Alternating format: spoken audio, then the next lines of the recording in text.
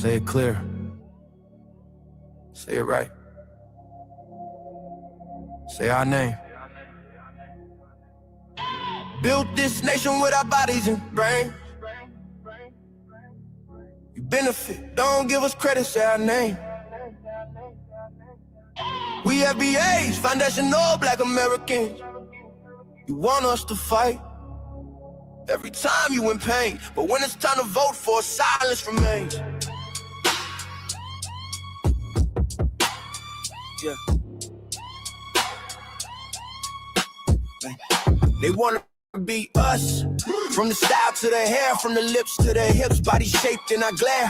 They cross borders, profit off the fight, civil rights paid in blood just to stand in this light. Asia to Africa, you walk through the door, but this land got a history you can't ignore. FBI fought and still fighting today, made room in the system that kept us away. You praise the same power that never chose you, turn your back on the ones that broke chains just to move you. Say we don't know where we come from, that's wild. North to the south, this land raised my child. Built this nation with our bodies and brains. You benefit, don't give us credit, say our name. Say our name, say our name, say our name. We FBA, foundation law, Black American. You want us to fight. Every time you in pain, but when it's time to vote for, silence remains. We were renowned, check the glow for proof. Streetwear in Japan still mirror our roots. K-pop chase decade, study how we move. Rapper world language, everybody fluent. From Atlanta blocks to Mumbai lanes, Hannah kind spitting bars, connected to the flame. That ain't hate, that's impact, that's reach. Culture travel worldwide when the source run deep. They copy the look, they borrow the sound, but skip the respect when we still hold the ground. Love the rhythm, ignore the pain, celebrate the wave, don't say the name. This was home, before permission, before approval. Say our name. Built this nation with our bodies and brains. We benefit, don't give us credit, say our name. Say our name, say our name, say our name. We FBA, foundation law, Black Americans. You want us to fight. Every time you in pain, but when it's time to vote for, silence remains. Say our name, say our name, say our name. Say our name. Say our name. Say our name. Say our name. Don't need your respect. Never needed permission. We built everything when we weren't even seen as human. Biting the hand that fed you. Surviving on scraps. FBA stopped begging. We learned to build from scratch. Say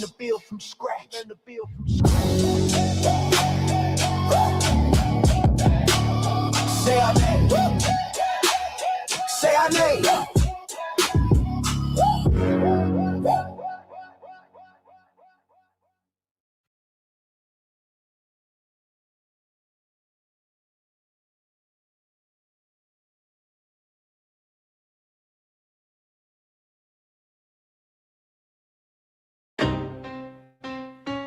Y'all don't hear us. Pull up a seat and motherfucking listen.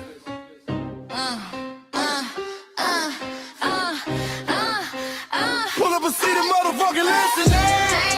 Pack your bag, time to go home. Talking crazy on our soil where our blood and bones grown. This our grind, we outside on it. While y'all fools on the outside looking, y'all show no respect to Black America, so leave. Hey. Y'all don't get it, so it's time to go home. Get the hell up out of America, take your district and just fly on. Y'all don't get it, so it's time to go home. Get the hell up out of America, take your district and just fly on. You landed on the tarmac, fresh off the boat. Talking about y'all building nothing, man, you choking on the note. My ancestors the reason that this country even breathes. Picked the cotton, built the White House, planted the seed. Jim Crow laws, redlined the map, we was the target. You think that struggle's a costume, man, you can't mark it. We fought the wars, we bled the blood, we died for our future's chance. And you come here and give our legacy a side eye while throwing shade on the guard. While you benefit from doors we kicked down with our last breath. Now you spit on the architects who stared down death. Disrespectful, that's Disrespectful, ungrateful, a slap in the face, the only people who gave a fuck. So let me show your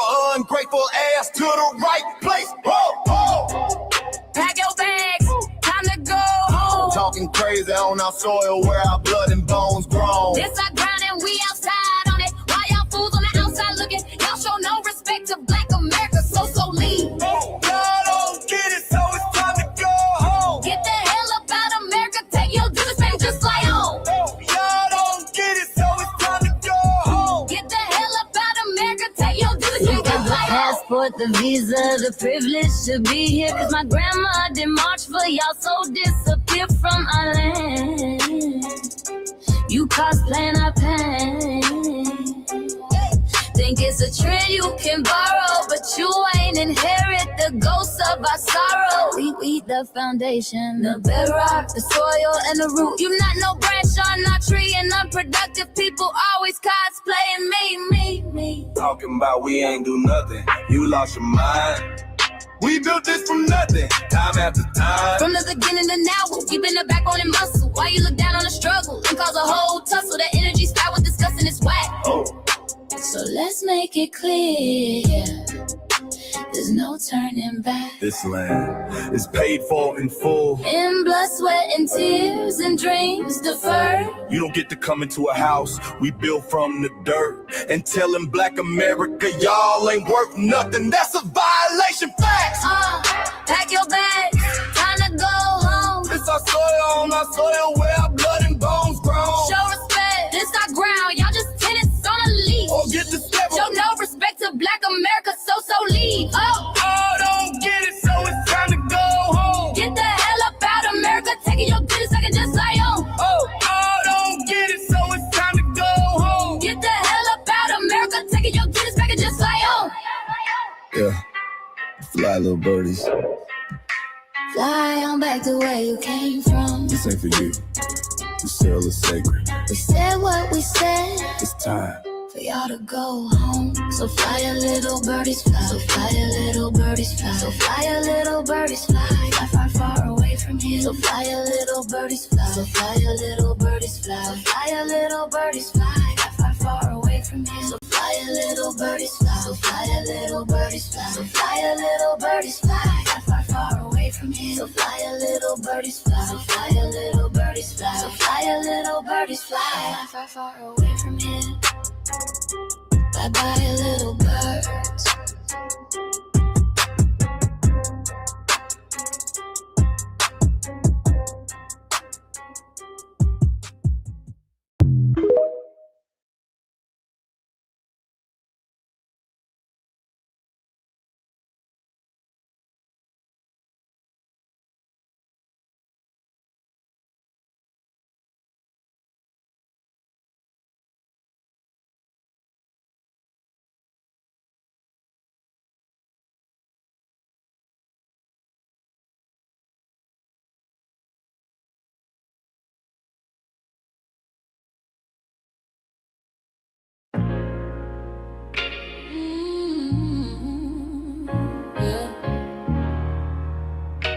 They thought we forgot, but we never forget. This one's for the rules. We built this land from dust and tears, 400 years, and we still here. They write new rules, but they don't see every freedom they got came off you and me. We planted seeds, they took the bloom. We lit the flame, they left the room. But we back now, no disguise. The spirit's woke, we realize all we want is what we earn. That sweat and blood, yeah, that table turn. You can't buy culture, can't fake that fight. This is our day, this is our ride. We LPA. Say it loud, say it strong. We the heartbeat that's been there all along. Foundational Black American, stand tall. We ain't begging for nothing, we built that all.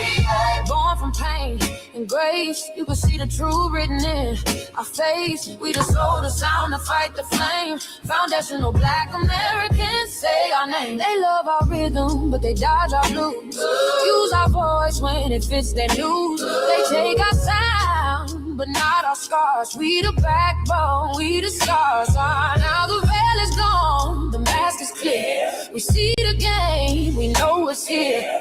No more silence, no more lies. We lift that flag and watch it rise. Rise up, rise up. We the ones that made this nation breathe. Our veins are power, our roots are trees.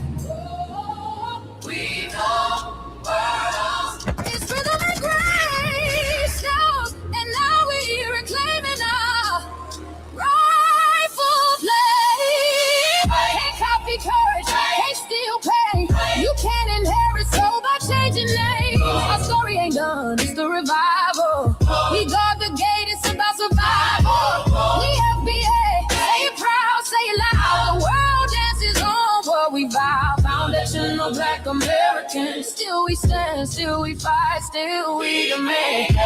Every blood, every song, we've been right here all along. The soul of a people strong and free. Foundational Black Americans.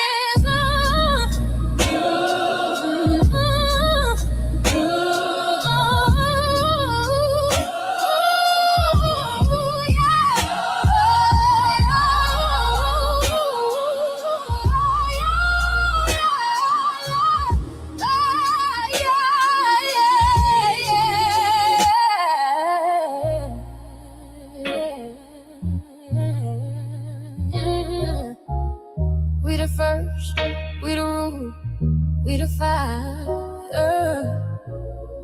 Still rising, still here.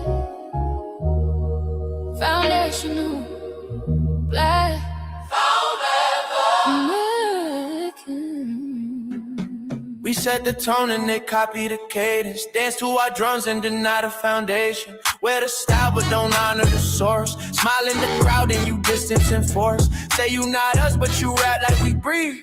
Take the rhythm, then fuse the receipts. I ain't mad, I'm just holding the glass. Showing the mirror, now answer it back. I ain't here to cancel nobody. Just keep it honest, keep it solid. If you eat from the table we built, don't act surprised when we guard it. Do you like that? Do you like that? When I flip your sound and I ride like that. Do you like that? Do you like that? Do you like that? Cause that's how it feel when you borrow my culture. Then act like we never mattered.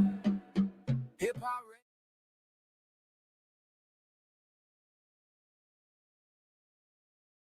Mike Larry. Now this shit here, it's what I see it is. We're not fighting your battles. We're not carrying your fear. We're not lending our history to people who erased us while we were here. Just cause you're born here, don't make you FBA. That makes you a citizen, learn the difference today. This is lineage, not a look you can wear. Not a costume you borrow when it benefits you there. You used our culture like an access card, backstage pass, a straight facade. But now the mirror's in your face, no disguise. And you're uncomfortable looking truth in the eyes. We didn't leave our land to beg for a chance. We stayed, we fought, we took every advance. That's the separation, that's the line you cross. We paid the price, you learned the cost. You waving your flag on our soil, but fighting not to go back home. Waving your flag on our soil, building comfort on a foundation you didn't know. We waving our flag, red, black, and gold. Stood our ground, never sold. You waving your flag on our soil, but scared to build what you claim you love. Our humor, our style, the way we move, the smoothness, the sound, the things we prove. Music we birth, language we shape, innovation forged under constant escape. Warrior spirit means stay and defend, not flee your land and rewrite the end. You call it success, but don't confuse the two. East came after what we went through. You abandoned your land and called it strategy. You waved that flag loud, but won't return to build your legacy. That contradiction tells the story for you.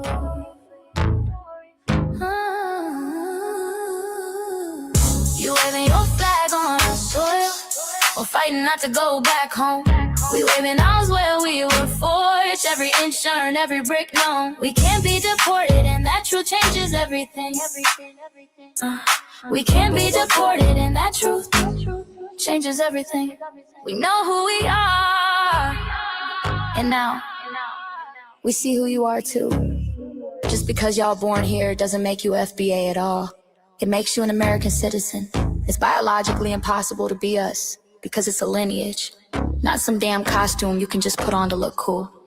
You immigrants and immigrant Americans has used our culture as an access card, a backstage pass to our culture. Now y'all have to look in the mirror. Our sense of humor, the aesthetics, mannerisms, the style of dress, the smoothness, the creativity, our genres of music, innovativeness, our slang, our warrior spirit by staying on our homeland and fighting and not fleeing to somebody else's land to beg for a better life and shit on the very people who fought to have us there. That's who we are. And we know who the hell y'all are waving your flag on our soil and fighting to make sure y'all don't go back.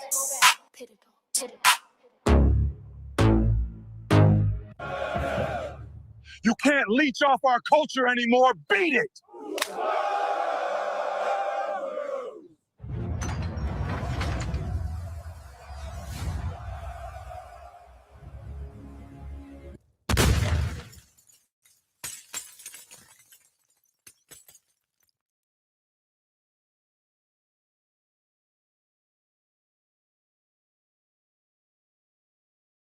Mike Larry, man, you did it again.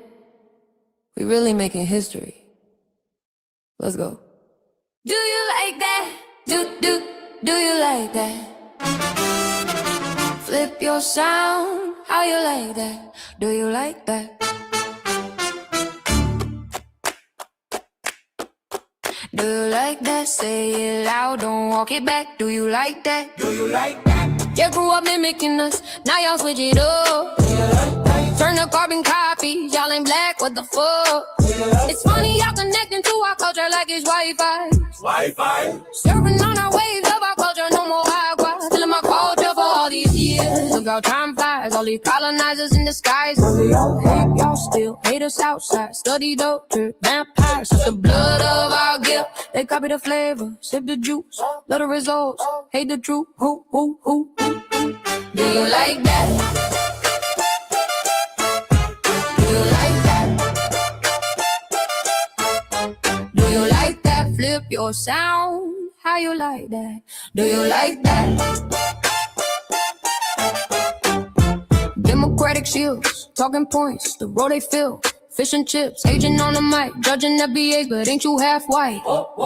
Talking like you one of us, we need a proof face. The agent type with a prune face, like 50 and Jim, it's a cold game. Throwing stones cause we build our own lane. I'm joking, kinda, but I mean that. Smile calm, pressure intact.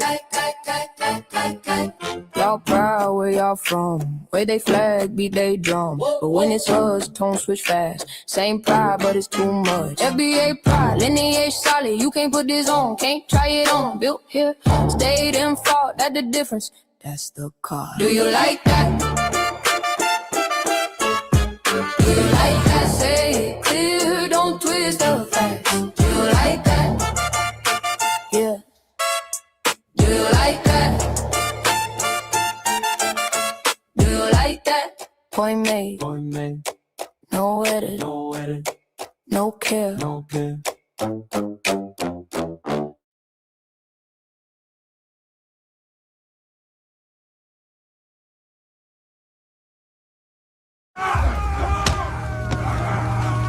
You know, erasing history is something that you have to do when it comes to conquest, domination, and destroying a people. If people knew who they were, what they were, and what they were capable of in the past, they will understand what they have a possibility or a likelihood of doing in the future. Foundation of Black Americans, we've always had a culture of resistance. We cultivated a culture of resistance on this land, and we've been resisting ever since we've encountered European domination. But nothing was really popping in Europe until the transatlantic slave trade, and that's where they amassed a lot of wealth. One thing that I think is unique about our culture as far as how we resist, how we fight back, is just the environment we were put in from day one. Being only 13% of the population, the white supremacists were very meticulous about keeping that population at a certain amount. There was never a period when we did not resist the encroachment of the white man. They have a natural behavior of authority no matter where they go. That's why they'll step up in front of us in the line at the store. We're not important. They don't even see us. We've never been able to excel. We've never been able to relax. We've never been able to just be, which means that existence is resistance. It must be something in our DNA, our historical background, to when something doesn't sit right with us, especially spiritually, in our souls and in our spirit, we just say no. We live resistance. You know, from the moment we're born, we're in resistance. And it's handed down generation to generation. And so I think that cultural resistance is actually in our DNA, in our epigenetics, and then it blossoms out into the culture. So there's almost nothing in America that we do, from song to dance to politics to the way we talk, the way we dress, having coded languages considered to be slang today. Everything about Black American culture is a form of resistance. Of course, they want to always downplay our contributions to the global tapestry because they continue to act like our number one export in this country is not Black innovation. Everyone understands that our resistance has been the cornerstone of what foundational Black Americans have always done. We are the life that breathes everything into this nation. The further back you go, the further Black you go. It's just simple like that, brother.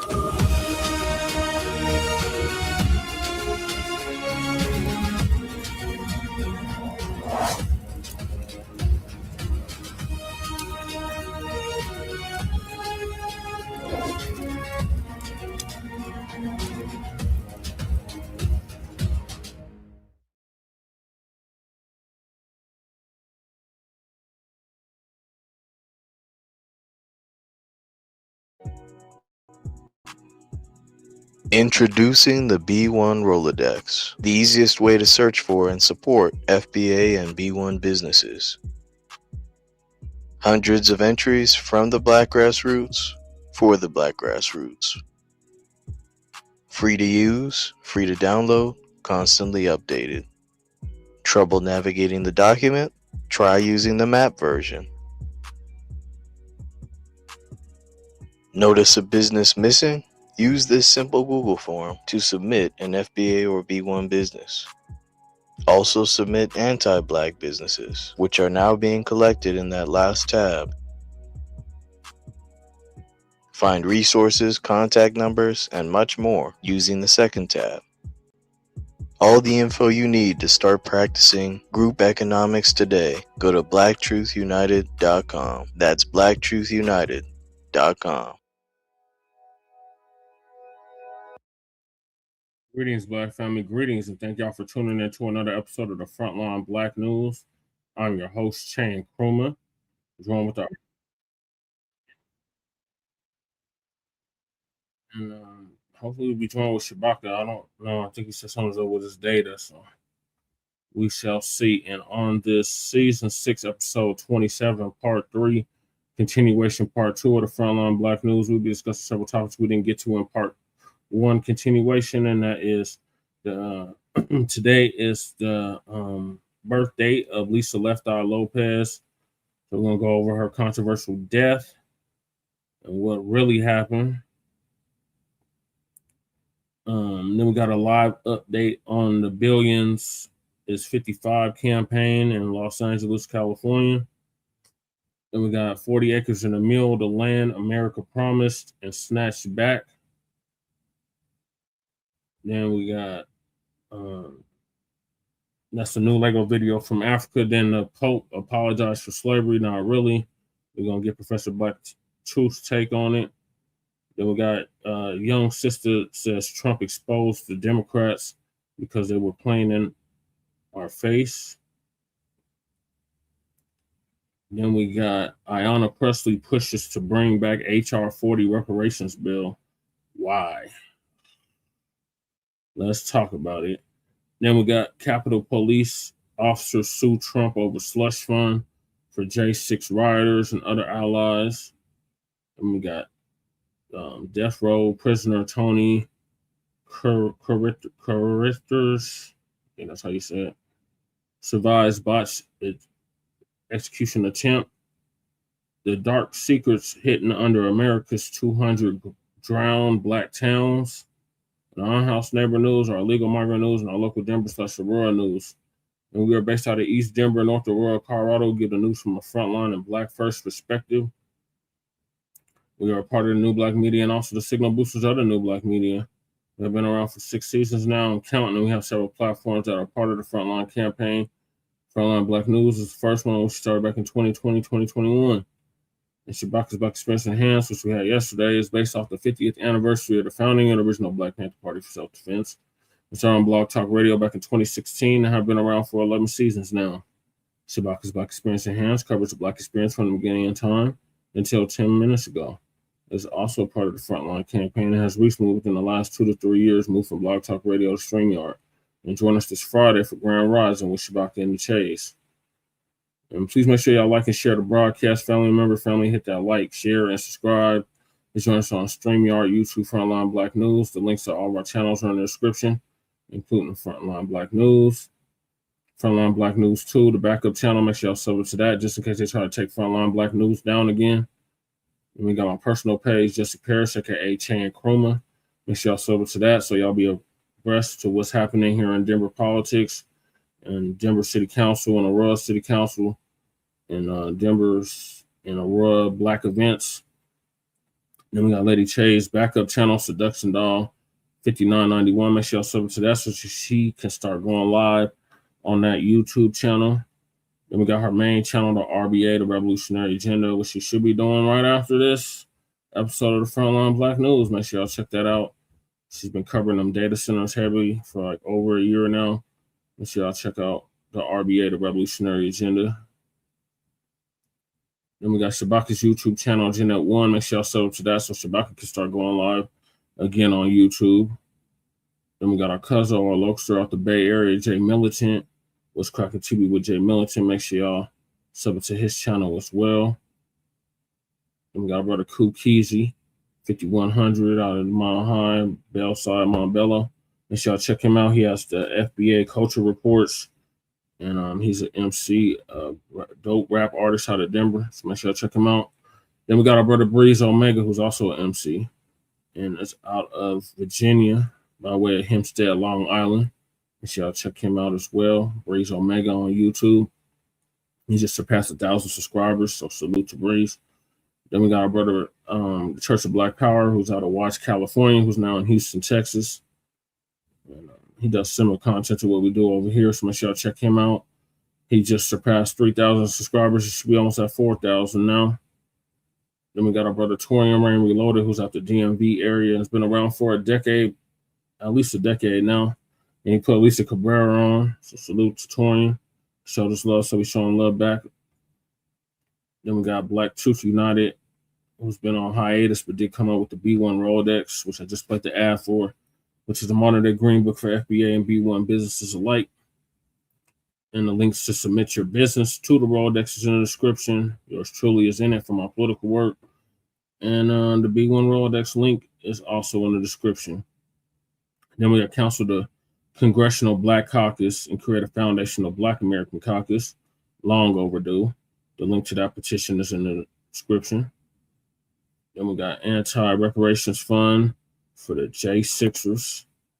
The link to that is in the description to submit your claim.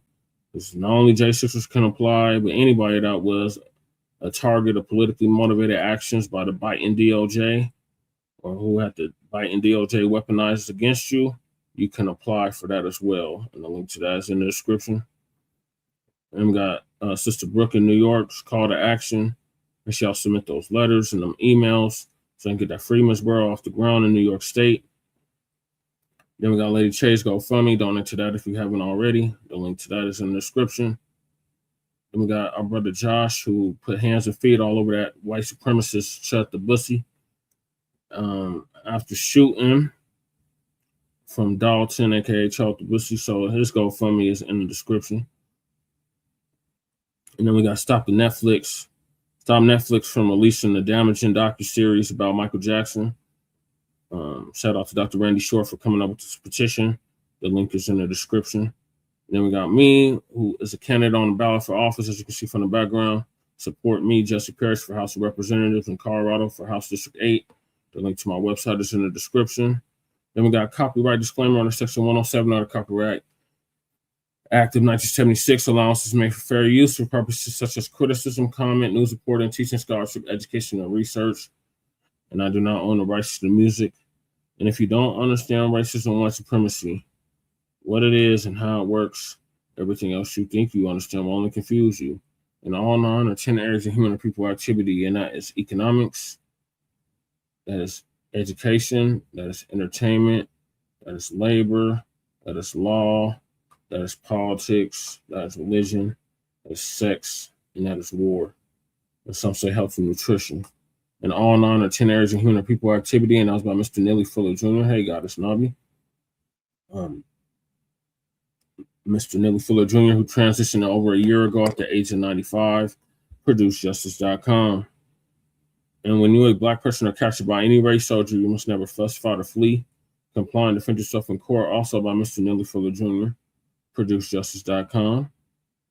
And last but certainly not least, we got racism and white supremacy as conscious and subconscious behavior to maintain white genetic survival to prevent white genetic annihilation. That was by master teacher, our great master teacher, Dr. Francis Cress Wilson, who transitioned exactly 10 years ago at the age of 80 and would have been 90 as of a month ago.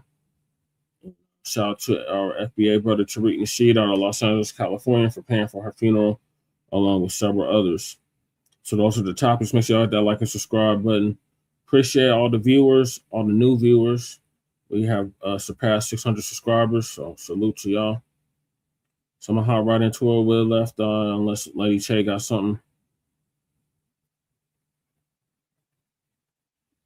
Nope. All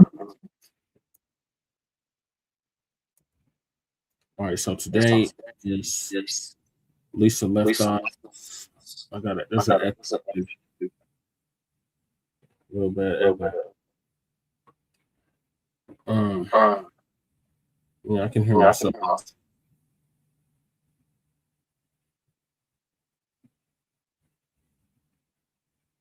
Okay, today would have been Lisa Left Eye Lopez's birthday. She was killed in a tragic car accident back in 2002. So we're going to go over her controversial death and what really happened.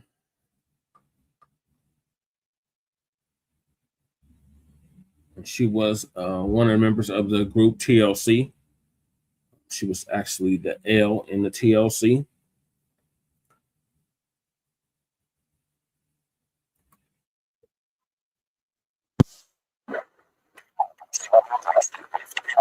Lived a life of music and fame as one of the driving forces behind the world-renowned R&B band TLC, but also battled inner demons.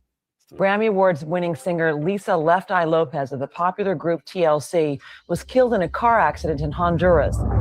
R&B singer Lisa Left Eye Lopez lived a life of music and fame as one of the driving forces behind the world-renowned R&B band TLC, but also battled inner demons and personal tragedy.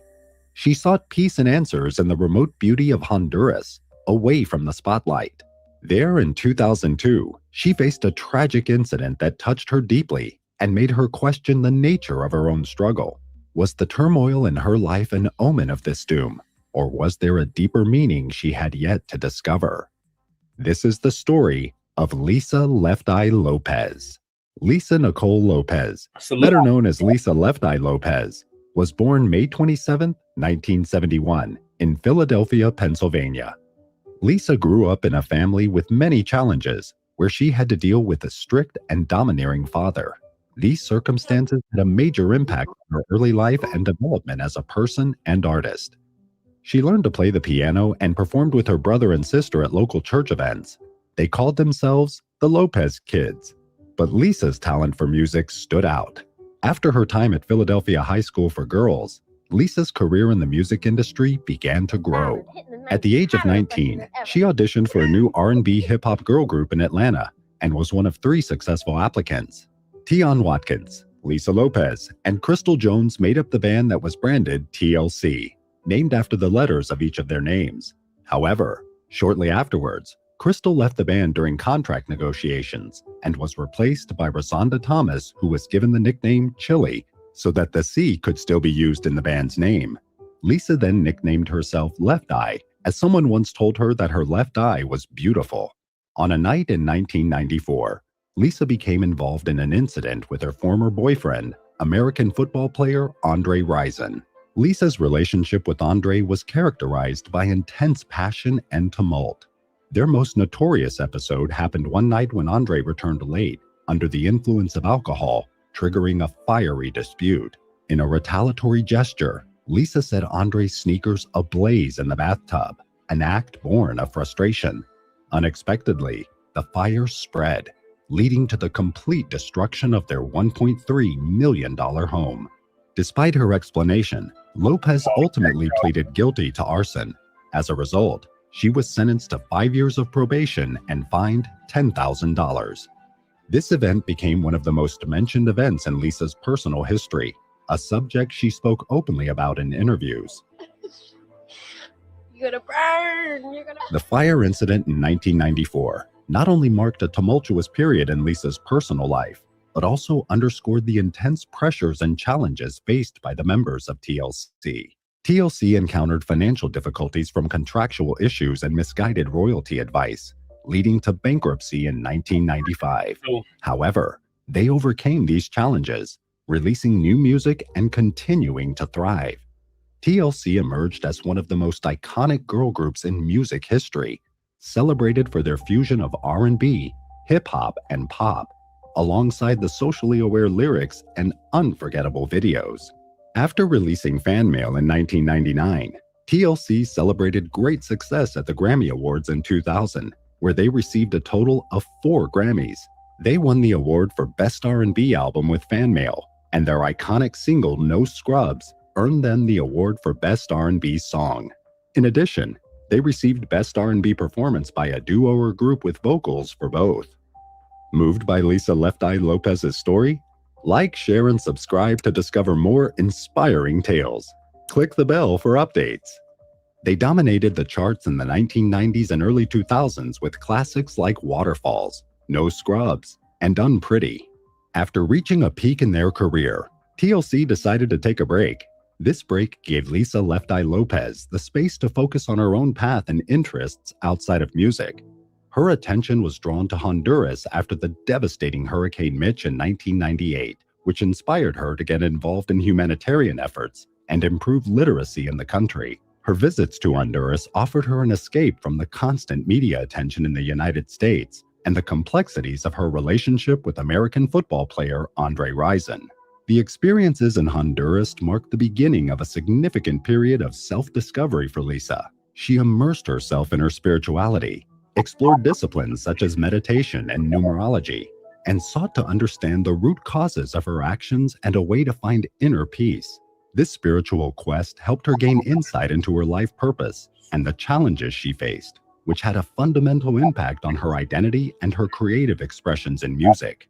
Lisa's personal growth and commitment to humanitarian efforts influenced not only her life, but also her career, giving new depth to her music and public image. Honduras became a place where Lisa could reflect and grow. The period of reflection and development became an essential part of her life story, with her efforts and spiritual journey enriching her legacy. On March 30th, 2002, Lisa traveled to Honduras with a group of 12 guests for a spiritual retreat. She generously covered the expenses for the group to participate in yoga classes and visit hot springs. Lisa recorded most of the trip with her video camera. She candidly recounted how she felt haunted by a ghost. It was a feeling she could not shake off. People will still never feel the true essence. This feeling was made even stronger by a tragic incident that occurred on April 6, 2002, when Lisa's personal assistant, Stephanie Patterson, hit a 10-year-old Honduran boy while they were driving the rented minivan along the rural roads of Honduras. The accident happened around 9 p.m. At that time, It was difficult to see pedestrians in the dark. The boy was walking along the road and reportedly stepped in front of the vehicle at the last moment. When Stephanie pulled over, Lisa jumped out and rushed to the boy's aid. She held his head in her arms while the others tried to resuscitate him. They rushed him to the nearest hospital, where he tragically passed away. The incident hit Lisa deeply. She heard that the boy's name was Baron Fuentes Lopes, and her thoughts ran wild. She got the chilling realization that the spirit that had haunted her for so long had intended to get her, but instead had accidentally struck the boy. She captured this conviction on her video camera. Over the years, she had become a deeply spiritual person and had a growing interest in numerology, where numbers have an energetic influence on life. She did not believe in coincidences. The fact that she shared the same last name with him affected her greatly, and although she had nothing to do with the accident, she insisted on paying the boy's medical bills and eventually his funeral expenses. This amounted to about $3,700 and an additional $925. Although the group took responsibility for the accident, the boy's mother did not report it to the police because Lisa had helped her so much afterward. She knew it was a tragic mistake and was grateful for the help of Lisa and the others. In the days that followed, Lisa still felt the spirit haunting her. I don't think I will ever get over it. Once again, she captured her feelings on camera. Had this spirit made a mistake, and would it continue until Lisa would succumb to it? This is something that had played through Lisa's mind. However, this search for inner peace took an unexpected turn on April 25th, 2002, marking a pivotal moment in Lisa's spiritual and personal journey. As Lisa embarked on what was meant to be a new chapter of her journey of discovery, she found herself behind the wheel of a Mitsubishi Montero SUV, navigating the winding roads near the city of La Ceiba. It was a 7-seat vehicle, but reports said 10 people were crammed inside, including Lisa's sister, Reina Raindrop Lopes, and 3 members of the up-and-coming band, Egypt. Conflicting reports circulated about their destination. Some suggested they were departing from a health center, while others indicated the group was heading to the jungle for a photo shoot. But regardless of their intended destination, they would tragically never reach it due to a tragic event. The ghost that had haunted Lisa seemed to strike again. Lisa was behind the wheel of the rented SUV. She was driving near the town of La Ceiba, but with so many people in the vehicle, the 30-year-old was likely to be distracted. She was tearing across the road while the others in the back were watching videos or chatting amongst themselves. The trip was recorded on camera because Lisa was filming for a documentary at the time. Later, the footage was compiled into a documentary that aired on VH1 called The Last Days of Left Eye, which tragically became what the title suggests. While Reina Lopes held the video camera in the passenger seat to record the journey, Lisa was casually driving. In her right hand, she was holding a square can of Coca-Cola that she mindlessly waved back and forth beside her, while keeping her left hand on the steering wheel. Then, she handed the can back to the passengers behind her. Although these were fairly mundane images, the camera recorded it all, and the mundane was about to turn into the shocking. In an instant, the tranquility of the trip was disrupted. As Lisa tried to overtake a slow-moving truck, a blind turn surprised an oncoming car, causing a catastrophic decision. Lisa reacted quickly and returned to her lane, but the maneuver was too forceful. The SUV swerved and headed irrevocably toward the roadside trees. The camera, unmoved witness to these final moments, captured the ensuing chaos before it went silent. The screams of the passengers, the squealing of the tires, and finally the devastating impact as the car flipped over several times and came to a stop against 2 trees, providing a terrifying end to what began as an adventurous journey of discovery. The car came to a stop in a ditch next to the main road. Lisa, who was reportedly not wearing a seatbelt, was ejected from the vehicle along with 2 other passengers. Tragically, Lisa passed away instantly. Some occupants had broken bones, some were more severely injured than others, and were taken to Dantoni Hospital in La Ceiba. All other occupants miraculously survived the accident. A San Pedro Sula forensic doctor assigned to the case performed an initial autopsy. They reported that Lisa had passed away from a catastrophic fracture of the base of the cranium and an open cerebral trauma. After the autopsy, her body was flown back to the U.S. The news of the untimely passing of Lisa Left Eye Lopes sent shockwaves around the world. It was not only a shock to her friends and family, but also to her fans. The tributes for the singer poured in. What I want the world to remember most is Lisa's spirit. She was a giver, Raindrop says. She loved to help the underdog. It's like, if people weren't drawn to you, she would be drawn to you because of the fact that she just always saw something in you that other people didn't. 7 days later, on May 2nd, 2002, Lisa's funeral took place at New Birth Missionary Baptist Church in Lithonia, Georgia. Thousands of people attended to pay their respects. The church had a capacity of 10,000 people and was completely full, a sign of how popular the star was. Rosonda Chili Thomas and Tion T-Boz Watkins, the remaining members of TLC, remembered Lisa as a loving, big-hearted, multi-talented woman. Despite having their ups and downs and recognizing public challenges, including Lisa's public invitation to her bandmates to emulate her solo performance, they always considered each other sisters. They stated that Lisa was irreplaceable. Together, the trio had reached the remarkable milestone of 20 million albums sold. The loss of Lisa deeply affected the remaining two members. They struggled to walk into the studio to work on their albums, using past recordings of Lisa's voice. Despite this, they persevered, continuing to perform and paying tribute to Lisa's legacy by incorporating archival footage of her into their shows. At the time of her passing, Lisa was in the process of setting up 2 educational centers for underprivileged Honduran children. One was called Camp YAC, and the other Creative Castle. In honor of Lisa and her dedicated charitable work, her family established the Lisa Lopes Foundation. This helps neglected and abandoned children improve their lives. Lisa Left Eye Lopes left a deep impression not only with her music, but also through her actions and the love she exuded. Her innovative music style and courageous commitment to social issues made her an icon in R&B and hip-hop. Lisa's humanitarian work in Honduras created lasting positive change, a testament to her compassion.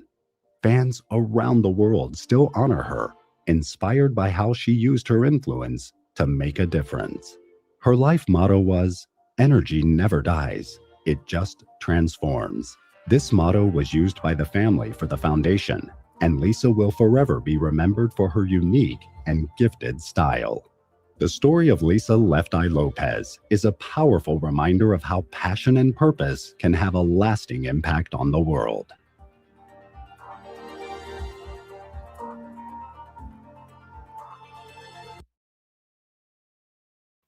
All right, so that's the first clip. What are your thoughts on that, Lady Che? Man, I was alive during it when it happened, so Right, it's right. just as upsetting as it is now. You know what I mean? So, Yeah. yeah. So she would have been 55 today. Born the same year as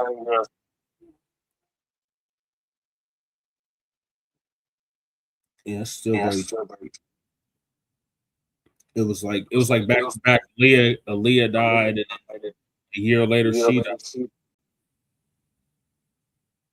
And me and Aaliyah were birthday twins. Okay, so that's so this next one is into what it says a terrible to her grave.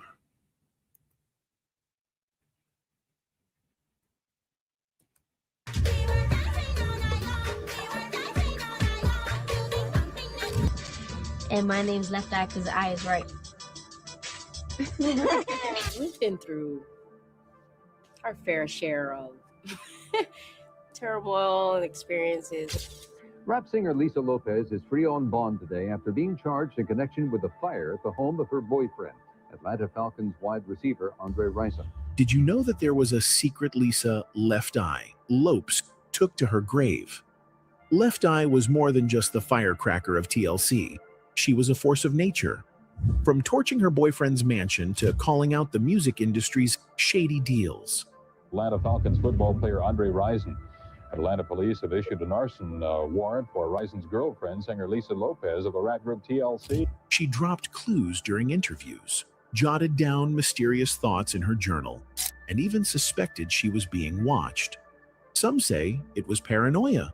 Others think she was getting too close to the truth. If you watch the video closely, she does seem to be sort of strangely serene and maybe even a bit out of it. As I said, she's not speaking. You can look this up on YouTube. She's just sort of gazing and has a vacant expression. So, what was Lisa hiding? And did it have anything to do with her shocking final days? Let's get into it. One day I just woke up and said, oh, I can't take this anymore.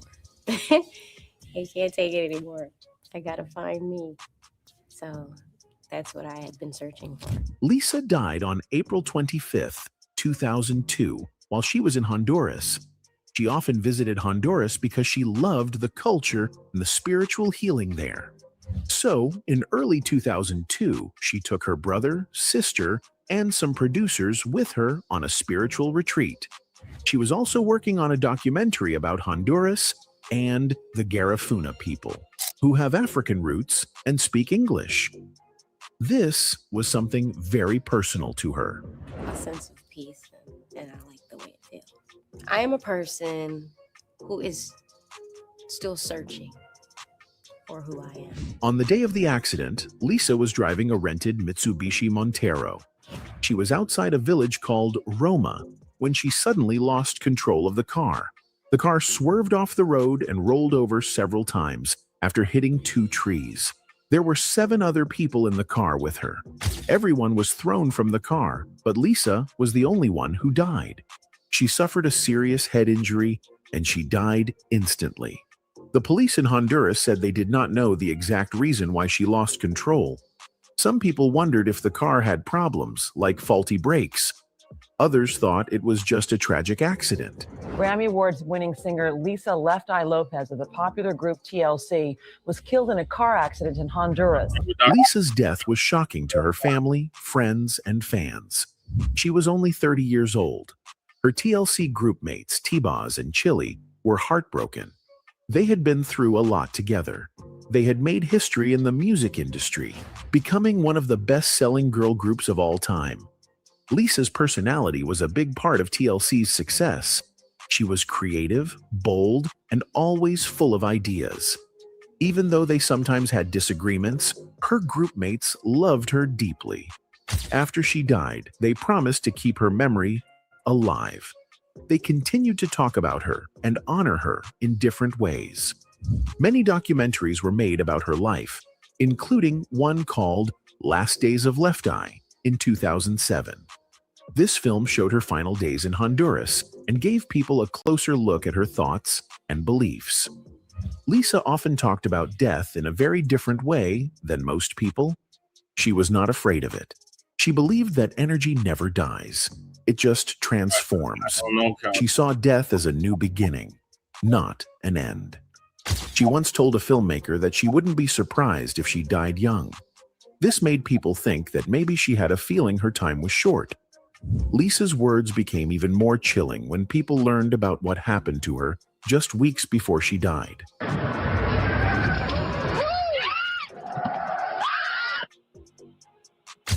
A few weeks before her accident, Lisa was in another car crash in Honduras, but this time, she was not the driver. Her assistant, Stephanie Patterson, was driving when they accidentally hit a 10-year-old boy named Baron Fuentes Lopes. The boy had the same last name as Lisa, but they were not related. At first, he survived, but later, he died from his injuries. Lisa felt terrible about what happened. She paid for his funeral and helped his family. The boy's mother said Lisa was very kind and took care of everything, but Lisa believed something strange was going on. She thought a spirit was trying to take her life, but had taken the boy's life instead by mistake. She felt like she was being followed by something spiritual.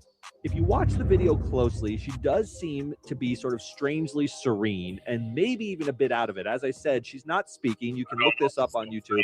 She's just sort of gazing and has a vacant expression. This idea stayed with Lisa during her final days. In Last Days of Left Eye, she spoke about this feeling. She felt like there was a dark presence around her.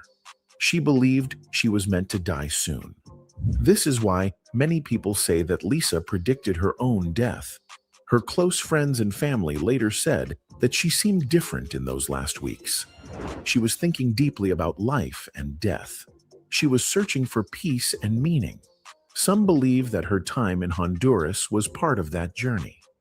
After Lisa's death, her family created the Lisa Lopes Foundation. This foundation helps poor children by giving them education and resources. Lisa always cared about helping others. She wanted to make a difference, and through this foundation, her family made sure that her kindness continued, even after she was gone. One of the foundation's mottos is Lisa's own words: "Energy never dies. It just transforms." Her belief in transformation and renewal is what keeps her memory alive today. Lisa Left Eye Lopes was a special person. She was talented, creative, and full of life. She helped make TLC one of the biggest girl groups in history. She had struggles, but she always tried to learn and grow.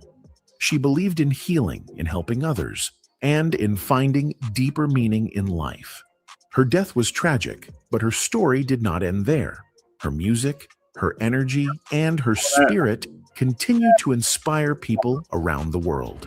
Whether through her songs, her foundation, or the documentaries about her life, Lisa's legacy lives on. She may be gone, but she will never be forgotten. I guess the proudest thing in my career is the overall success of TLC. We've been through our fair share of turmoil and experiences, and I think we've done a pretty good job at sticking together at the end of the day. Lisa's personal life was not always smooth. One of the biggest events in her life happened when she had a fight with her boyfriend, Andre Rison, and set his house on fire. Atlanta Falcons football player Andre Rison. Atlanta police have issued an arson warrant for Rison's girlfriend, singer Lisa Lopes of the rap group TLC. Lopes and Rison had a troubled relationship. Rison was a football player for the Atlanta Falcons, and they started dating in the early 1990s. Their relationship was full of ups and downs. They argued a lot, and sometimes things got violent. I didn't do anything wrong, and God is my witness. And only thing I did that he might say that I did wrong, and that was I slapped her after I had been hit about 50 times to try to calm her down. One time, Rison was even arrested for hitting Lopes and firing a gun to keep people from stopping the fight. But later, the charges were dropped, and they got back together. One night, Lopes and Rison had a big argument. It got so bad that Rison left the house. Lopes was furious. She wanted to get back at him, so she grabbed some of his expensive sneakers and put them in the bathtub. Then, she set them on fire. But the fire spread quickly, and soon, the whole mansion was in flames. The house burned to the ground. Rap singer Lisa Lopes is free on bond today after being charged in connection with the fire at the home of her boyfriend, Atlanta Falcons wide receiver Andre Rison. After realizing what had happened, Lopes turned herself in to the police. She was fined $10,000 and ordered to go to counseling. Lisa Lopes turned herself in to Fulton County authorities Friday. Rison was also told to seek help for his behavior. Even though the fire destroyed his home, Rison later forgave Lopes. Their relationship continued for a while, but it was never really stable. At the same time, Lopes was dealing with other problems. Even though TLC was one of the biggest music groups in the world, they had serious financial issues. The group had 3 hit songs, but in 1995, they had to declare bankruptcy. They said their record label and managers took most of their money, leaving them with huge debts. Lopes also had legal expenses from the fire, and another member, Tian T-Boz Watkins, had high medical bills because she had sickle cell anemia. They owed millions of dollars, and despite their success, they were struggling. Rison, trying to help, loaned each TLC member $15,000 to cover their bills. But that wasn't enough to fix their money problems. The group had to take a break. During this time, Lopes decided to start her own production company. She also helped a girl group called Blacc get started in the music industry. The troubles didn't stop there. Lopes started having disagreements with her TLC bandmates, T-Boz and Rosonda Chili Thomas. She wanted more creative control and felt like the others didn't listen to her ideas. When they released their 1999 album Fan Mail, which included the hit song No Scrubs, Lopes was unhappy.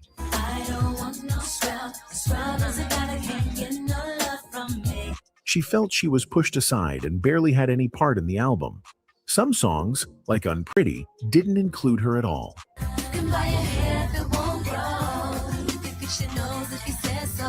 She was frustrated and told a magazine that she no longer supported the group. Lopes then challenged T-Boz and Chili to release solo albums to see who was the most successful. But neither of them accepted the challenge. She went ahead with her own solo album, Supernova, in 2001. I don't find it surprising if you don't have the G's to bounce. Lisa Left Eye Lopes was a big part of TLC, but she also wanted to prove herself as a solo artist. She worked hard on her album Supernova, but her record label, Arista, did not fully support it. They did not give her a big budget, and they did not promote the album properly. Some people believe the label only let her make the album to keep her happy, but they never planned for it to succeed. They may have wanted her to come back to TLC instead of focusing on a solo career. The music industry can be unfair, and many artists struggle when they try to do their own thing. Even with a small budget, Lisa put her heart into Supernova. She had a clear message. She wanted to uplift and inspire people.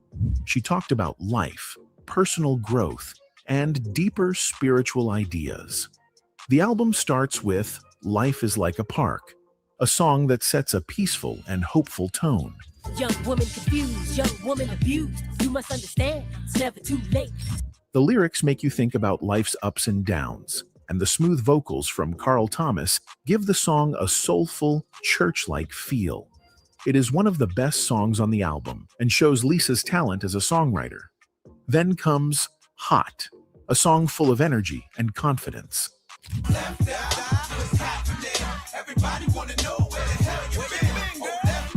It is bold and powerful, just like Lisa herself. If Life is Like a Park is calm and thoughtful, Hot is wild and explosive. The song is fun and makes you feel strong, like you can take on anything. It would have made a great first single because it grabs attention and shows Lisa's unique style. Instead, the label chose The Block Party as the lead single.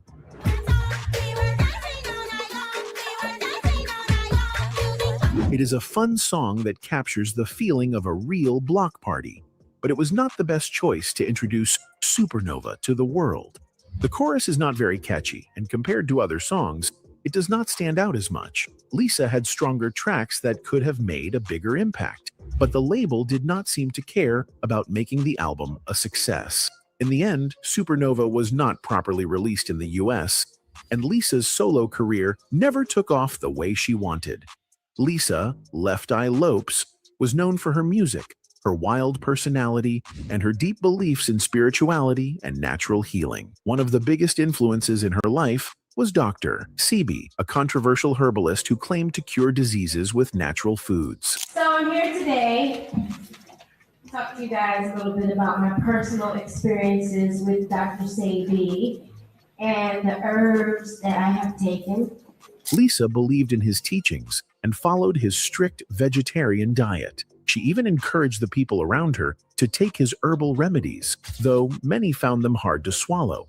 Some people thought Dr. Sebi was a fraud because his claims were not scientifically proven, but Lisa was convinced he had opened her eyes to a new way of living. She became deeply involved in mysticism, astrology, and numerology, which made some people think she was becoming eccentric. Lisa also had a troubled past with strict caregivers. First, her father, and later, her grandmother, were very demanding of her. She struggled with alcoholism and had moments where she felt like an evil spirit was following her. At a time in my life, kind of felt like the world was on my shoulders. I didn't know what to do. I didn't know if I needed to go to the top of a mountain and scream. You know, I just had a lot going on with myself. Despite her struggles, she remained dedicated to her music and beliefs. She was always trying to grow spiritually and physically. Even in her last days, she was fasting, trying to cleanse her body and soul. Sadly, her life was cut short in a tragic car accident in 2002. Aside from her spiritual beliefs, Lisa's love life was also very complicated. She had an intense on and off relationship with NFL player Andre Rison. They met in 1992 at a club in Atlanta and were together for more than 10 years. At the same time, Lisa had a close friendship with Tupac Shakur. They met in 1991 at an industry event and instantly connected. Many people believed that Lisa was in love with both Tupac and Andre at the same time. Some of her friends said that Tupac had her soul, while Andre had her heart. Even though Lisa and Tupac were very close, they never became a couple. Tupac told her that they could never be intimate, and she respected that rule. However, Lisa's cousin believed that if Tupac had wanted to be with her, she would have said yes without hesitation. It was a little weird being in the presence of Tupac, and very similar. Similar to the point where we almost clashed. Both Geminis, and it was almost like four people being in a room. Andre Rison knew about Lisa's feelings for Tupac, and it made him jealous. He always suspected that something more was going on between them, even though Lisa insisted they were just friends. The love triangle made their relationship even more complicated. When Lisa was in the diversion center after the fire incident, she started thinking more about who she really wanted to be with. Some say she was torn between Andre and Tupac, trying to figure out where her heart truly belonged. Lisa's life was full of emotions, music, and personal struggles. She was not only a talented artist, but also a woman searching for meaning in life. She believed in the power of natural healing and followed Dr. Sebi's teachings until the end.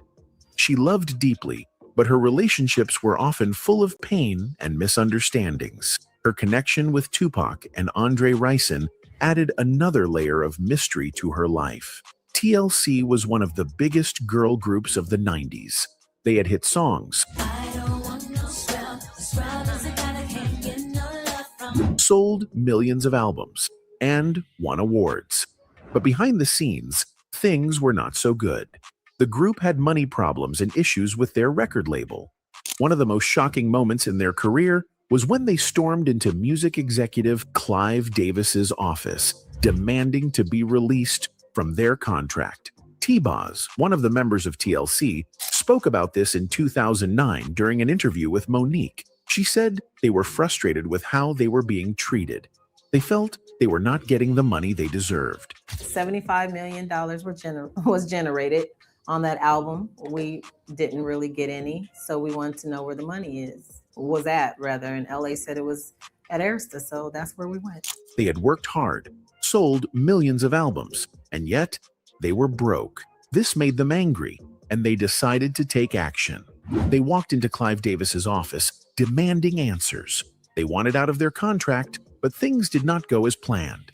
Even though the situation was serious, T-Boz later joked about it, saying, "You live and learn in the business. It worked out well. We didn't go to jail, thank God." Nobody got in trouble. We actually got some money after that, even though it was still recoupable. But I mean, it was squashed. She ended up giving us a hug and a kiss.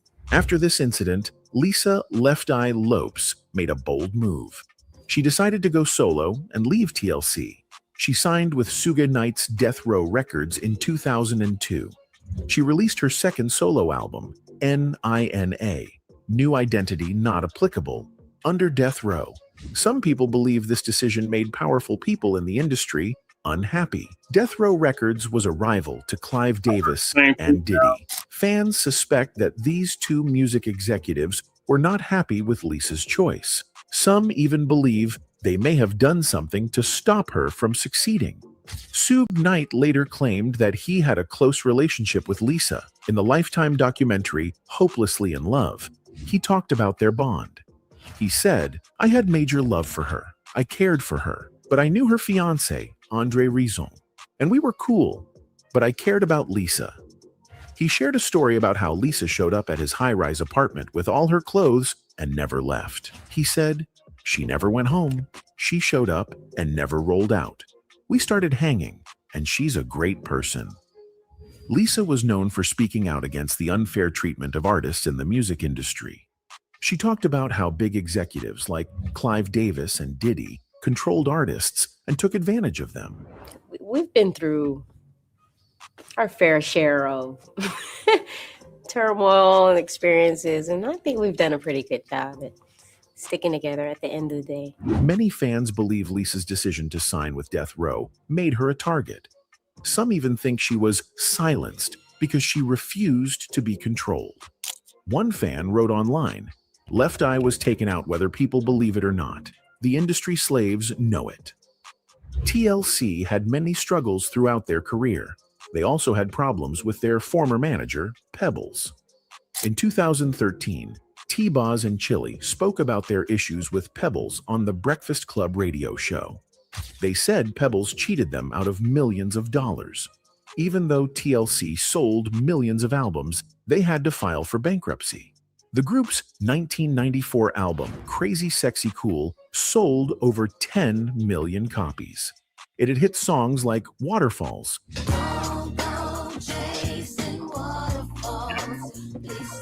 Creep,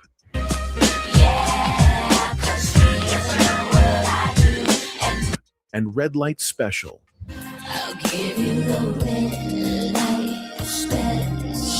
Despite this success, they had no money. Pebbles also made some decisions that changed the group. She encouraged T-Boz and Left Eye to remove Crystal, who originally started the group. Crystal was replaced by Chili.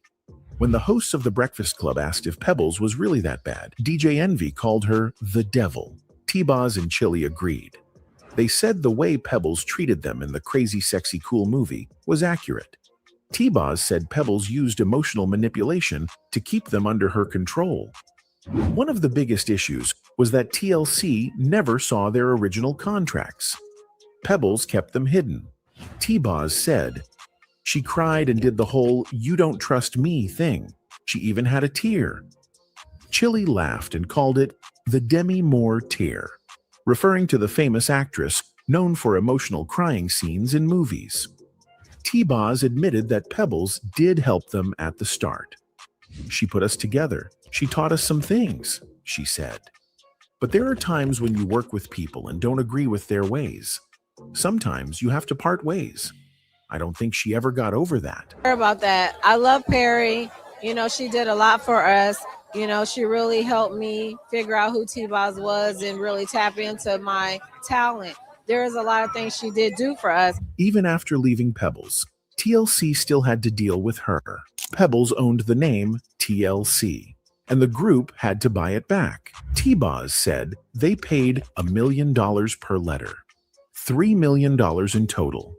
Chili added that Pebbles still claimed she did not get enough money. But at the same point, Ray, you're never going to agree. So we can respectfully agree to disagree. But I'm not slandering you. You can't tell me my perception of you and what happened to me and how I felt about what you said. TLC also made headlines when they called out their record label while accepting a Grammy Award. When they won, they shocked the music industry by exposing the unfair way they were treated. Most artists thank their label when they win, but TLC did the opposite. They spoke about their struggles and how they were not paid fairly. This moment made many people in the industry uncomfortable. We're not going to sugarcoat anything anymore. We've been quiet long enough. Can I get an amen? Amen! We have worked very hard. We have been in this business for 5 years. And we are broke as broke can be. Now let's talk about Chili and Usher. They were one of the most famous couples in the early 2000s. Fans loved seeing them together, but their relationship ended in a messy breakup. Many people believed Usher cheated on Chili, especially after he released his album Confessions, which talked about a man cheating on his girlfriend. Fans thought the album was about their relationship, but Usher later said it wasn't. Chili also denied that he cheated, but people still speculated. Their split was painful, and for years, fans wanted them to get back together. However, Chili moved on, and so did Usher. In 2015, TLC started a Kickstarter campaign to raise money for their final album. They asked fans to donate, promising exclusive rewards in return. While some fans were happy to help, others were confused. TLC had been one of the best-selling girl groups in history, so people questioned why they needed donations. Some thought it was unfair to ask fans for money instead of funding the album themselves. Despite the backlash, TLC raised over $400,000 and released their last album in 2017. TLC had many ups and downs, but they stayed strong. Even with the controversies, their fans still supported them. They proved that they could overcome challenges and remain one of the most iconic girl groups of all time.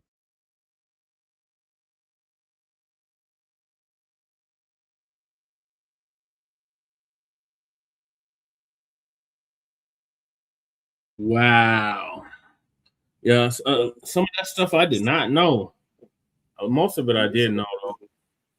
What are your thoughts, Lady Che? Yeah, some of the stuff I didn't know. A lot of that stuff I didn't know really.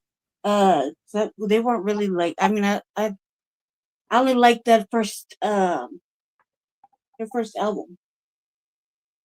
You know, so Cool.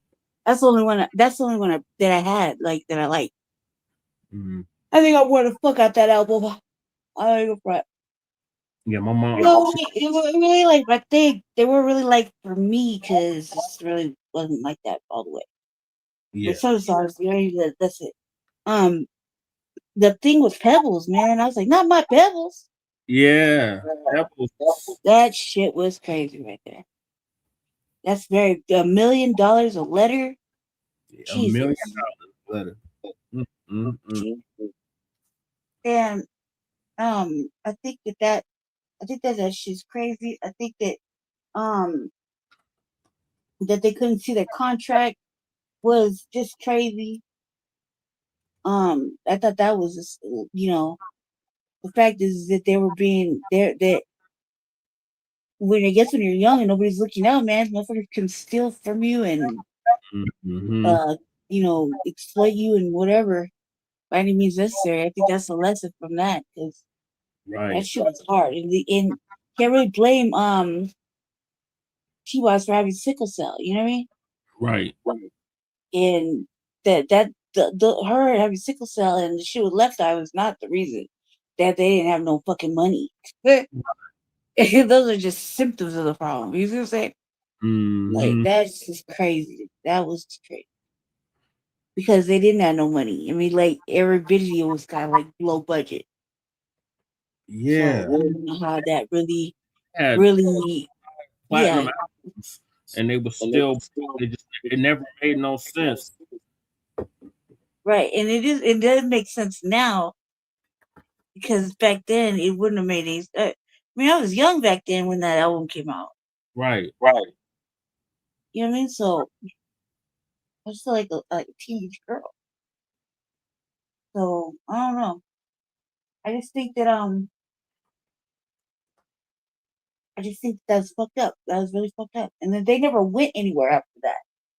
After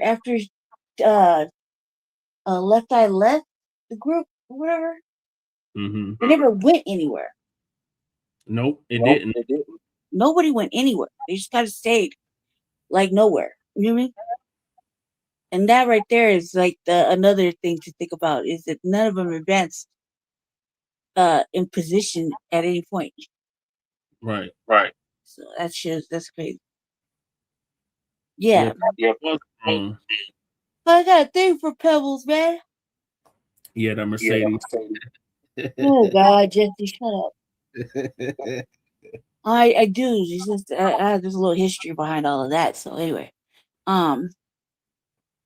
Yep, the soul of the God. Yeah, so that shit was horrible.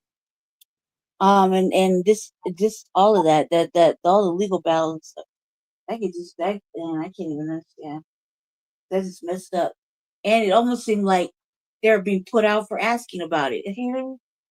Yeah. They're paying for asking about their bread or trying to recoup their bread or trying to figure out where they're you know what's going on with that. So it's like you think that there's a lot of little lessons there. Nowadays, like nobody's making real music anyway, so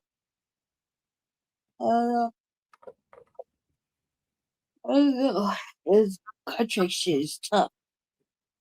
Right, that's the industry for you, though. The moral of the story is read your damn contract before you sign it. And get a good lawyer. And get a good lawyer to look it over before you sign it. Yep. Good. All right, so RIP, the Left Eye Lopes.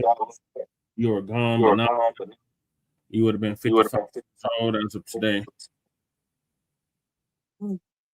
I'll be sad. They got out that snake. Supply Davis right. Mm-hmm.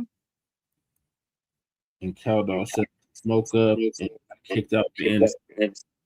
Yep. Mm-hmm. Yep. All right, so switching gears, going to Lady Chase hometown. That's LA. We got an update on the Billions godson who's running for California State Assembly for District 55 against punk ass Isaac Bryant.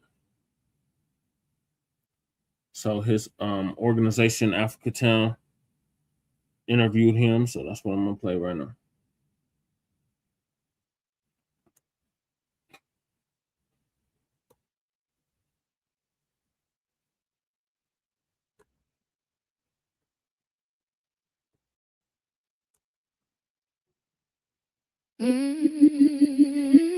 Shaking the table.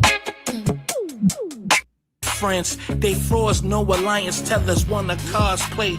We see it, no surprises, okay? Listen, can I speak just being honest? They are liars. They want our votes just to undermine us like we got on our blinders. FBA, the messiahs, man, we shutting the shit down. Our ancestors right behind us, Salute, man. So here's the thing, y'all in trouble. Yesterday you had Al Green up here talking about. Greetings, family. Welcome. This is the Africa Town Coalition. We are back for another podcast coming to you live from Morris Media Studios. And this time we got a little twist. You know, in the past, we've come to you strictly as an organization in the community, fighting, you know, for change, fighting against developers, fighting against police terrorism, and fighting some of the corrupt officials. Yeah. But this time we kind of switched it up and we actually threw our hat into the race to run for California's 55th Assembly District seat. So that is what we are coming to you today to talk about, give you an update on how this campaign has been going, what this campaign is about, some of the challenges we have faced with this campaign. Also, there are a number of other positions people are campaigning for, so we're going to look at some of that. And also, you know, if any of you decide to chime in, let us know. But first and foremost, as I was saying, we are running for California's 55th Assembly District seat. And the reason why I keep saying we as opposed to me is because I'm not in this for, you know, trying to switch up a career and become a politician. I'm in this because, as we have shared for the past several years, we had some reparation bills up about 2 years ago on the state level that it made it through a whole year of the process and it got down to the final vote. And our Black caucus members decided to block those bills. And then last year, instead of bringing those bills back, they decided to further delay our reparations with a 3 to 5 year study. So after we chased them around for a year, we decided the only other option is to get them out of those seats. So specifically, we are going for Lion Isaac Bryant's seat, again, California Assembly seat. And what we are pushing is most definitely our reparations, but we are also pushing an anti-Black hate crime bill. As we see, they can push specific policies to protect other people, but yet every year we are the #1 targeted group, the #1 recipients of hate crimes. So unfortunately, with all the Black leadership we have right now, all of them have been ignoring the needs of our community. We see Black people being pushed out of the city, the county, the state at alarming rates. People are having, to relocate. Some folks are not able to relocate, and they are landing right here on the sidewalks in this city that we have contributed to, the city we have helped to build up, this city that is really running off the culture we have presented to it. So these are all things we are addressing with our campaign, and we are grateful for all the support we have been getting from the community. At first, a lot of people didn't know what type of support we would get, but based off of the work we have collectively done over the years, we have been getting a large turnout of support. So at this time, I'll fall back and see if anybody else want to chime in on what's been happening with our campaign and what we're doing. Let's say Brandy, I guess. Go ahead, Kev. No, go ahead. Ladies first. Well, shout out to the people out there. Much love to Morris Media Studios. First of all, thank y'all for having us. Billion Godson here. Again, like he said, we're running for state assembly seat for the 55th district. We know the egregious act that was committed upon the Black community by the incumbent, the sitting incumbent. And we need some new blood in there. And this is the man for the job. That's right. Tried and true activist, stomped down, boots on the ground for decades now. I was campaigning for him recently out on a solo mission, and I handed the flyer to a sister, and she said, oh, I saw him standing up for Chef Maryland. So he got my vote. So, the word is out there. It's getting out there. This was a stranger that I met, and she had already been familiar with Billion and his works. So that's just one of many examples of the community works that this brother has been doing, has continued to do throughout this campaign. And we thank all of you for your support. Dewan B, thank you for all your support. Thought That's Crimes, right. Thank you guys for all your support. That's right. All the individuals that signed the petition, everybody that we've come across in the field. We really appreciate the support. And even those that's not supporting so much, we see y'all too. And it's all good because, we understand that we on the right side of this reparations fight. We on the right side of the good, fighting the good fight against racism. And we doing our part right here in Los Angeles, California. So just shout out to everybody that is doing this work across the nation. We see y'all. I heard the little the Melrose clip in that intro in the beginning. I thought that was cool, a little addition. He recently followed me on social media. So we all are connected, and the gap is closing. Yeah, shout out to between regional differences and things of that nature. We do have the World Wide Web that has brought us all closer together, and that we're able to have these discussions and these conversations in a much more cohesive manner. And we out here, we doing the good work. Y'all go to billionis55.com, and June 2nd, look for that name on that ballot and cast your vote. William right. Campbell is his actual name, but it's going to be on there as Billion as well. So y'all just be on the lookout for that. And that's my little piece for right now. I'll be back, I'm sure, with another word in a minute. I just want to respond to two things Brandy brought up. So in 2010, I actually began an initial campaign for mayor in Inglewood, but that only lasted about a month. I found somebody else I thought would follow through, toss it off to him, and he fell out. But a lot of the steps we have gone through with this campaign has pretty much been new to all of us. Brandy brought up the point that initially we had to get out there and get signatures of people to get on the ballot. You either get signatures or you pay a certain fee.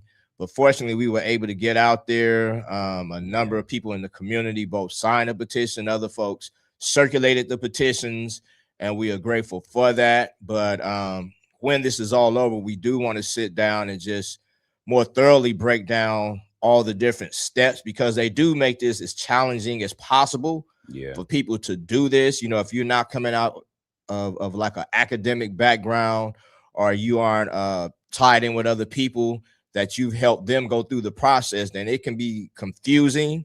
When we went down to the LA County Registrar's office, we got the runaround. But this is something I believe more of us need to do, because what we have seen is a consistent type of person who gets into these offices. And that's why we see a lot of what we're seeing.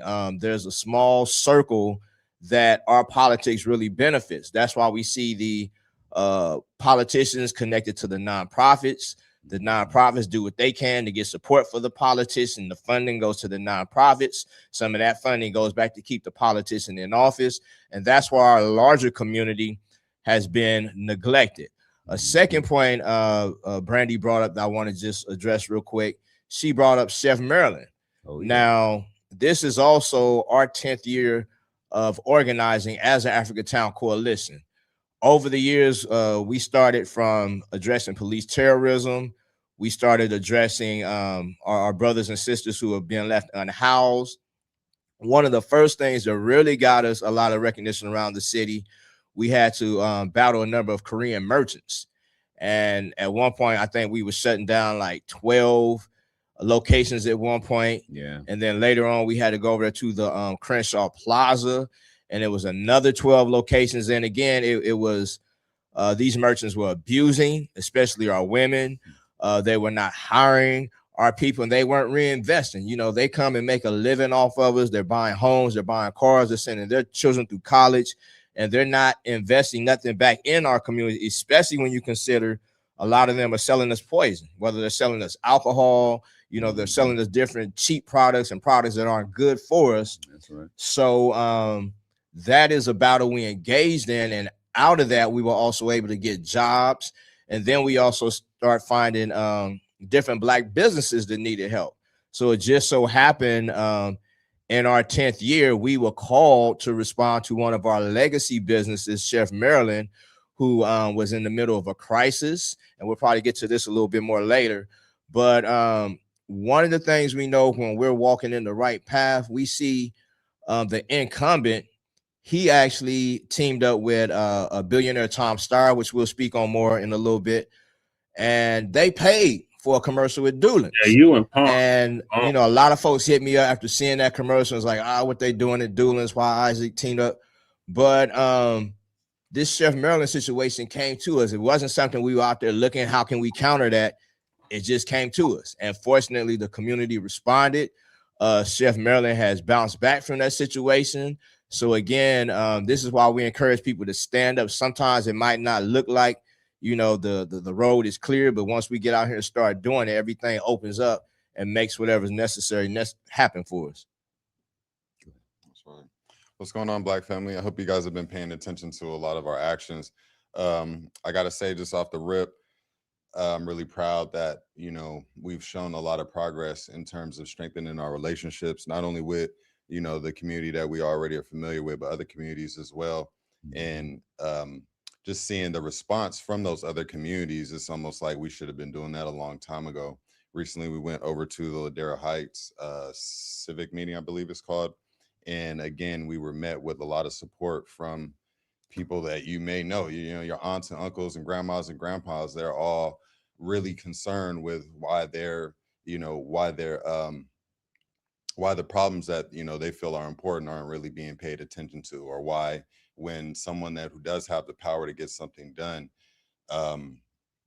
is met with that opportunity, they abstain, you know, like the incumbent. And that was a lot of the comments I was hearing during that meeting from all the people that decided to come, all of his constituents. So clearly, you know, the people are paying attention. It's just, would they need a little bit more direction as to how to get things done or how to get their voices heard. And so I'm really proud of us for being that medium for everybody, you know, and I wish, you know, a lot more people just get involved with us and come around and, you know, get more comfortable and make it a routine to show up for yourself and show up for the team.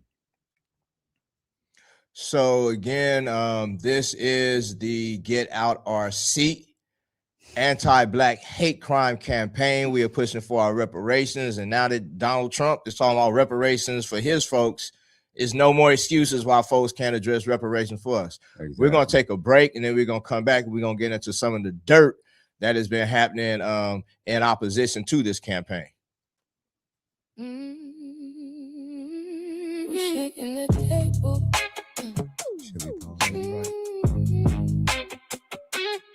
Oh, oh, oh, yeah. Yeah. We shaking the table. Things done changed. Your democratic ways from back in the days ain't the same. We woke to the place, same agenda, new faces. It's a new day now. All right, LA, this is your brother Billion. March 25th of this year, 123 nations declared the transatlantic slave trade and racialized chattel slavery as the gravest crime against humanity, which includes the Black erasure that's happening in real time across America today. So why is Assemblyman Isaac Bryan and the California Legislative Black Caucus ignoring this reality? For 3 years now, Isaac and the CLBC have refused to move forward real reparation bills for descendants of people who were emancipated from U.S. chattel slavery. That's not what our ancestors fought and died for. Voting for a lesser evil? Nah, evil is evil. People are being forced out of LA by the thousands, while Isaac and many elected officials focus on policies to fund their nonprofits. June 2nd, vote for the anti-Black hate crime campaign to end the Zionist coup of American politics and economics. Vote for Billion. Visit billionaires55.com for more information. Paid for by the committee to elect William Billion Campbell for California Assembly District 55. All right. So that's the campaign ad that's running on KJLH. Big ups to KJLH. Yep. And so now we're going to get into some of the bad and ugly. You know, for years we've been in the streets, like I said, on the grassroots level, organizing against a lot of the foolishness, irresponsibility, despicability, and betrayal that has happened from a lot of our Blackness leadership. But now that we have actually officially got into a position to challenge them, to yank them out them seats, they've been exposing their dirty hands. Like I said, initially, when we were going to the LA County Registrar's office, we were getting the runaround, as folks were helping us with the paperwork. We'll leave, call us the next day. Oh, you forgot this. No, we didn't forget this. You forgot that, for forgetting or neglecting to have us completely fill out certain portions of the paperwork that were necessary. There's been some financial challenges in the background that we'll get into a little bit more after this campaign. But more recently, well, let me not say more recently, I think back in January, I'm glad we were approached by a did the computer just freeze up? Another candidate. So right now there's an incumbent, there is a white Republican running, there's us. And back in January, we were we were approached and introduced to a fourth opponent. And at that time, this opponent and their campaign manager were asking us to do some public forums with them. And we didn't feel it would necessarily be in our best interest for us to set up a forum, brain community there, and introduce them to one of our opponents. That just didn't make no sense to us. So that was January. Then I think again, probably around March, they approached us a second time. So the first time they came to the weekly food giveaway we've done every Sunday for the past 10 years now. We most definitely want to thank Food Revolution LA, because they've taken it from just a community potluck to now we're working with different stores that are providing food to where we're giving out groceries every Sunday now. But our opponent and their campaign manager came to that food giveaway in January. They came back, I believe it was in March. And after their visit in March, we kind of considered it. So at one point, Kevin called their campaign manager and basically wanted to find out what they're talking about, how we could possibly collaborate. And in that conversation, after Kevin asked, what are y'all bringing to the table, this nut blew up and immediately began yelling at Kevin, disrespecting Kevin. Kevin had the phone on speaker, so we were able to hear it. And after maybe 60 seconds of that, we realized the person was actually standing behind us. We were in Africa Town. And, a lot of folks know the alley where we used to have late night shows. And we realized the person had just walked out of one of the establishments. Kevin, asked him to come over to the car, but as he started walking towards the car, he appeared as though he wanted to fight. Yeah. So our brother Kalego hopped out the car to intercept him. He toned it down for a second, but then he, picked it back up, continued to disrespect. And then finally, him and Kevin got into a few exchanges. And the next thing we know, they go back on social media and they have now completely flipped it as though we were coming for them. We were attacking and insulting them. And that social media campaign they were running went on for about a month. Then finally, at the beginning of this month, we had a candidates forum that was hosted by Equa. During that forum, this individual was even commenting during the forum, again, trying to insinuate we were the ones stalking them and coming for them. And I briefly addressed it during the forum, and that was on a Saturday. Then the next day was a Sunday again, where we do our food giveaway. And this individual, same individual, brought a child to our food giveaway. The location he knew we would be at, the time he knew we would be there, on the side of the street he knew we would be on. So again, we clearly know he was looking for us. And that time, this individual then began to basically attack me, try to bait me into a fight. And let me just go back to the first time I realized the game plan was to try to trigger us into responding and fighting them, and then go back as they did on social media. But had we physically responded, they would have blown it up even more. So this time I already knew the game, so I kind of sat back and watched for a second. Then I put him, I broke out my camera and I put him on video, and the video's on our social media page. But this went on for several minutes. Some of the people, we give groceries to every Sunday were there. Some of our vendors were there. And once he saw, so at one point he stated, when Billion is killed, I will be the reason. He said it 3 times. When Billion is killed, I will be the reason. When Billion is killed, I will be the reason. And he saw the expressions on some of our volunteers' faces. He then put his camera on them and said, okay, I'm going to get all of y'all too, so my people will know who to come get. So clearly making threats. And at one point I told people, again, were I to touch him, he will call the police. Seconds after he leaves, police drive by. And then about 30 minutes after he left, police are gone. I get a call that he is now back in the village, but this time he's over where the market is, just around the corner from us, with a sword on his back and telling people he's going to slice me up. So I think at that point, you finally came over and said you saw him. So by the time we get over to the village, he had left. So we put the information out there. Folks saw the video. A number of people responded saying they knew both him and the candidate he's supposed to be the campaign manager for. Gave us a lot of information. Some folks confirmed that this is a pattern of behavior for him. And, we put it out there.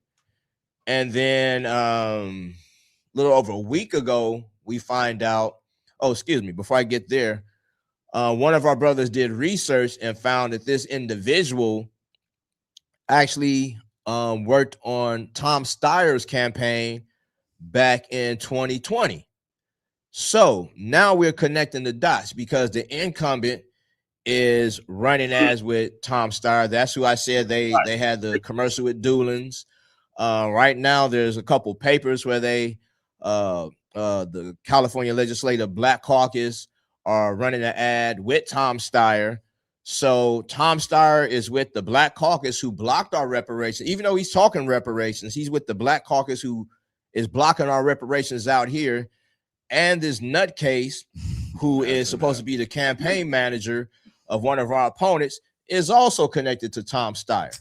So a little over a week ago, Tom Steyer comes to Africa. Excuse me, he's brought to Africatown by Senator Lola Smallwood Cuevas and the organization she founded, the LA Black Workers Center.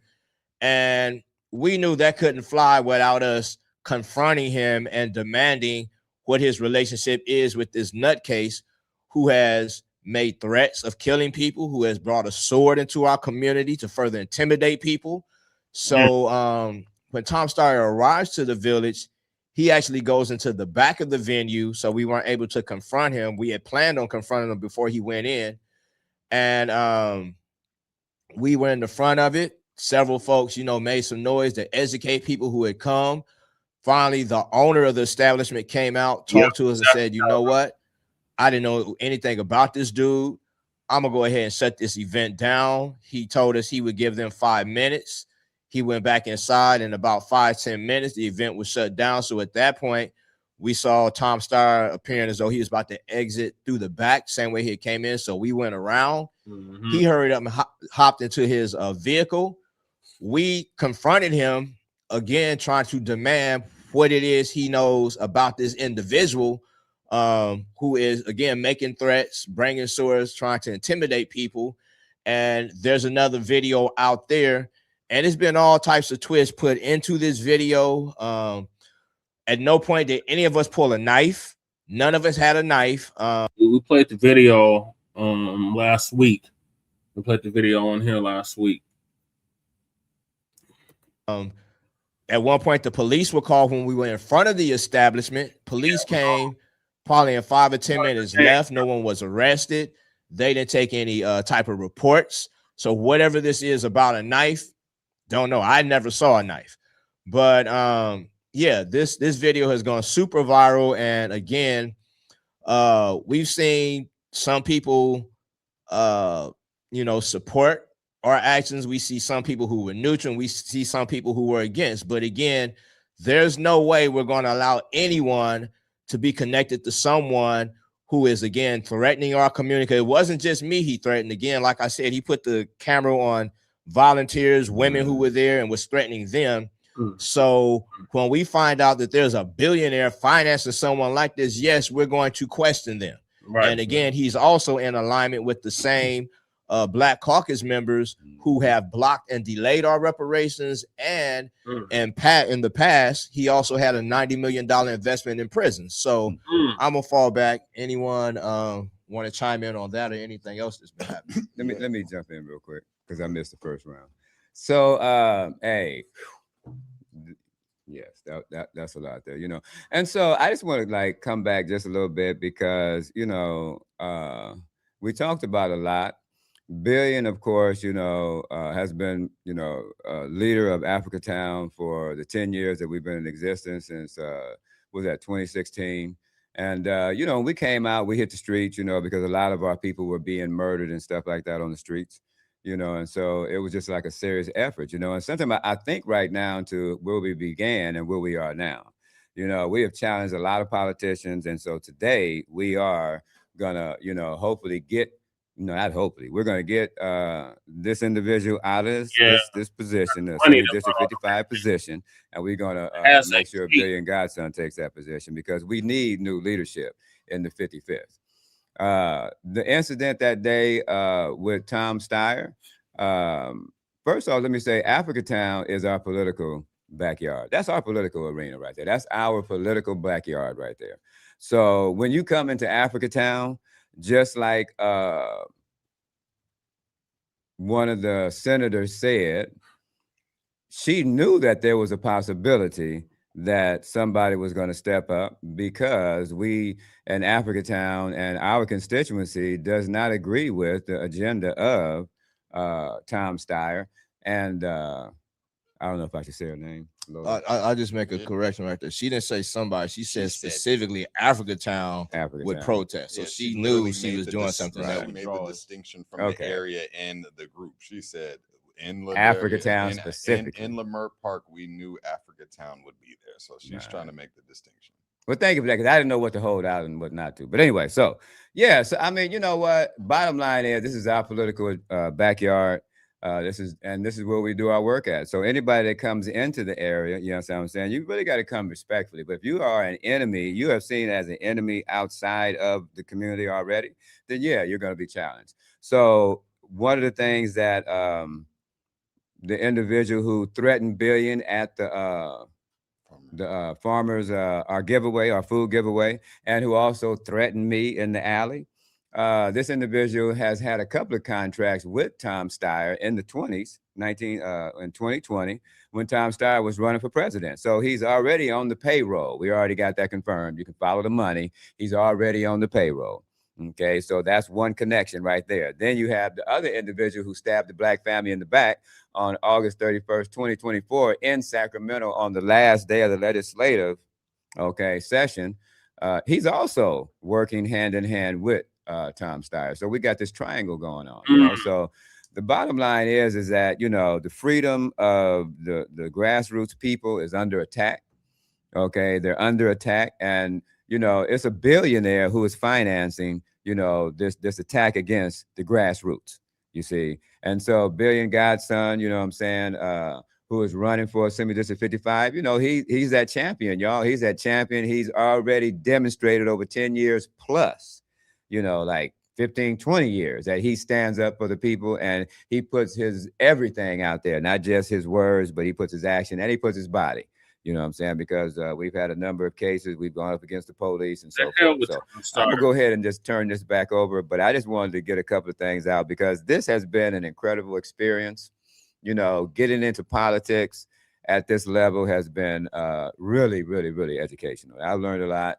And I continue. I'm going to learn some more. And, you know, we've just we've come so far, you know. And so a lot of people have criticized us in the past for not having this, not having that, or for doing this, for doing that, or having these stands. But hey, you know what? In the end of the day, it's all about the work that you do and where you are standing when it's most important. Right. And in this time, we stand in where we're supposed to be. Thank you. Real quick, I just want to shout out Miss Toy and the lovely Radio Soul for checking in. Miss Toy has been a major support for us, major support for Chef Marilyn. Came all the way from Vegas a little over a week ago to represent at the fundraisers for Chef Marilyn, but had also come out here prior to that on the streets for Chef Marilyn. So big ups to you, and thank you for chiming in. Yeah.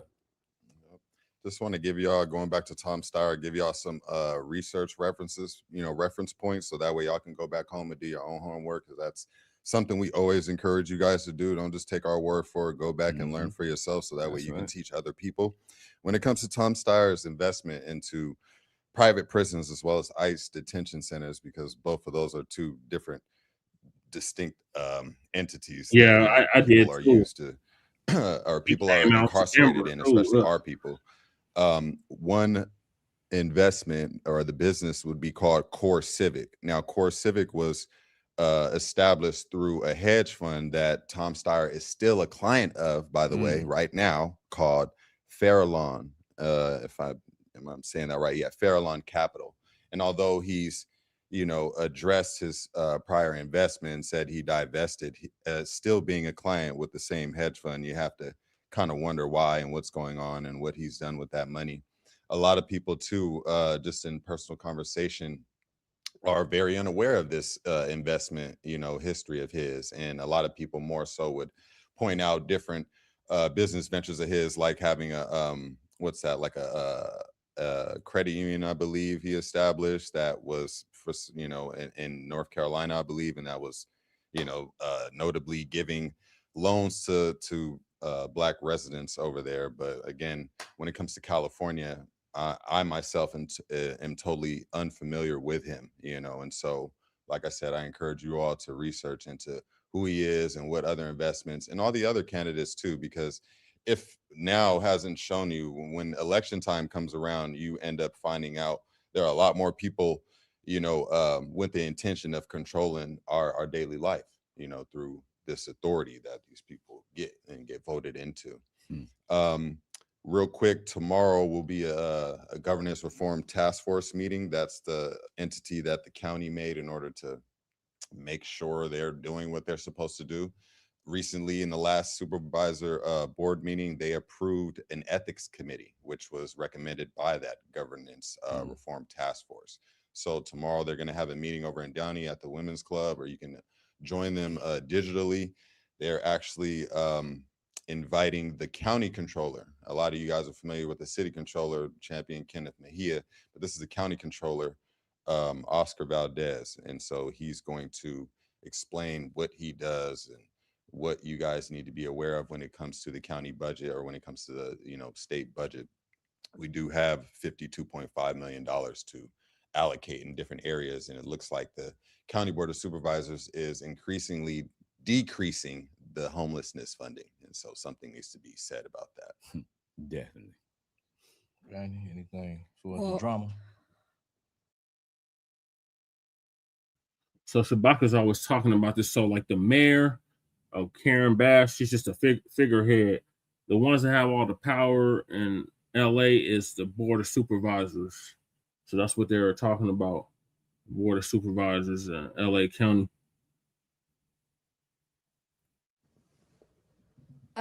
Not so much on that, but I think you guys covered it. But well, I'll touch on it a bit. Again, Africatown is known for standing on business. We give grand closings. We are going to push up in the warrior spirit when necessary, but we won't be vilified and lied on either. So certain politicians, they know what they're doing. They know that they are running a sellout agenda, and that we're going to stand up against that every time. We're not going to let people come in our village and threaten our lives, our safety, and then your backer come and just slide through the village unscathed or unquestioned. And that goes for anybody who violates the Black family. We're going to address you publicly, and in this format as well, to let the rest of the Black community know what's going on right here in Los Angeles. Like you said, this dude is connected to a puppet master. We've connected the dots. We figured it out. We're not this wild bunch of ignorant individuals. I think that's a misconception about us. We've had some individuals, some politicians tell us that, we didn't understand our different branches of government.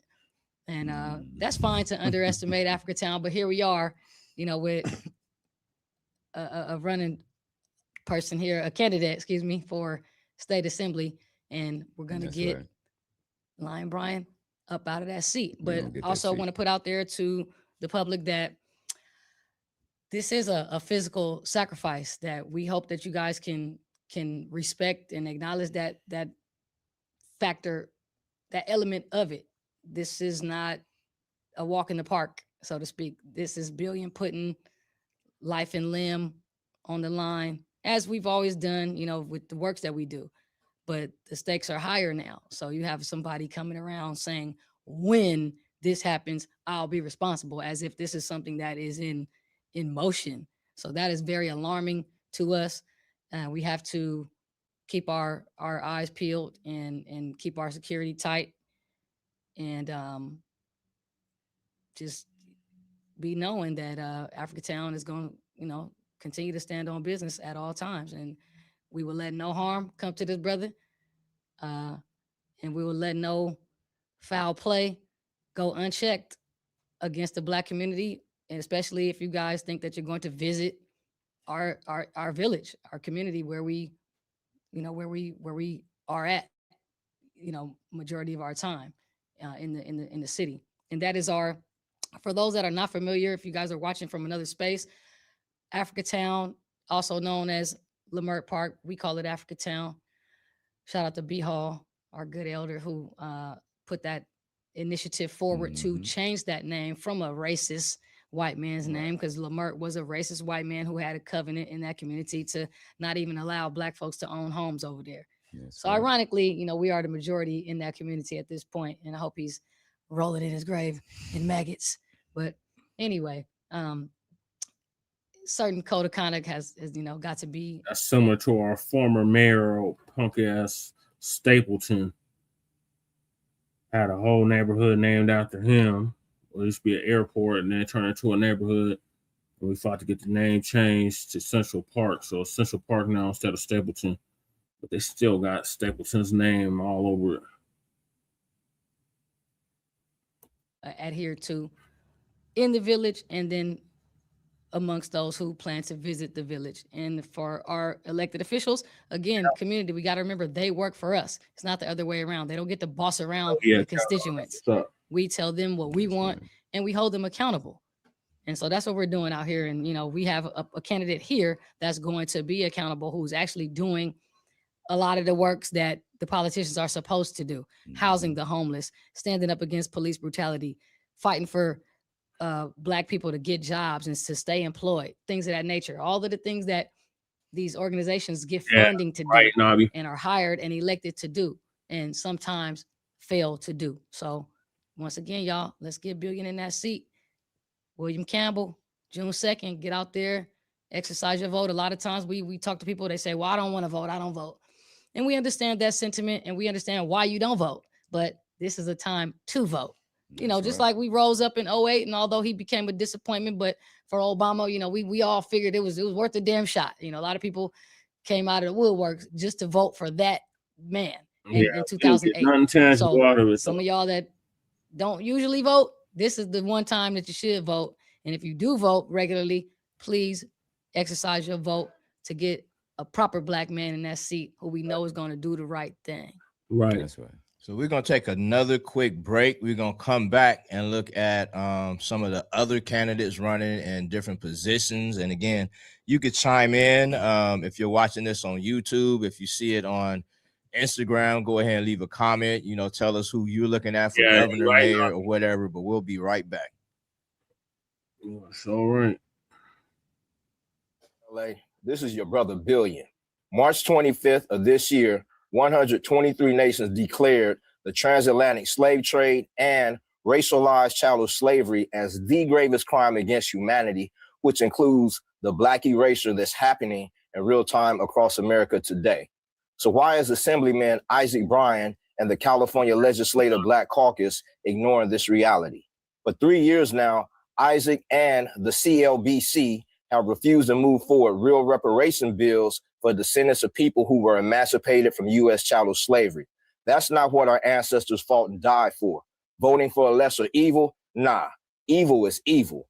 People are being forced out of LA by the thousands, while Isaac and many elected officials focus on policies to fund their nonprofits. June 2nd, vote for the anti-Black hate crime campaign to end the Zionist coup of American politics and economics. Vote for Billion. Visit billionaires55.com for more information. Paid for by the committee to elect William Billion Campbell for California Assembly District 55. All right. So we are back, and now we're just going to switch it up for a minute and look at some of the other candidates running for different positions. You know, we've basically explained what our campaign is. I think probably the most unique campaign in all of the elections, not just here in Los Angeles, up and down the state, and even probably across the country. Again, you know, we're an actual organization that has been doing the work. And, you know, we're going in there for a specific agenda. Again, not just to become the next official in that seat. So something that's very unique here in Los Angeles, or even in the state. I'm not sure if it's happening in other areas. Yes. But at one point we had over 80 people running for governor. I think that has dropped down to maybe about 6. I was just agreeing with you, Navi. And shouting out Black Joe. Black Joe's in the building. Salute. Salute, Cuzzos. Salute. The chase, stay strapped to get clapped. That's right.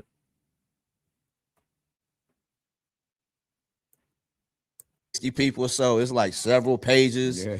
in the ballot for different options. Somebody named Obama is running. Oh my God. And then even on the city level, we had at one point over 40 different candidates running. I'm not sure how many that has dropped down to, but I guess just briefly we'll pitch in any ideas we may have. So as far as governor, the primary ones who they talk about is this Bianco, Oh yeah, Hilton. I was gonna play that interview. And then those are the Republican choices. And then there's Tom Steyer, who we just spoke about. Fuck Tom There's Becerra.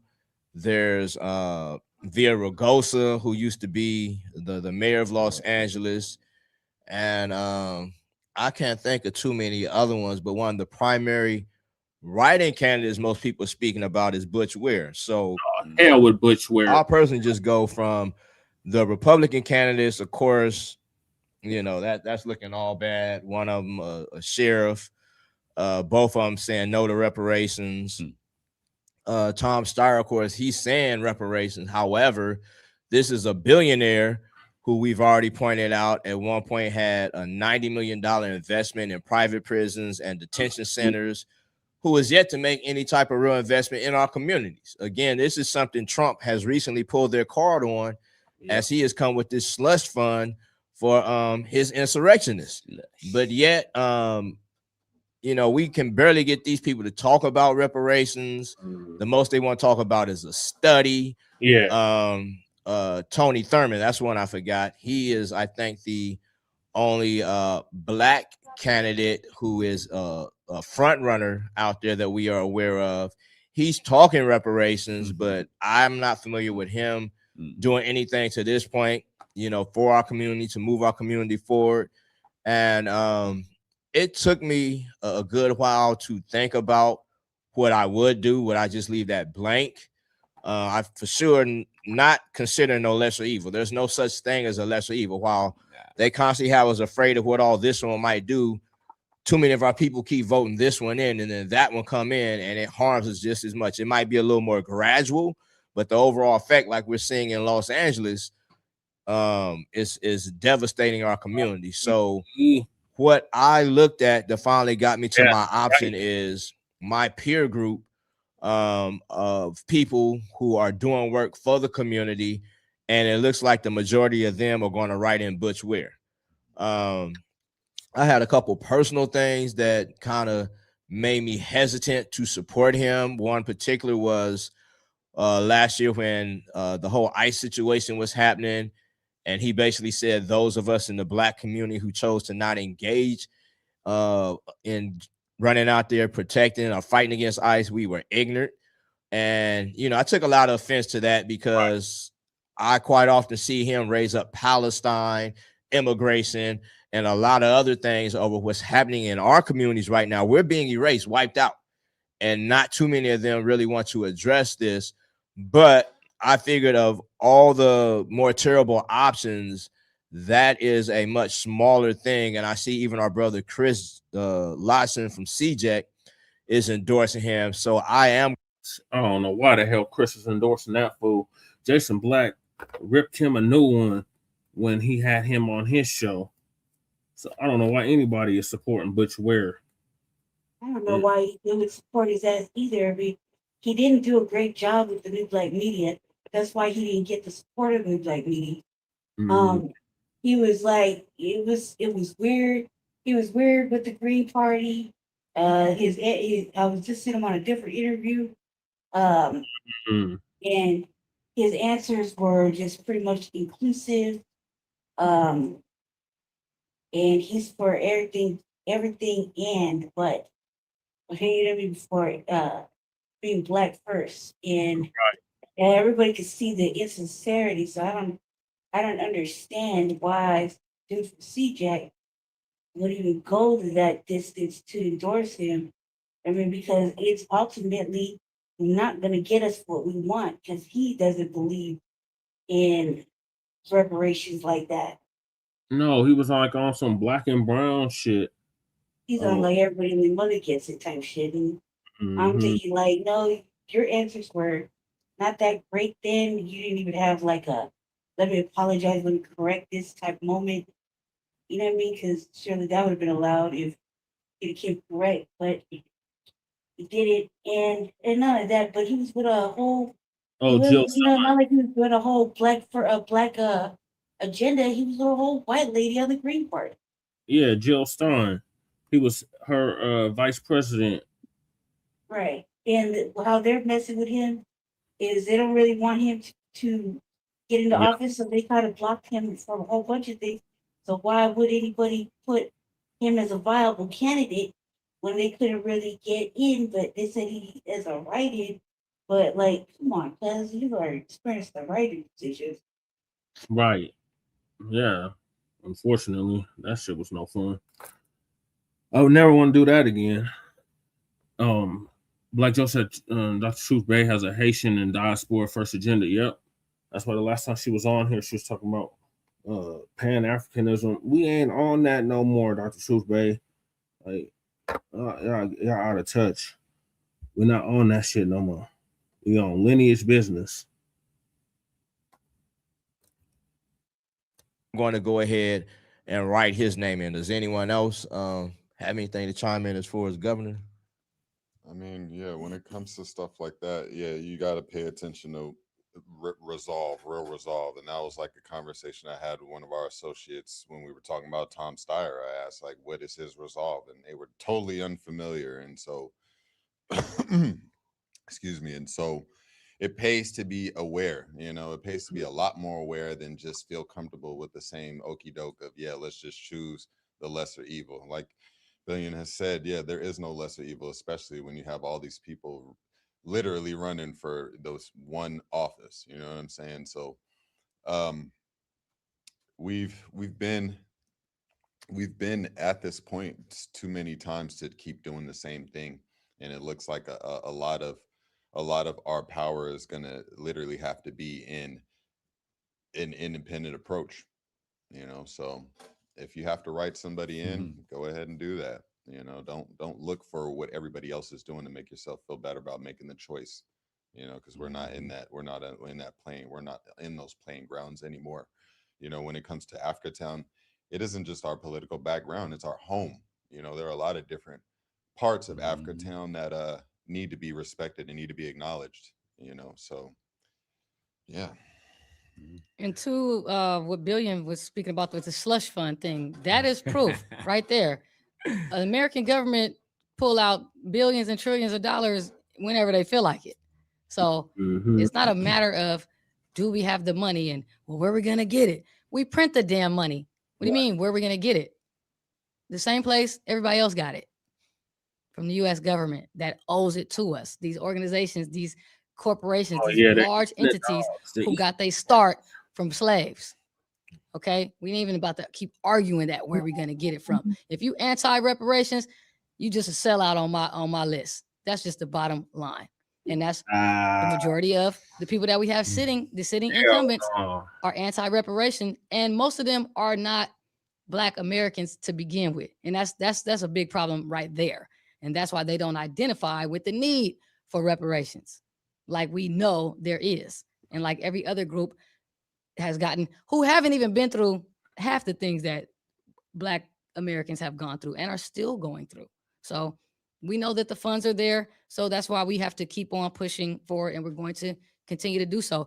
The days are over of just vote blue, no matter who. Right. The new Black constituency has awakened. That's right. This is no longer a game, and these people are feeling it left and right, coast to coast. And I'm proud of the Black family for standing on 10 toes, standing on business. And I think that these politicians are getting a rude awakening. They got to be at home at night talking to their spouse about how they're getting ran up out of spaces left and right. Right. And we've unofficially created an anti-reparations collection fund. So if you don't want reparations, if you're anti-reparations, we have the center fund for you to send your reparations to, and we will hold them for you and utilize it. That's right. And that's for real. And, I just want to say real quick, though, it's like about that slush fund, you know what I'm saying? It's like that flush, it takes a leader that's willing to just do what needs to be done.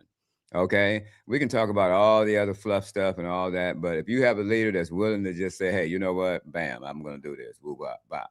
So, you know, as the assembly person for Assembly District 55, you know, Billion is going to fight for that. You know, he's going to make sure that that legislation that needs to be brought forward is going to be brought forward. You know what I'm saying? It's not going to be. We're not. See, Tom Steyer is a billionaire. He's a part of the billionaire structure, the political structure of California. You know what I'm saying? That's just all it is to it. Every state has it, and he's a part of that.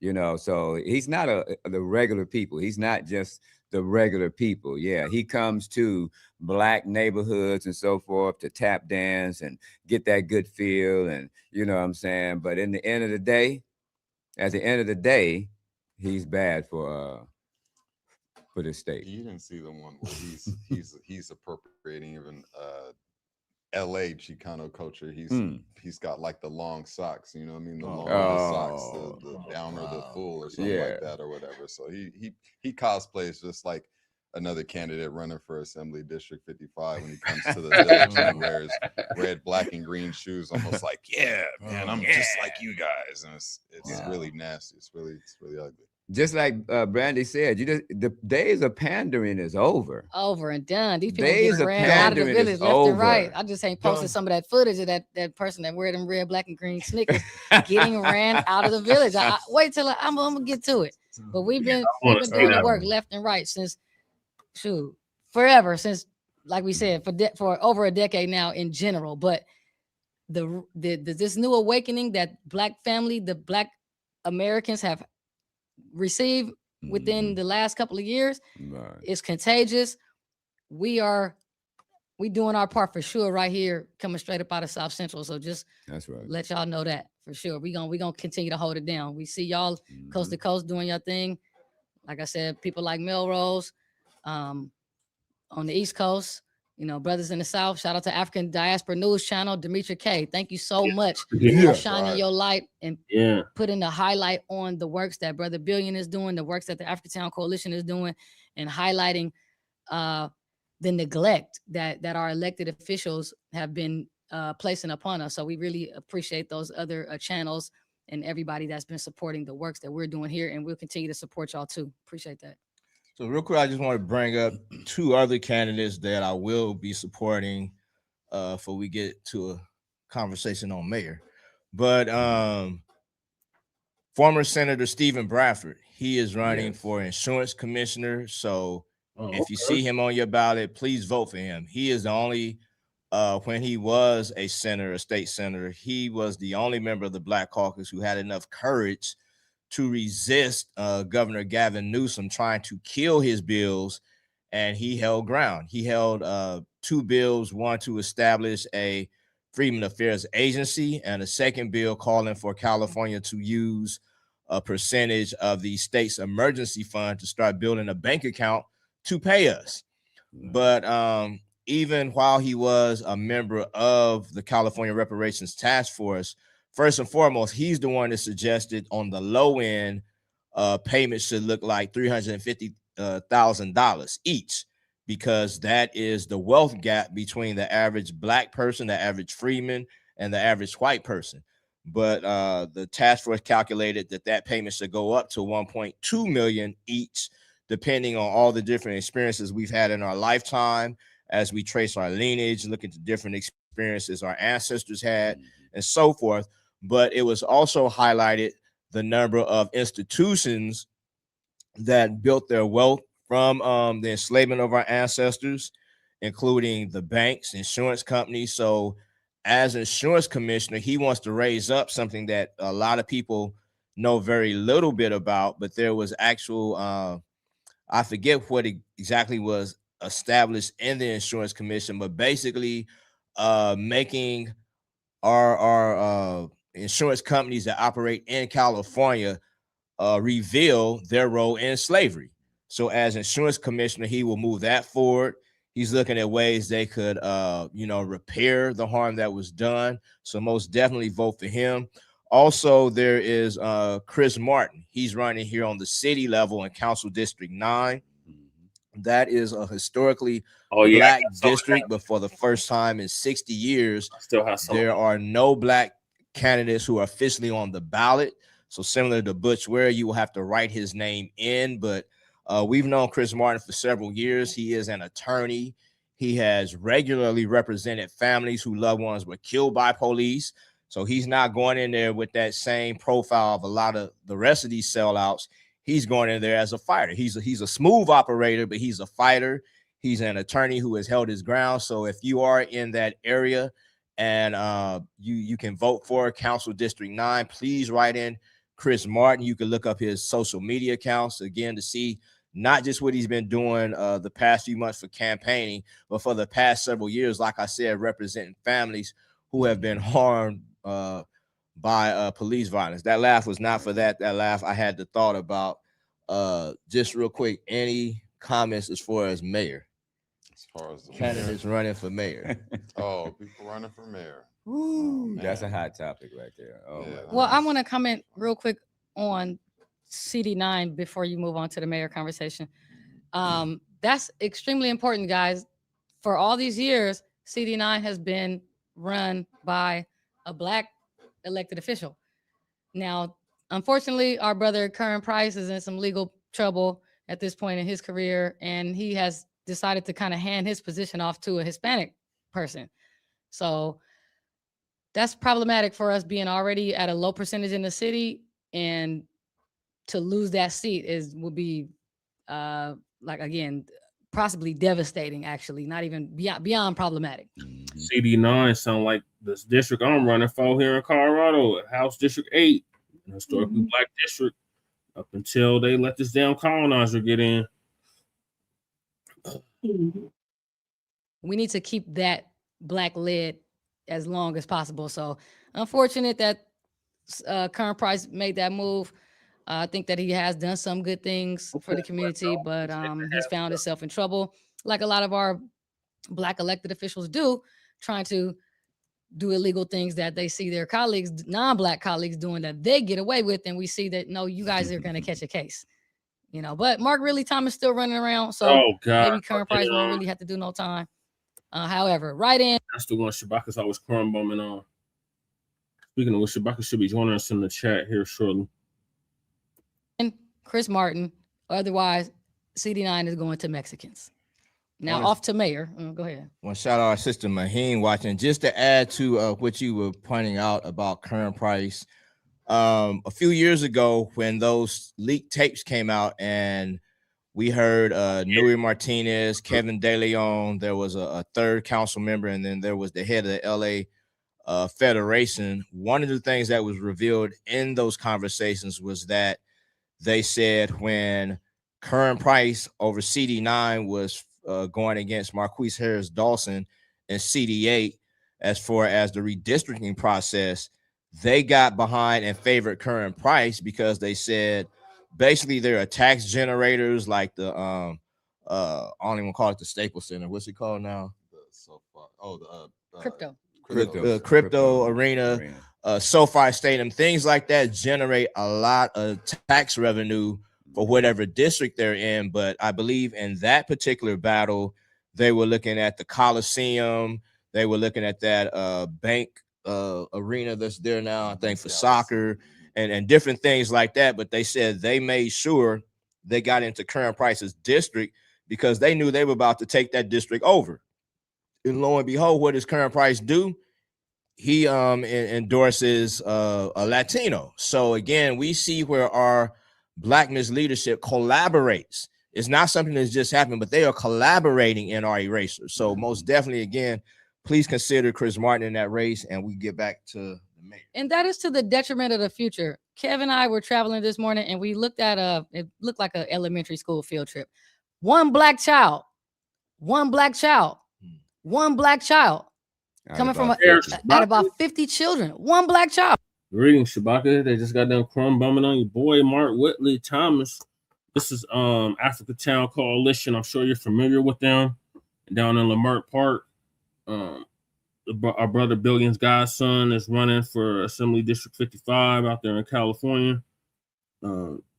This is this coalition, his whole coalition. They They've been speaking on what's happening in California in regards to the politics. They've been crumb bumming on Tom Steyer. They crumb bummed on several other Black misleadership out there in California. So you right on time for that. Oh, only one. We could counter. It was one Black girl in the whole school, this whole field trip. It looked like about a second grade class. That's the future of Los Angeles.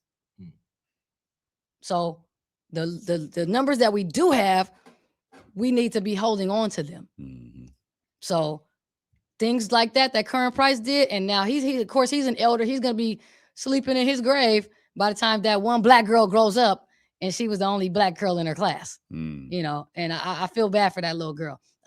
Now on to the mayor's race, we have Bass. A lot of people are looking for her to resign as well. The homelessness here is out of control. She's totally ignored her Black constituency here, and she definitely ain't getting my vote.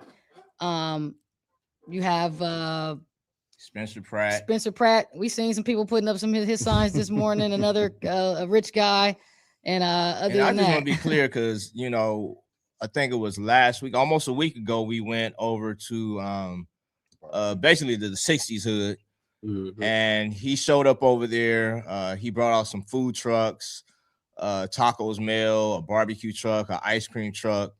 And when we heard about it, we wanted to go. Our brother, General Abraham the Great, is from over there. One of our founding members, Mac Capone, rest in power, is from over there. Oh, yeah. Another one of our members, Nicolo the Assassin, rest in power. He was from over there. And our brother Eagle, Sergeant of Arms, he was from over there. So when we hear just like something happening in Africa Town, surrounding areas, Inglewood, we go. Because again, all of these areas are part of our community.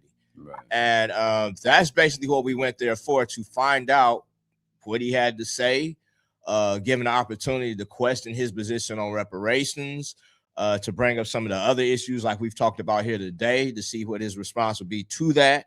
But by no means was that, we went over there to endorse him, to say we're voting for him. Again, we're still in the process ourselves, looking to who we may or may not support as far as getting into these positions. But anyone else, as far as him or anyone else? I was gonna say, other than that, you got a sister that I know, Tish Hyman, is running for mayor. Oh, yeah. She's running She got interviewed on protecting women's rights, and also on I won't say anti-homelessness, but cleaning up the homeless situation here in Los Angeles, and basically eliminating Skid Row as we know it, and getting these people more resources. So she's another mayoral candidate, a Black woman. All that shit is pacification. Progressive. They shut down the LA. Younger than they already I think some of the other candidates. So shout out to Tish and her efforts. And want to shout out Jesse Paris 5280, certified B1 salute from Denver, Colorado, says he supports Billion Godson against punk ass Isaac Bryan. We most definitely salute you, brother. Thank you for that's right, tapping in with us. Anyone else for us as mayor before we go to the last break? As far as the mayor stuff, just pay attention right now what's going on. Pandering has gotten digital. As you see, Spencer Pratt has been heavily using AI. Other campaigning, as far as like the mayor is concerned, you need to pay attention to Lithia Rahman, because previously she was alongside with Karen Bass, and now she's running against her. Other people for the mayor, let me see, what's that we got? Hey Young Riaz, salute from across the pond. Ray Huang. Ray Huang has actually worked with us pretty much since 2020. Several years she supported our winter survival program, our Sunday food giveaway. Everyone knows the last Sunday of every month. Downtown Crenshaw provides over 100 produce bags. She has on occasion showed up to help with that. So she is the one candidate we know a little bit better who has actually been supporting our work. Outside of that, on the ballot? Ray Huang is actually on the ballot. Okay. Outside of that, I'm not familiar with Brother Mike. You know anybody else that's running? So, I mean, the only thing that I would say about the mayor's race is that take a look at the candidates, right? Because a lot of people say Karen Bass, they're gonna have to get she gotta rolling go. and ship. But let's look at the replacements. Or Utah. Okay, Kwong, that she might be a good replacement. You know what I'm saying? Pratt, I definitely say is not a good replacement. Because you have to ask yourself, one of the political agendas of African Town Coalition is helping to rescue, and some people might not like that term, but hell, you got people out there, man, that need some serious assistance still. And so throughout our 10 years, we have housed hundreds of people. Mm-hmm. We have housed hundreds of homeless. You know what I'm saying? We have fought that battle with LAWSA, with the city council, when they got that $1 billion for XXX and X. You know what I'm saying? We were fighting that battle from the grassroots, but unfortunately you got the machine, and you got nonprofits who are already in place, and they decided, since they were already playing the political game, that they would go ahead and just like slice up that $1 billion. And they did a very good job of that. Mm-hmm. I am not saying that they did not do some good work and house some homeless, and they did do some work, but it took $1 billion. We did it for, way less, you know what I'm saying? way less. So look at Pratt, right? Because he's a Republican, and Donald Trump, I got to say this here, Donald Trump has looked at him. You see what I'm saying? And when Donald Trump looks at you, and you got to decide whether you're going to tap dance. Okay, so my personal belief, you know what I'm saying? And, everybody doesn't embrace this within the crew, but my personal belief is that he gets in the office. One, he's going to wage a war against the homeless. The majority of the homeless are Black folks out here still in LA. You know what I'm saying? They went and they did some work on the streets, and they like, oh, we smashed on MacArthur Park and so forth. Yeah, MacArthur Park was ridiculous. Okay, we don't have parks in our community like that. Okay, I can't name not one park in our community like that.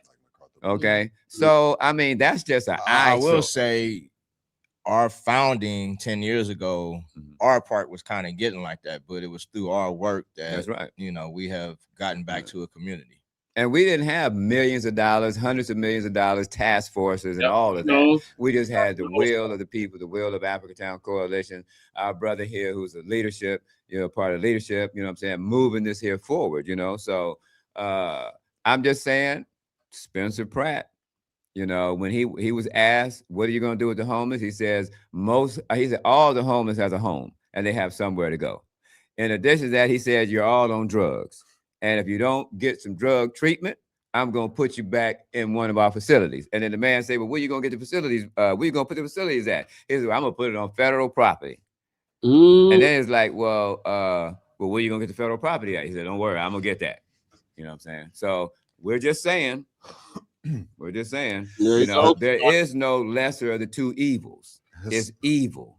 When the little evil get an opportunity, he becomes the big evil. Historically, California has not been taken care of by celebrities. Ronald Reagan axed the mental health program that Jimmy Carter had, laid out before his presidency ended. As soon as Ronald Reagan came in, he axed that program, mental health. Yep. Arnold Schwarzenegger killed Tookie Williams, somebody he knew personally. Who else do we got? Freaking who else was it? What was the last celebrity that we had running? Celebrity? Yeah. No celebrity. Yeah. And historically, yeah. I mean, well, just in general, just with America alone, celebrities have not historically not been able to take care of us. So we should always just keep that in mind when it comes to somebody who with a prior history of being a celebrity or being an entertainer, right? When it comes to taking care of the people, it's fuck not Reagan. the road to drive down. It's all an act. So I think with Mayor, basically what we're saying is to pray on it, ask God, Allah, Jesus for some direction, and remember, you don't have to vote for all the positions. If it's an option that you can't see happening, then go ahead and leave it. We're gonna take one last break, and then we're gonna come back and close out. But again, we thank all of y'all that's watching right now and sharing your comments. That's right.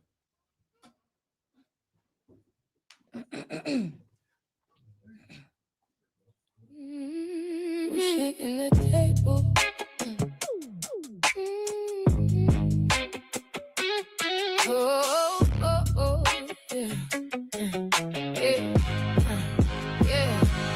We shaking the table, things done changed. Your democratic way from back in the days ain't the same. We woke to the place, same agenda, new faces.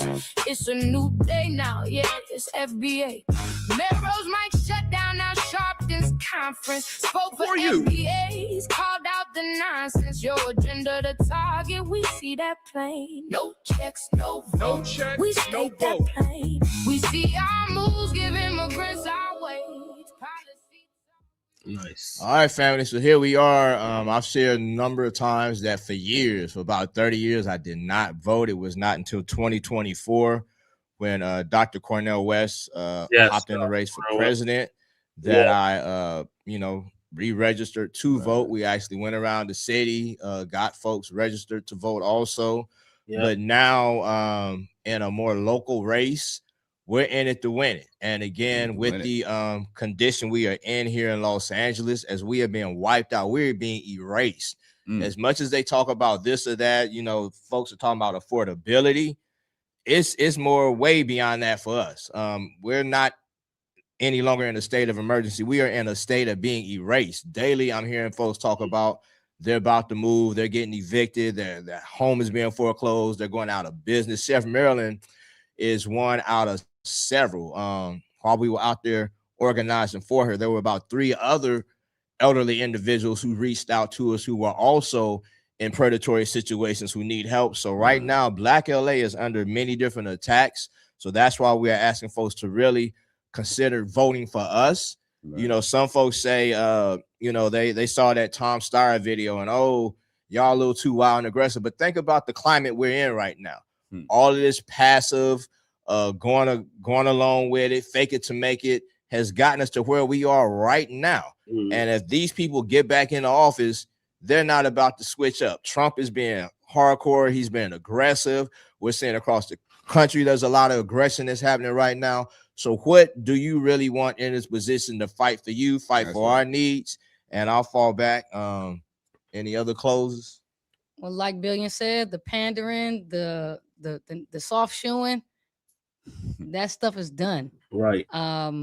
You had Dr. Corey Jackson chumming it up, just cheesing it up right next to Tom Steyer. I was disgusted. Looking like his adopted son. I was disgusted. It was disgusting. Adopted son. Shoulder to shoulder. Just, they bring out, our beloved singers, Howard Hewitt, that comes entertain the crowd. He really don't know what's going on with Tom Steyer, all like that. But that's where we got to educate ourselves and not allow ourselves to be used, because I'm not coming performing and nothing for you motherfuckers. Right. Ever.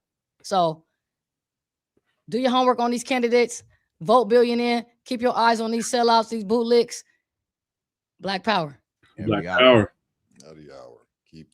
Keep supporting the village. Keep coming on Sunday. We still got the market going. Come and support Food Revolution LA. We still got it going. We're here every day, really, but on Sundays, that's when it's time for you to come by and show up. Show up for somebody, show up for yourself, show up for the community. That's right.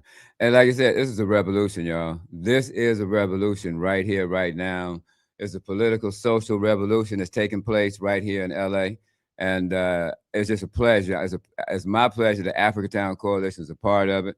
We have William Billion Campbell, who is running for Assembly District 55. He is a part of the leadership of it over the last 30 years. You know what I'm saying? So we are 55.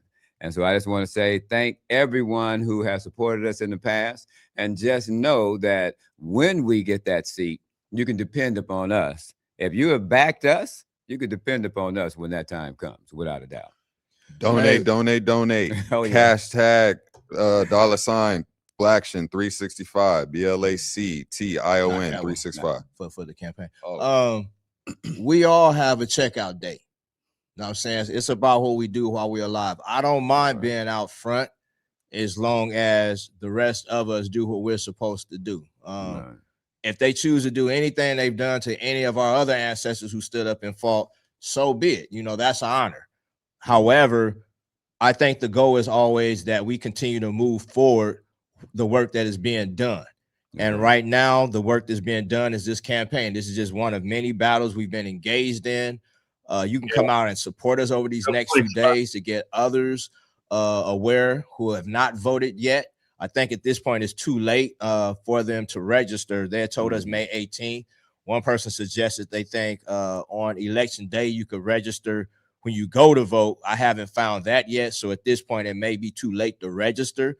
But there are several people we found election after election who are registered who just don't vote because they don't see an option. But we have found from our communities that we call the 1/3, Crenshaw District, the Hills, Jefferson Park, West Adams, Mid City, predominantly us.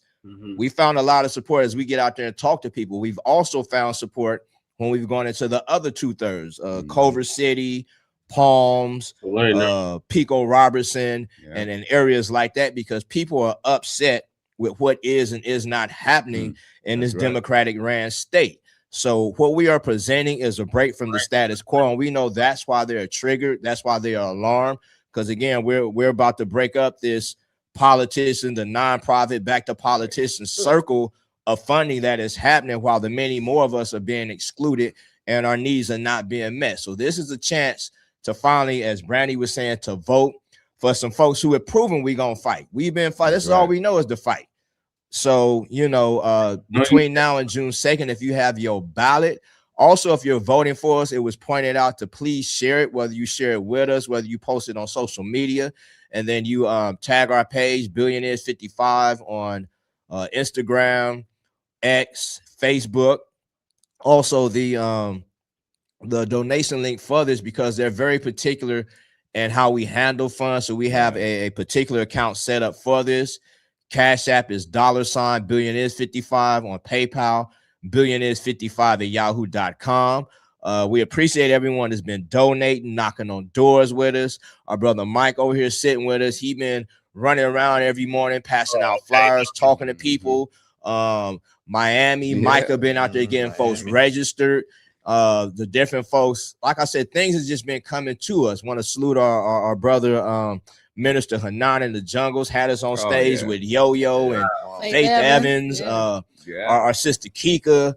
She had Lauryn Hill the day after Lauryn Hill was performing at the Grammy, gave us an opportunity to be out there. So it's just so much that is showing us that this 5-5 campaign is live, is all the way live. So again, we appreciate y'all. We thank y'all, Morris Media Studios, our brother Dion, our sister Poetess, Onions, Corey, Vicky, Vicky through the campaign party. It's just so many people doing so much that we know all this foolishness these clowns are doing. You missed a Shabaka. They shouted me out. I was in the chat because I follow. I think that's all we want you, so you get clout. No, I didn't even know he shouted me out. So I got in late because I seen that he was live on Twitter, and I was like, "Oh, let me go check this out." And that's how I found out he even had a YouTube channel. It's on his YouTube channel because he follows me on Twitter.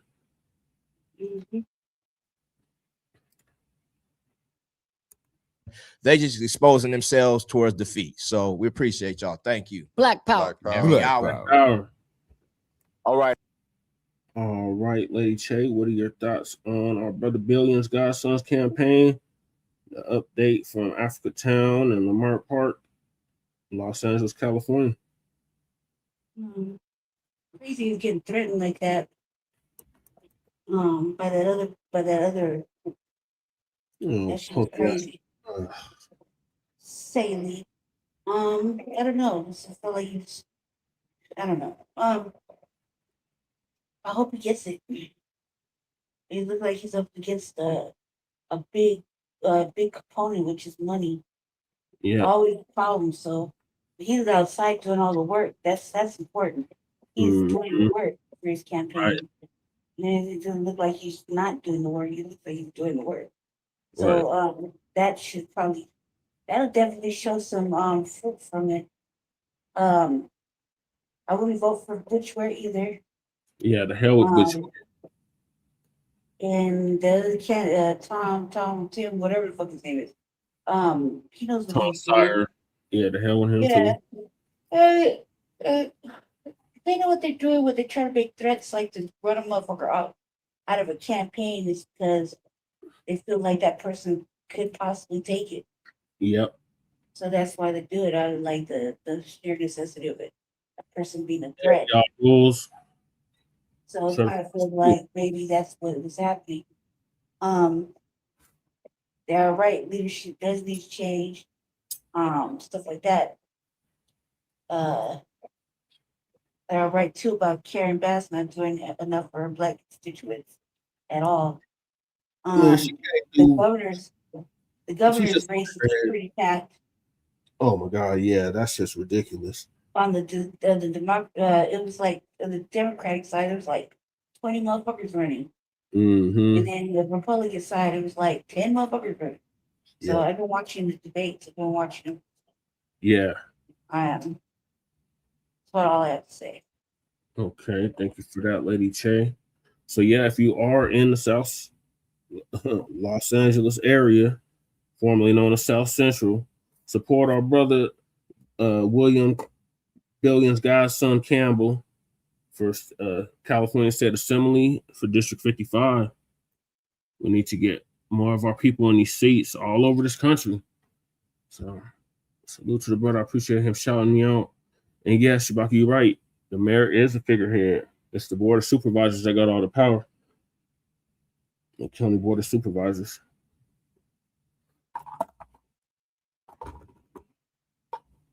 Yeah, the hell with Karen Bass. The hell with Tom Steyer. To hell with goddamn Butch Ware. I'm still throwing a back that people was actually going to write him in. He's serious. He thinks everybody go right against. Right. They're going to have it in Las Vegas. Oh, I got a clip about the homelessness in Las Vegas, too. Oh, wait, that's... I already played it? Yeah, played it yesterday. Oh, okay. Played all the homeless news, all the migrant news, all the Denver news. Well, not all the Denver news, but most of it.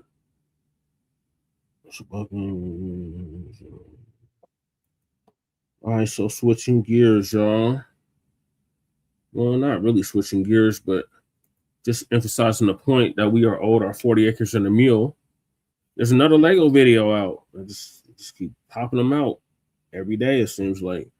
So this latest one is 40 acres and a mule, the land America promised, and didn't follow through on. Or actually stole back, snatched back.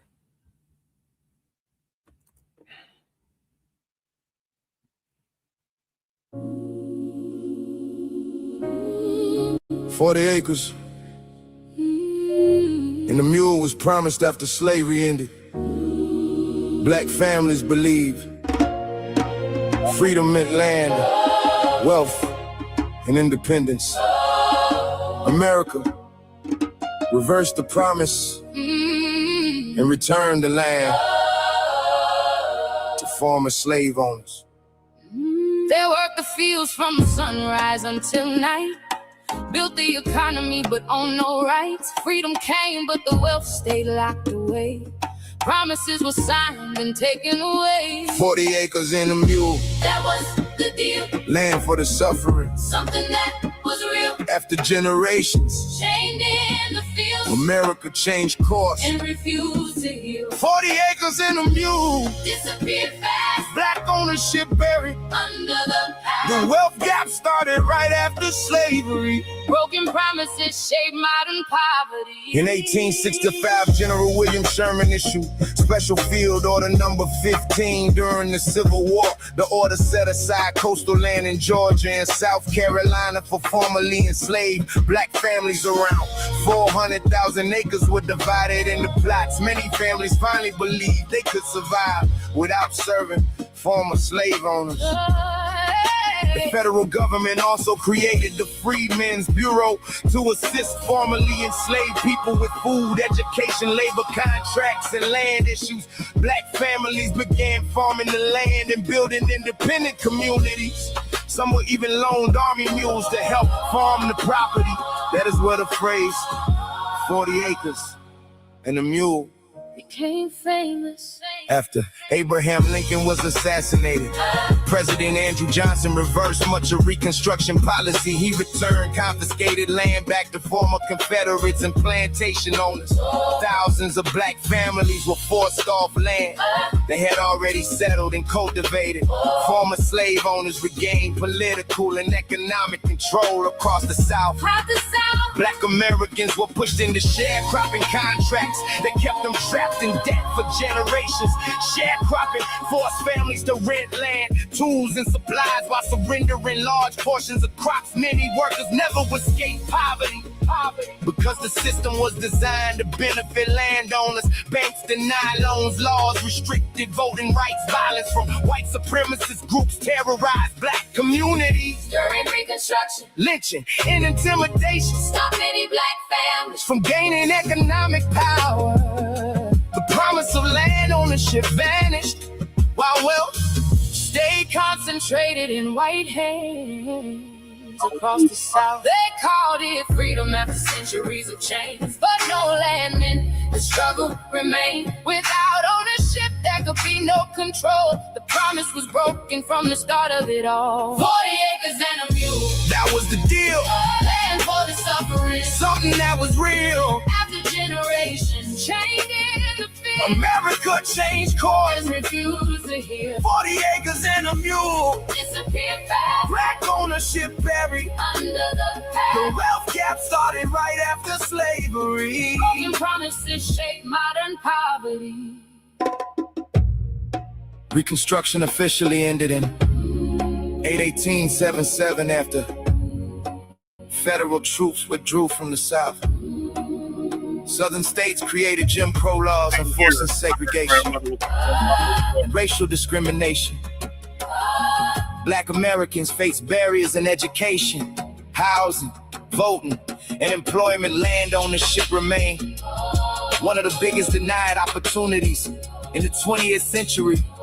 Many black farmers lost land through discriminatory lending practices, unfair taxes, fraud, and legal manipulation. The United States Department of Agriculture was later accused of decades of discrimination against black farmers. Meanwhile, federal programs help white Americans build wealth through land grants, housing loans, and suburban development. Black communities were often excluded through redlining and discriminatory policies. Historians and economists still connect the failure of land redistribution after slavery. Gap seen today. Generational wealth. Wealth through property ownership. Inheritance and business investment. Many formerly enslaved families were denied that foundation from the beginning. The phrase 40 acres and a mule became a symbol of broken promises in American history. It represented the idea that freedom without economic support leaves people vulnerable. The land was never fully delivered. The opportunity was delayed for generations. No land, no power, no wealth, no power, no control. Promises made in history still affecting people now.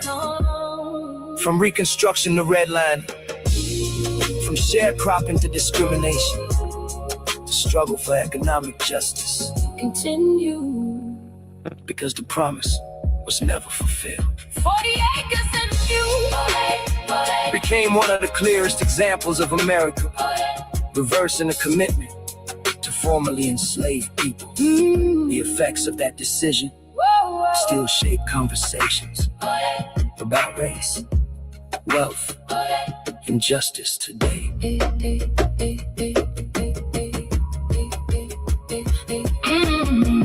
January 16, 1865, General Sherman signed Special Field Order number 15.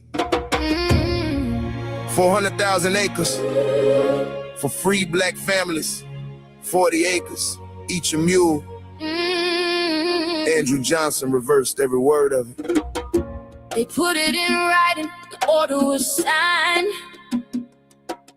400,000 acres were formally assigned. The freed built their lives on that government ground. Then Johnson took the pen and tore the whole thing down. 40 acres and a mule. That was the deal. The government wrote it, stamped it. Made it real. 4 million people freed from the chain in the field. They stripped of the land before the harvest could yield. They gave it and took it. Ooh. They wrote it and broke it. 40 acres and a mule. America stole it. General William T. Sherman met with 20 black ministers in Savannah, Georgia. The date was January 12, 1865, 4 days before he issued the formal order. The ministers told Sherman what freedom had to include: land to working, land to own. 4 days after that meeting, Sherman signed Special Field Order number 15 into the record. The order set aside the entire South Carolina and Georgia Sea Island coastline. 400,000 acres of confiscated Confederate land divided for black settlement. Each free family would receive 40 acres of tillable ground to farm and to keep. Sherman's Union Army later lent mules to the family so they could work the soil. By June of 1865, 40,000 freed black people had already settled onto the land. They were clearing fields, building shelters, planting crops, and raising families. The Freedmen's Bureau was established on March 3, 1865 to oversee the entire land process. Congress gave the Bureau the legal authority to assign 40-acre plots to every freed family. The order was signed, the Bureau was active, and the families were already on the ground. They put it in right. The order was signed. 400,000 acres were formally assigned. The freed built their lives on that government ground. Then Johnson took the pen and tore the whole thing down. 40 acres and a mule. That was the deal. The government wrote it, stamped, made it real. 4 million people freed from the chain in the field. And stripped of the land before the harvest could yield. They gave it and took it. They wrote it and broke it. 40 acres and a mule. America stole it. Abraham Lincoln was assassinated on April 14, 1865. And Andrew Johnson took the presidency. Johnson was a Tennessee Democrat who had no intention of redistributing land to black Americans. In August of 1865, Johnson issued full pardons to former Confederate plantation landowners. He then ordered all land covered by Special Field Order number 15 returned to those pardoned men. The Freedmen's Bureau received direct orders to begin evicting every black family from the land. 40,000 families were displaced from farms they had already broken ground on and built. Congressman Thaddeus Stevens of Pennsylvania pushed hard for permanent land redistribution in Congress. Stevens proposed seizing large Confederate estates and dividing the acres among the formerly enslaved. His legislation failed. Congress refused to act. In a moment for land. Reform closed permanently. Without land ownership, freed black people were forced into sharecropping. Agreements were white on the sharecropping. Locked black families into debt cycles controlled by the same people who had enslaved them. The system rebuilt economic bondage without the legal title. And generation after generation stayed trapped. The broken promise of 40 acres created a racial wealth gap that has compounded for over 150 years. The order was real. The families that moved in, Johnson reversed it. And they lost again. And they lost again. The land was returned to Confederates who lost the war. The black families who were already farming received nothing back. Nothing back. In 1865, the government had the land, had the law, and had the power to make it permanent. 40,000 black families were already farming. When the eviction notices came, Congress watched it happen. The president signed the pardons, and the system protected the slaveholder. The 40 acres were never delivered. The mule was taken back. And the debt has never been settled. Yeah. This is not a metaphor. And it is not an interpretation. It is documented in the official record of the United States government.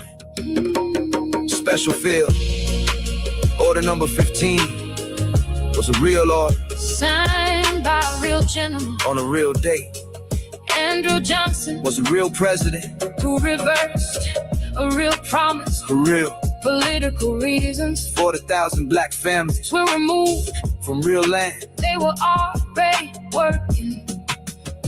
The racial love gap that exists in America today did not happen without cause. It was constructed through decisions made in 1865 that the government chose not to reverse. The 40 acres were promised. The 40 acres were occupied. And the 40 acres were taken back.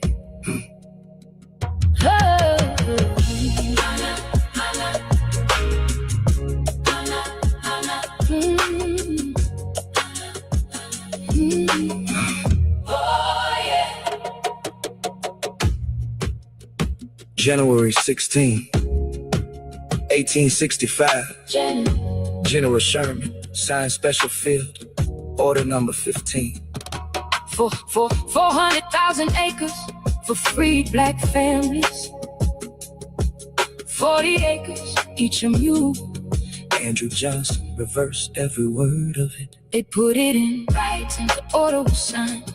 400,000 acres were formally assigned. The free built their lives on that government ground, and Johnson took the pen and tore the whole thing down. 40 acres and a mule.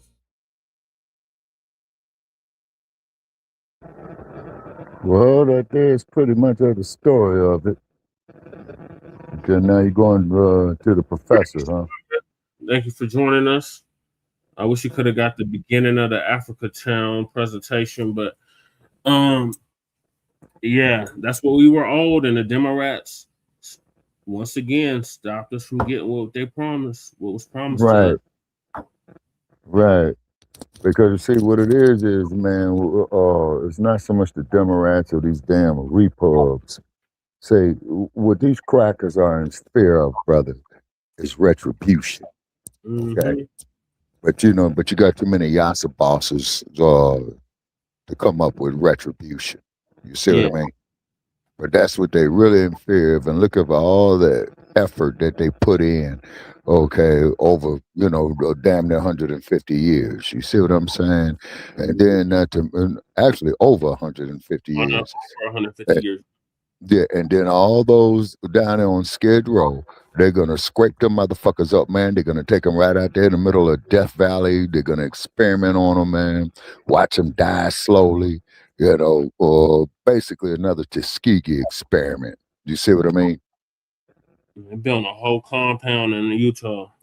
Okay, well, if they take them up there to Utah, that's going to even be worse. Because, see, you got too much alkaline in the air up there. You see what I'm saying? Yeah. And that there's going to be a slow and miserable death. You know what I mean? Yeah.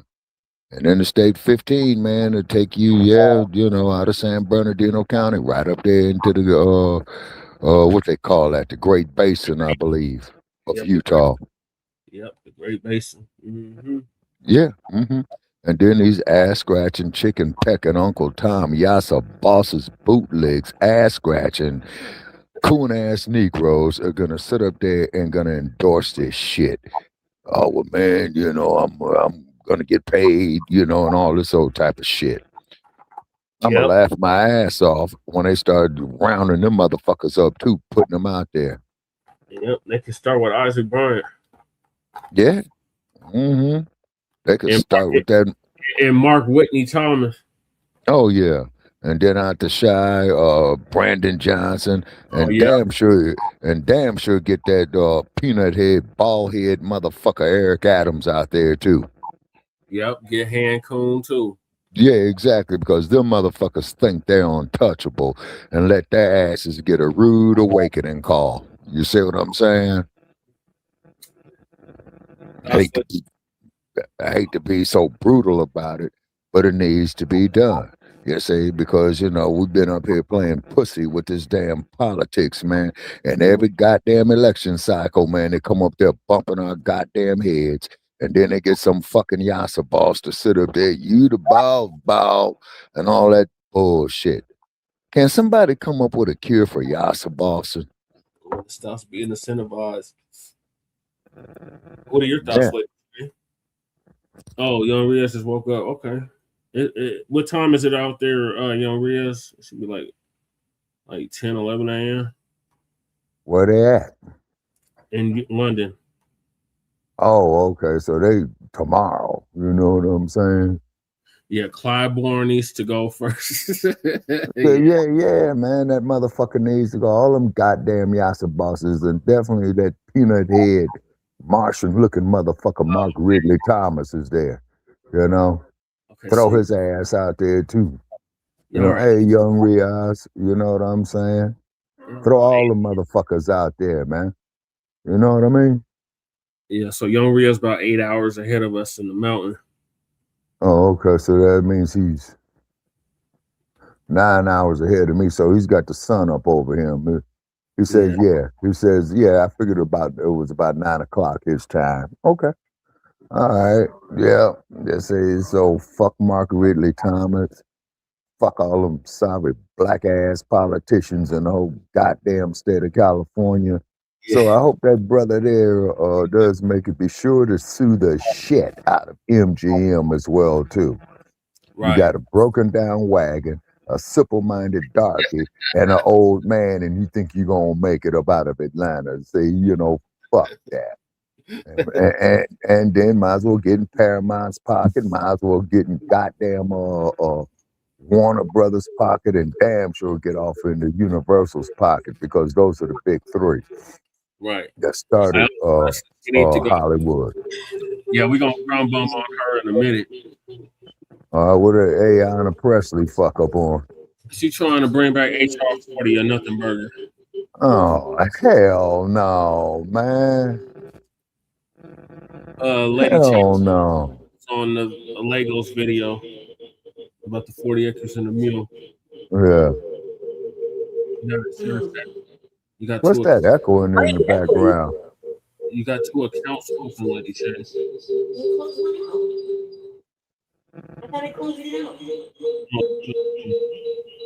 Yeah, she echoing. I don't know if it's going to close out. Okay. All right, it's gone now. Okay, the echoing is gone. Okay, and like I said, man, unless you building some goddamn industries and some businesses for ourselves only, I hate to say everything else is going to be bullshit to participate in a legal system, not a legal system, but a electoral system that continually fails us. No, they had old Sambo up there, old Sambo. Oh man, Sambo. What's the first thing old Sambo is worrying about? Was a homosexual shoving ketchup up his ass, talking about he's menstruating. That's an insult to womanhood. But his presidential run did bring out the masses of black people to vote. I know, that's what I'm saying, Brother Jay. I was hoping that the brother would have made, some type of change and what happened. Right. But once the fucker get, your hope and change of what you could believe in, man. That wasn't a damn, that wasn't nothing but an ass scratching yassa boss platform, like you said, a nothing burger. When he said here, Shabaka, when he got the nomination, there's no such thing as a white America or black America. We just got the United States of America. I should have known. Man, you should have known then, man. You should have known then. You should have known then.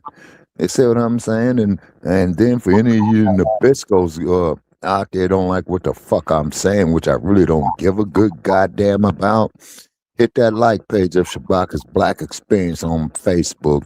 Put your idiocy up there. Then I'm going to insult your stupid ass, and then I'm going to block you.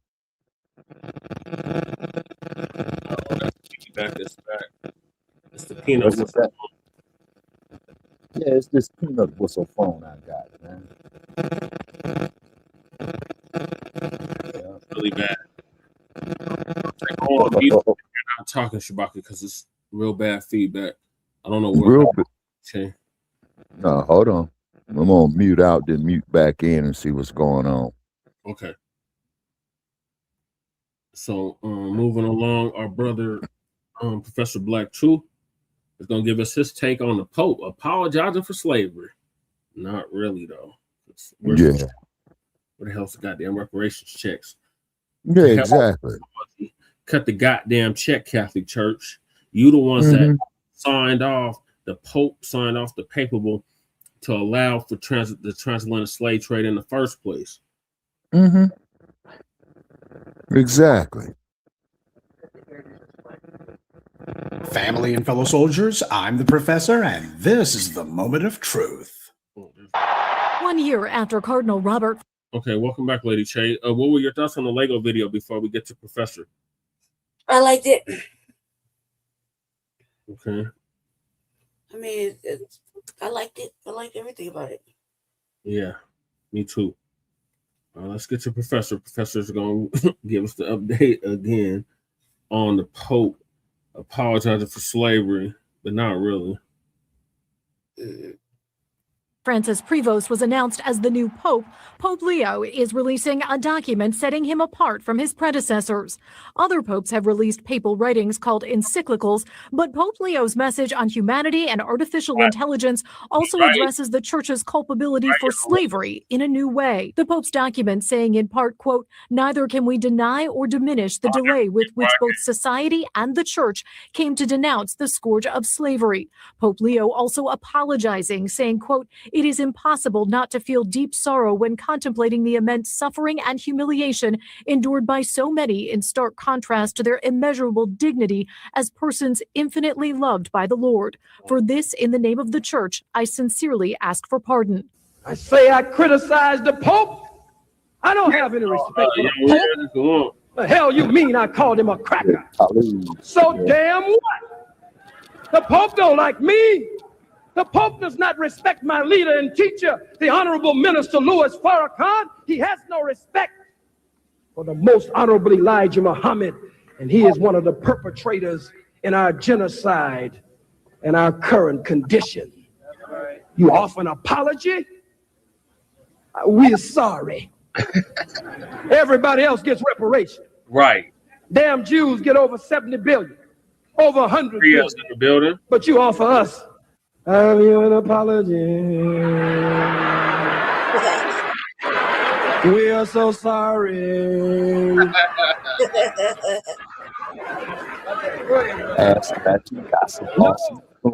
Use your influence to get reparations for us. Quote, "This, talking about slavery, constitutes a wound in Christian memory. For this, in the name of the Church, I sincerely ask for pardon." Oh, how magnanimous. Look at how this guy framed this. The suffering that Black people endured, that we were put through largely as a result of the organization he's the head of now. Our suffering is a wound in Christian memory. No mention of the wounds that we suffered on our own. Christianity wasn't hurt by our suffering, it exploited our suffering. Right. The names of the slave ships, the names of the slave forts, the names of the slave markets here in North America, and the religious indoctrination our ancestors were subjected to, and that so many of us follow to this day, all done by so-called Christians, who called themselves good white Christians, by the way, all the way up into the 20th century, and a lot of them still doing it now. So no, we got to get that straight right off the bat. What these people did, the greatest crime in human history, the beneficiaries of it as well as the perpetrators of it, these people don't see what they did as some sort of wound in their memory. They wear it like a badge of honor. They're proud of what they did. And this statement from a so-called pope is an insult. He didn't even have the decency to call out and condemn the beneficiaries of slavery. He didn't even decide to say what it was that he was apologizing for. He talks about it as some sort of historical artifact and one that wounded the memory of the church that he's the head of. Well, I would say that slavery is a far greater wound to those who endured it and whose descendants are still suffering the economic, social, and political brutality that slavery established and which the Catholic Church and its adherents actually benefited from. None of those conditions has changed. Even the pathetic UN gave one or two insincere mentions to our condition, but the so-called Holy See, as the Vatican likes to be called, has been completely blind to our suffering. If the Pope truly wants a pardon, if he is truly asking that the criminal organization he leads be pardoned, then he needs to say who it is that he needs a pardon from first and foremost. Who is it that he wants to pardon him? Is he praying to God? He didn't enslave God. So I'd like to know, since the Pope didn't see fit to actually specify, who exactly is it that he's seeking a pardon from? Well, since the Pope seems to be confused on this issue even after all these centuries, I can go ahead and clear it up for him. If he wants to be pardoned, then what he has to do is he has to make recompense. That means reparations. To be forgiven for something, the offender must first do three things. One, they have to confess what they did, get it on the table so that it's clear that they understand what they did that was wrong. Secondly, the person has to make recompense to the individual or individuals they wronged. And finally, they have to make it clear they understand that they're not going to do it again. Germany did this with the Jews. They did everything that could be expected of them short of using a time machine. Black people, on the other hand, haven't gotten any of these things. And an apology is not the same as a confession. To say that you want to be pardoned, but to not say what it is that you think requires pardoning, that's nothing more than an empty gesture from someone who wants to be able to say that they apologized, while at the same time saying nothing at all. You see, what the Pope did, this is how a politician talks, not a pastor of a flock, but there's good reason for that, because the Vatican is a state. Did you know that? It's an independent sovereign city-state. So when they deal with other countries like the US, they do so in the context of being on the side of established power, in the exact same way that these white nations who also perpetrated slavery are in cahoots with each other. So when the Vatican does something, this isn't like your local pulpit pimp spitting some game from behind the lectern. This is a politician, a political leader, and what he does has to be seen in the context of what his other white counterparts do. So this is at most a political calculation of some sort. Do they think that they need to do this to head something off or to set something up, perhaps? Because this isn't the first time that the Vatican's done this. This is not the first Pope who said something like this. And the white media is reporting on this nothing burger as if we should be impressed. That's what they want. They want to see if there's any gullible, silly Negroes out there who are basically going to do what most people do, which is to just look at the headline. You're not going to actually read what's said. You're going to look at the headline and go, the Pope apologized for slavery? For reals? And hopefully you'll be impressed by that. But impressed by what? You got this old white man here saying that he's apologizing. Oh, I'm sorry. Saying that he's humbly asking for a pardon without even bothering to say what the Catholic Church, his church, did that needs pardoning. The Pope of all people ought to know that confession is required for the remission of sin. The Catholic Church itself is based on the practice of the confessional booth, where you're supposed to go into details about what sins you've committed. Apparently, this new Pope must have skipped that day of the priesthood. Does this sound like a confession to you? Me neither. That's why I started off this morning's briefing with Khalid Muhammad's words. The Pope at the time that Khalid gave that speech was Pope John Paul II, who was and remains the most famous Pope of the 20th century. But Khalid wasn't intimidated. The Pope didn't have any respect for us then, and his successor doesn't today. That's because white supremacy is about continuity of policy. And the Vatican, the papacy as an institution, has been at the vanguard of white supremacy. Other popes have given half-hearted, mealy-mouthed, quote-unquote, apologies in the past, or what the white media's tried to call statements of contrition, but that's never been the point. They do it as a feeble PR move. Every once in a while, somebody will try that to get themselves some quickie glowing headlines from a compliant white media. Phony piety for their real crimes. To do what the Pope has done is disrespect towards us. They harmed us, then had the nerve to say that they were wounded. This is the kind of treachery the Vatican spent 2,000 years practicing and perfecting. So since the Pope doesn't respect us, we're not obligated to respect the papacy. And that's probably what concerns these people. The Pope's word salad reminded me of a lecture that Dr. John Henrik Clarke gave, where he said that so many people love these pork chop preachers who get behind the pulpit and say, Jesus, Jesus, Jesus, Jesus, Jesus. And then the pastor will have the nerve to say, can I get a witness? As Dr. Clarke said, witness to what? You didn't say anything. That's what I think of the Pope's apology for slavery. He didn't say anything. And then he says that slavery was a wound to Christian memory. To mention nothing of the slaves and their descendants who were wounded, that's contempt. As usual, when these white supremacists, and yes, I'm calling the Pope a white supremacist, when they pretend to address the wrongs that they've done to us, but they always bait and switch it around and make it about them, this is them telling you they've got nothing but contempt for you. And what he did was one of the worst non-apology apologies ever. As Brother Khalid pointed out, everybody else has these minor, insignificant, meaningless little inconveniences. And yet those people, they get reparations when they've been wronged. Slave owners were given reparations when they were the ones who committed the crime. And yet, when it comes to us, all they have to say for the greatest crime in human history is, "We ask your pardon." Damn that. You come up to me with nothing but an apology and I'll make your racist behind sorry. Action is what's called for here, not hot air. Reparations is the only way to show that you truly are contrite for the greatest crime in human history. And reparations is what we say it is. Us and nobody else. All these people are trying to do is half measures, meant so they can go ahead and gloss over what they did and claim, see, we did something, see, we apologize. I mean, that's as good as a check now, isn't it? When the Catholic Church was violating children, let me rephrase that. The one time that they actually got called out for violating children, did the victims of those crimes accept an apology? Did anyone tell them that was a long time ago, you need to let it go, people have moved on and you should too? Is that what they were told? No, because these were white people. So they weren't about to say some stuff like that to them. Instead, they demanded reparations.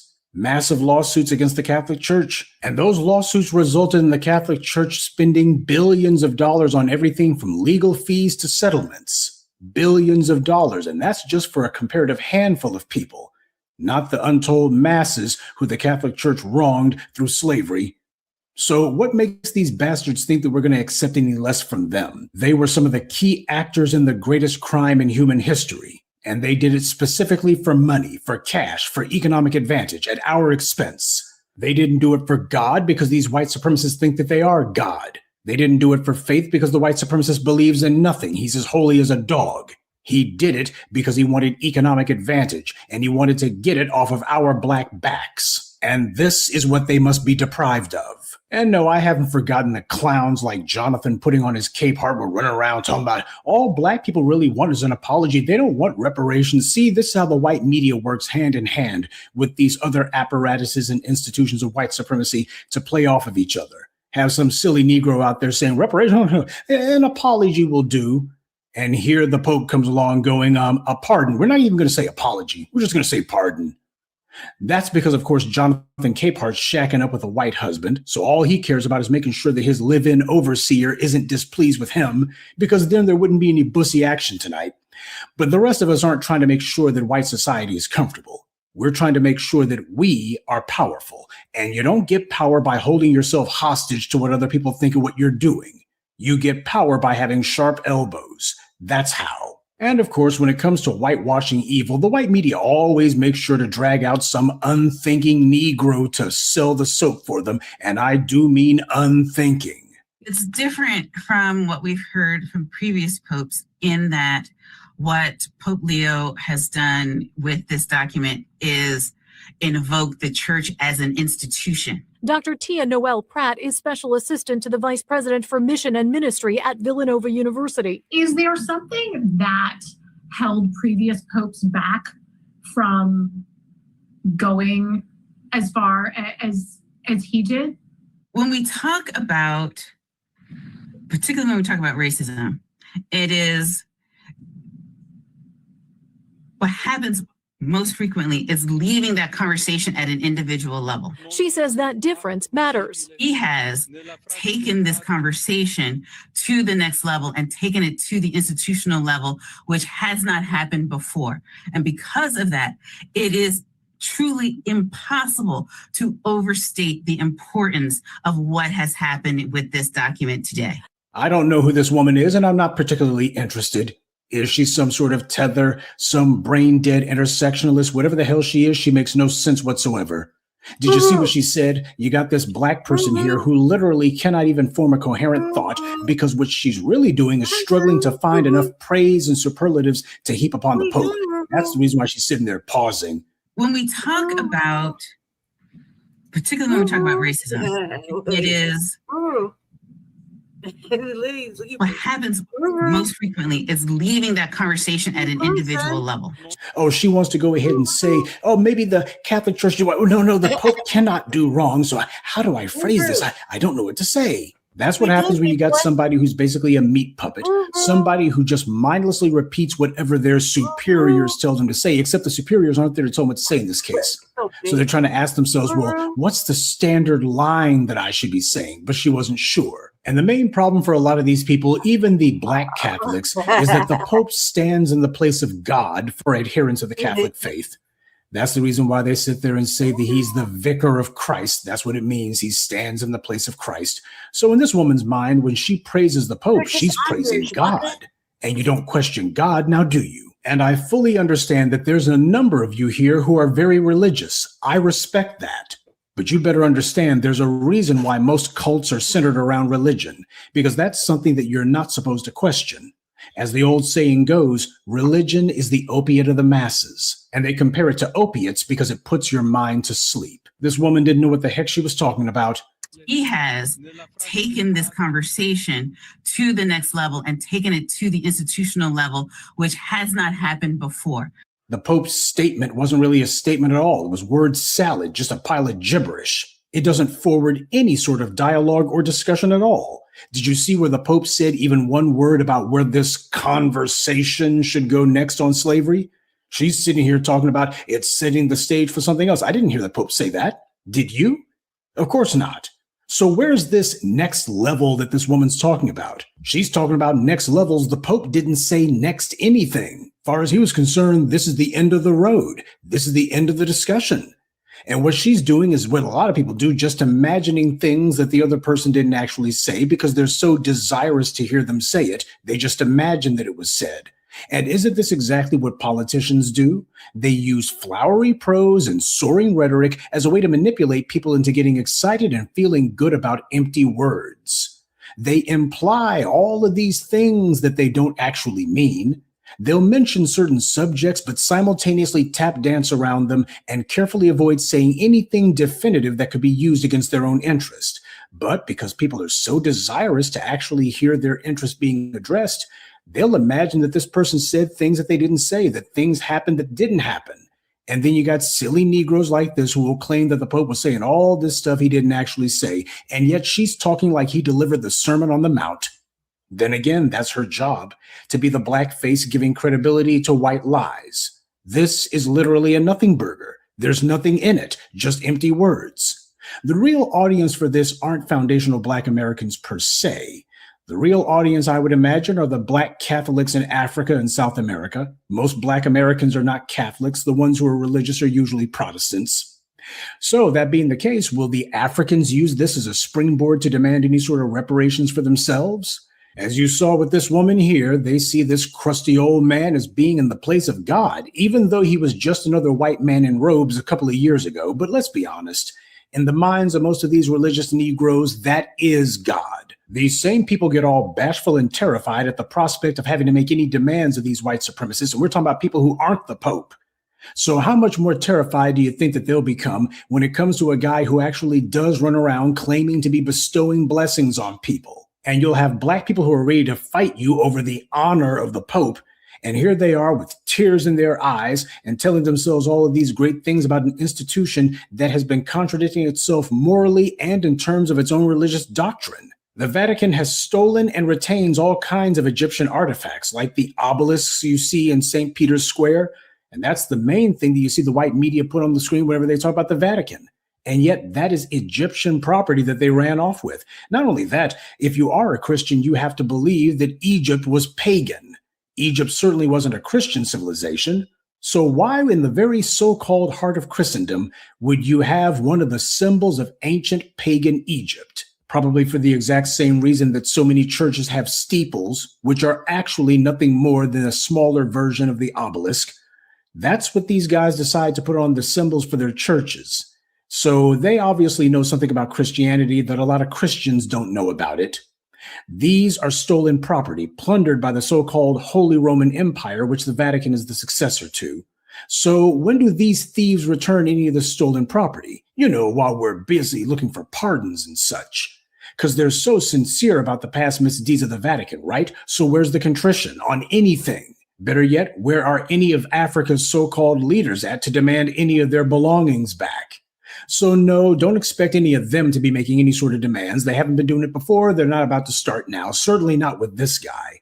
I expect that they'll do the opposite. They'll claim that his empty, worthless statement is somehow equal to atonement when it's not. Oh, and on a side note, the Pope also decided that he would devote much more time to talking about what the real subject is, and that is the potential dangers and perils of artificial intelligence. Now, when it comes to AI, this is something that I've been meaning to address when it comes to all the people making such a big deal about it, especially when it comes to politics.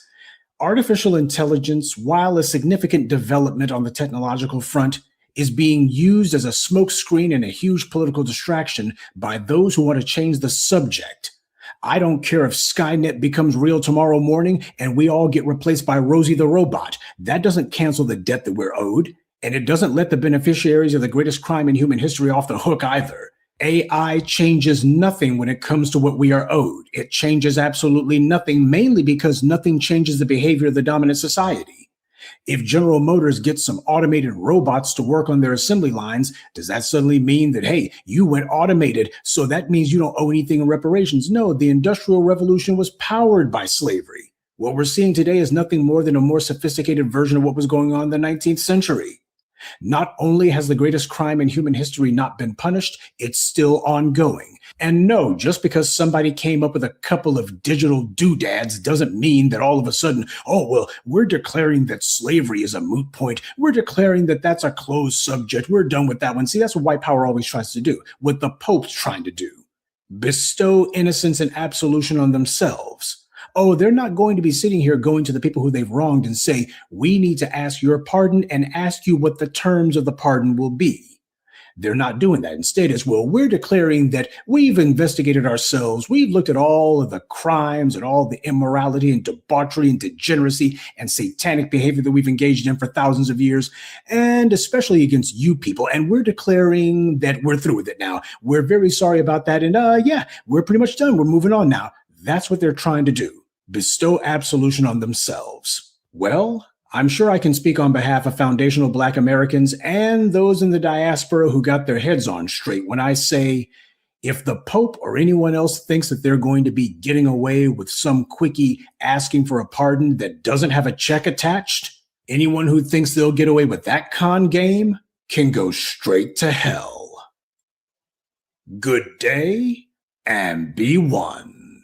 I'd like to take a moment to mention some of our contributors: Alexa Villard, Jerome Simmons, Maurice Humphreys, Keith Mays, and Michael McMillan. Salute to them and thank you to everyone for listening, liking, and sharing this message. Black empowerment only exists because of you.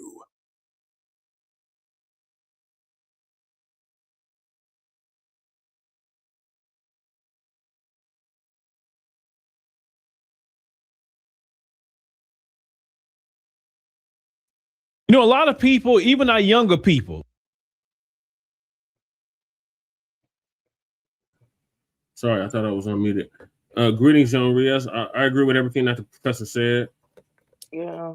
The hell with an apology and cut the goddamn check. Greetings from across the pond. We got Young Riaz in the building.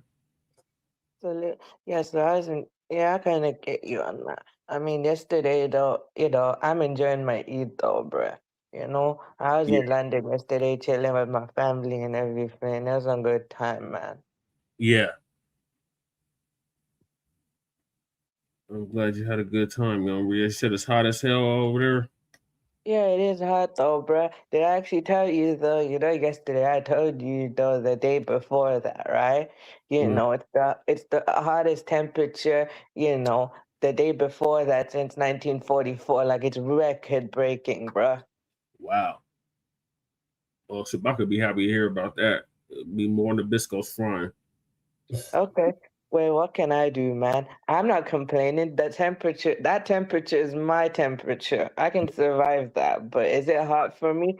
Wait, sometimes it's only minor complaint because I can survive the heat, It's just the humid stuff, though, that I'm just going Yeah, through. it is humid over there, too.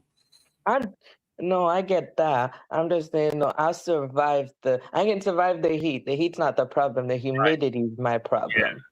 Yeah. Yeah, Shabaka, he say the same thing. That's why he's in the desert opposed to the south. Lady Che, what are your thoughts on what Professor laid out about the Pope's bullshit ass apology? I didn't even know why the Pope even wasted his time. That's what I thought. I was like, fucking apology, is nobody getting the memo? Like, we don't take apologies. Right. We take payments. We don't take apologies. Apologies for, no. Too Yeah. late to mention. I don't know why the StreamYard's not working for you, Shabaka. Try it again. Yeah. How hot is it over there, young miss? Oh, I think that was the day before yesterday. I think it was like 87 degrees or something. So it was like 32 degrees Celsius, but in Fahrenheit, it was around 87. Yeah. Okay. Yeah, like today though it's like 20 right now. So I think right now it's 68, but then I think it'll get hotter later. Yep, they're getting judged right now. Y'all rules from the NO in the building. Yeah. Yeah, it's 60-something degrees over here right now. 57. Yeah, I think so. Yeah, it's like that in my house right now. It's like 60 degrees, like juice. Yeah, I can check right now for you actually. Yeah, so fuck the Pope. Right. Like Catholic. Man, come on now. And that Dr. Khalid Muhammad, man, this shit was so funny. Yeah. No, I'll be for real that was bad funny though, you know. Wait, but I didn't tell you though. You know what's interesting for me? I used to go to Catholic school, Catholic high school, but it was like a mainstream one, right? Just a normal mainstream school that was owned and funded by a Catholic type thing. You know what they made me do, right? I didn't want to do it, right? You know when they had Ash Wednesday, right? It's not that I'm not showing or respect or whatever to their faith type thing, but I told them, look, I don't want to do it because you're making a Muslim do what a Catholic do. I don't do what they do, but they're trying to make me do it because they say, oh, it's compulsory. And then, years later, when I told my dad what they made me did, they said, why did they make you do that? Because that's how the Catholic Church is. Like literally no shame making a Muslim do that. Like I literally told them what faith I was. I know, but whatever. I was just a kid. I was just young back then, and it's all right. I'm past it, Yeah, I'm sorry they put you through that, young Riaz. Yeah, that's some bullshit. Like they should have honored your faith. Yeah, like it's not like our way. Like, yeah, my way of showing respect is look, I show respect to your faith, you show respect to mine. Don't mean I have to do what you have to do, Can't can't force me to do something I don't want to do. If I'm not comfortable, can't make me do that. Right. Right. But this is the same Catholic Church that went around the whole world forcing people to convert to Christian. Otherwise, it was off with your head. That's what that whole position in the Crusades was all about. And then when they came up with that Council of Nicaea before that. Yeah. Wait, is it the same ones that basically went to Spain? Like, Spain was under Muslim rule for like, I think it was like, wait, was it? I can't remember what year it was. Was it like 700 or 800 or something like that? I can't remember what year. 711 AD to 1490. Yeah, right. Did you actually know Barcelona was actually under Muslim rule for 80 years? Yep, it sure was. Under the Moors. Yep.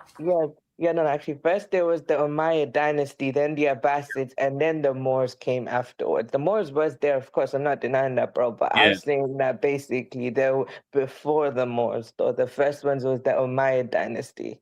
Yep. Yeah, we shot a whole documentary on that, as a matter of fact. Dr. Cabernet did. Yeah.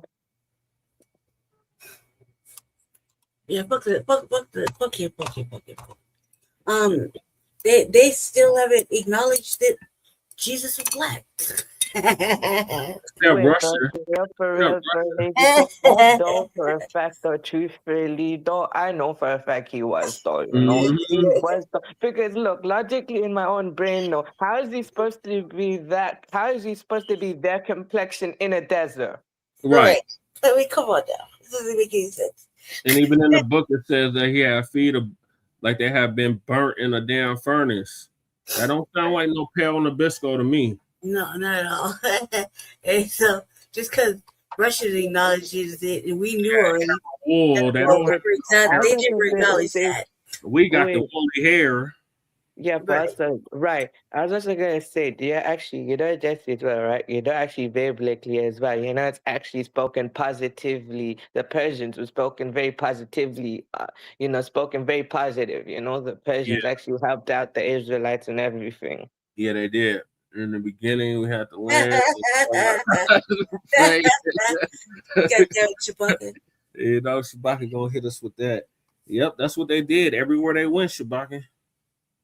That damn Catholic Church, they did that everywhere they went. From Iran to Asia to Australia to the Americas. Everywhere they went. Yeah, that makes sense though. You know, like basically, you know, I know you already know how much the Brits owe me $47 trillion, but despite me not getting what they're giving me, I'm doing what I gotta do. You know, my family's just gonna keep going despite that, you know. I already have, you know, my family anyways, though, in their homeland type thing, they've already got stuff set up. It's just that some members just choose to leave and some choose to stay. So like both my mother's parents remain there since, and some members just choose to stay, you know, and some is just, you know, choosing to go. Like my grandfather chose to go, and some of, you know, my cousins, like they went in and out type thing. And then I think I got a cousin here, so you know, he just yeah, of course, because you know the reason is why some just choose to leave anyway is they've already fulfilled everything they needed to do at home. So why not just go somewhere else and seek more opportunity? Yeah, but you got to go back home, fix your home. The British ransacked your home. Yeah, like and the sun didn't set on the British Empire. Everywhere they went, they was tearing up shit. Of course. Wait, do they go home? Yes, my grandfather still come. You know, basically with what I do, right? With my parents, of course, they just invest like both. They both, you know, invest in the country, but then they also send it at home as well. So they're not just leaving them underfunded. They're helping out. Right.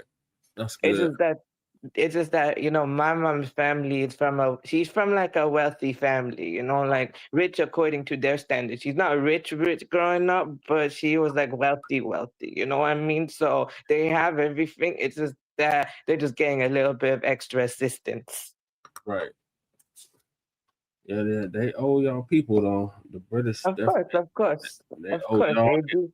47. Do you know how much it adds up though? The full continent adds up $47 trillion because it's 1.7 for each country, actually, you know. 1.7 billion added together, you get 47 trillion. Yep, that's them. They have that leprosy. They had that leprosy. When they was doing shit to their skin, that's why they got banished to Europe in the first place. Yeah. All right, so now we're gonna get on the slush fund. So the sister said, since Trump was able to do this damn slush fund, what's the Democrats' excuse? Basically, is what she's saying. So Uncle Phil gonna give us an update on that. Are realizing that the Democrat Party has been playing in Black people's face, and with Trump, when he did that $1.7 billion slush fund for his people, that really exposed the Democrats. Now, I want you to hear what this little young sister has to say about it, because we've been talking about this, but I'm so glad our younger brothers and sisters are catching on. Trump or not, one thing that he just taught everybody, including you too, Black girl, including all y'all, everybody who don't like the man, right? One thing that we all can learn from him, right, is that if the blue party wanted to do anything for y'all, they would have done it. You gotta pay attention. The man not finna get up here and give y'all 100 literal speeches. But if you pay attention to his actions, the stuff that he do, he's literally showing y'all, if y'all would just stop and just think for a second. He's literally showing y'all how they was playing in y'all goddamn face. He done all of this shit within 2 years. And the Blue Party has been in a chair for 12 years and they do shit for the Black American community, but keep using their Trump. DEI wasn't even for us. That was for immigrants. That was for people of the rainbow community. That was not for Black Americans. But guess who they always use for vote? Black Americans. If that man didn't show y'all anything, he showed y'all that if they wanted to do it, they would have done it. He's showing y'all how they was playing in y'all face. Soon as they got in the chair, they have gotten so much shit done, I can't even think of it. The young sister is just speaking the truth. Can't say no. Let's give her a hand clap on that. She's just speaking the truth. Yeah, because you know what? Yeah, Trump did go in there with an agenda. Whether you don't like the agenda or not, and a lot of us don't, he still had an agenda and said, I'm going to get it done. And if Congress won't let me do it, I'm going to do it anyway. I'm going to figure out the way of doing it, whether I got to go to the Supreme Court, whether I got to do whatever. I'm going to get it done. And Trump had the same power that Barack Obama had, the same power Joe Biden had. Okay, it's no different.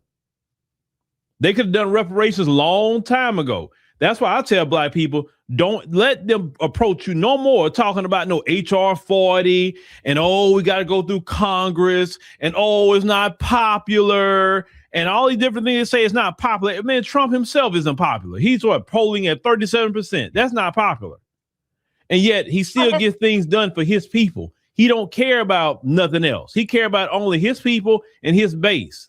See, what the Democrats don't like right now, and when Trump started doing all this stuff, say, oh, shoot. Now he's forcing us to have to do something for Black people. Are we really not going to get the vote? I know they're pissed. They're pissed at Trump. And yeah, they're going to try to fight him about this slush fund. Oh, yeah, they're going to try to fight him because if it sticks and then he starts putting checks in their hands, then we can say, all right, thank you, Trump. Now, Democrats, you better create a fund for us, too. The Reparations Fund. And we need our checks, too, through the Department of Treasury. We can't play with these Democrats, man. We can't play with them. All that boule babble and all that mess that they do, we don't got time to listen to that no more. Democrats truly, and I'm going to tell you truly, you either get out reparations or you're not getting the vote. That's just bottom line. Because Black Americans have been dealing with the racial wealth gap. Black Americans have been sabotaged all the way around, education, business, you name it. Black people have been sabotaged. And the Democrats, and a lot of it's happened in Democrat-run cities because a lot of Black people live in Democrat-run cities. So, yeah, you may live in a red state, but a lot of Black people live in Democrat-run cities. And how is it that the Democrats are supposed to be so much our friends and so much about equality and being against bigotry and all this other mess, yet Black people's lives isn't better in these so-called Democrat cities? But these same Democrats, when they was in power with Joe Biden, they had no problem putting money in the hands of illegal immigrants. They had no problem doing it. So that's the second step.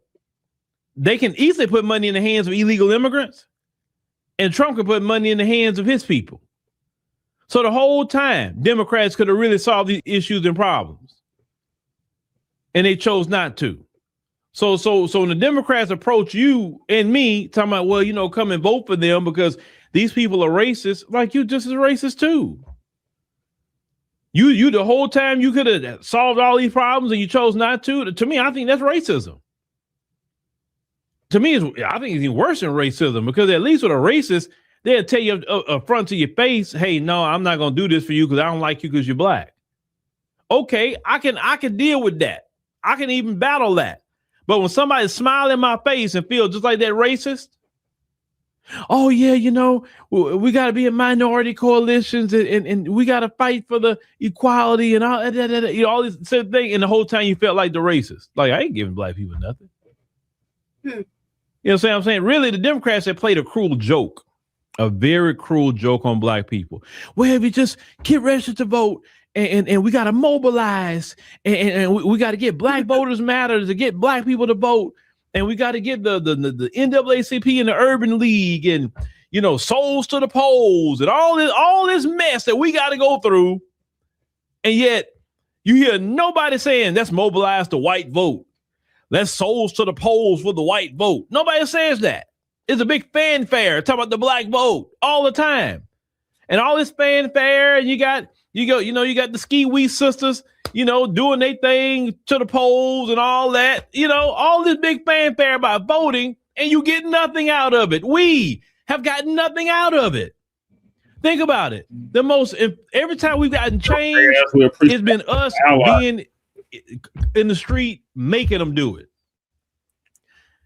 Them police wear body cams today. You know how they wearing body cams? It wasn't because we all got registered to vote and went to the polls. No, Black folks are like, oh, you taking our lives in these streets? Oh no, we got to have an uprising about this. We're going to get some justice. In the midst of Black people having an uprising is why I say, yeah, we know we need to institute these body cams. Body cams wasn't a thing that we voted for. That's basically something we made them do. Now it's standard issue with most police officers now. When you look at different things that we fought for, we never went to let's vote and get it done, because that's believing in the system. And the system was never created to benefit me and you as freedmen, Black American, FBA, so long, whatever names you want to say. It was never meant to benefit us. Yeah, they got you on a hamster wheel when they just say, oh, all we got to do is vote. And look, I don't have an issue with voting, but here's the thing. Vote for what? If I vote, I better get something out of it. I seen the lady over the registrar in Harris County talking about the voting. And they say that's 5 million people in Harris County, 2.7 million people is registered to vote in Harris County.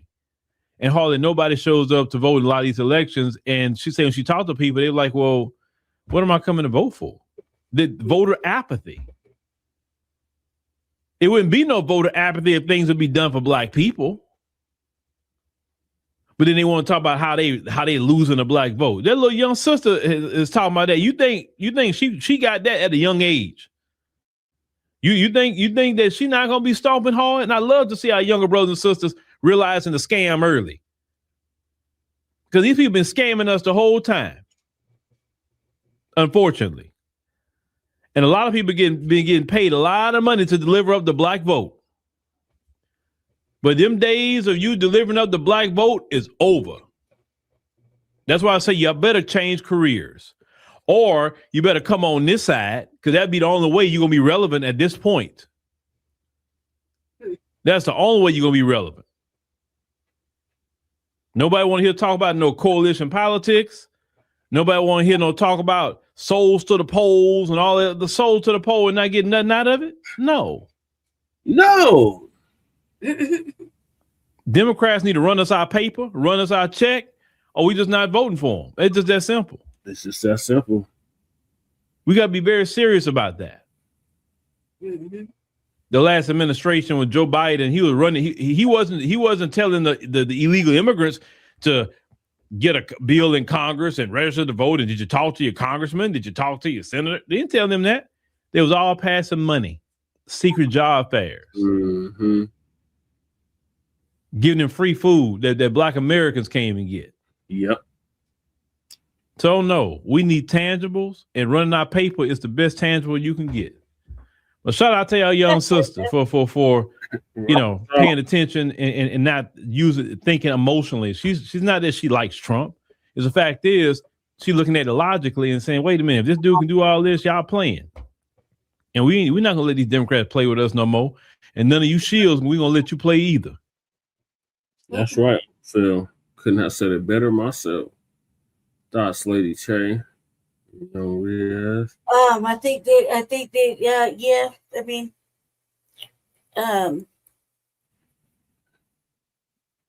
it's definitely making it clear that anything is possible.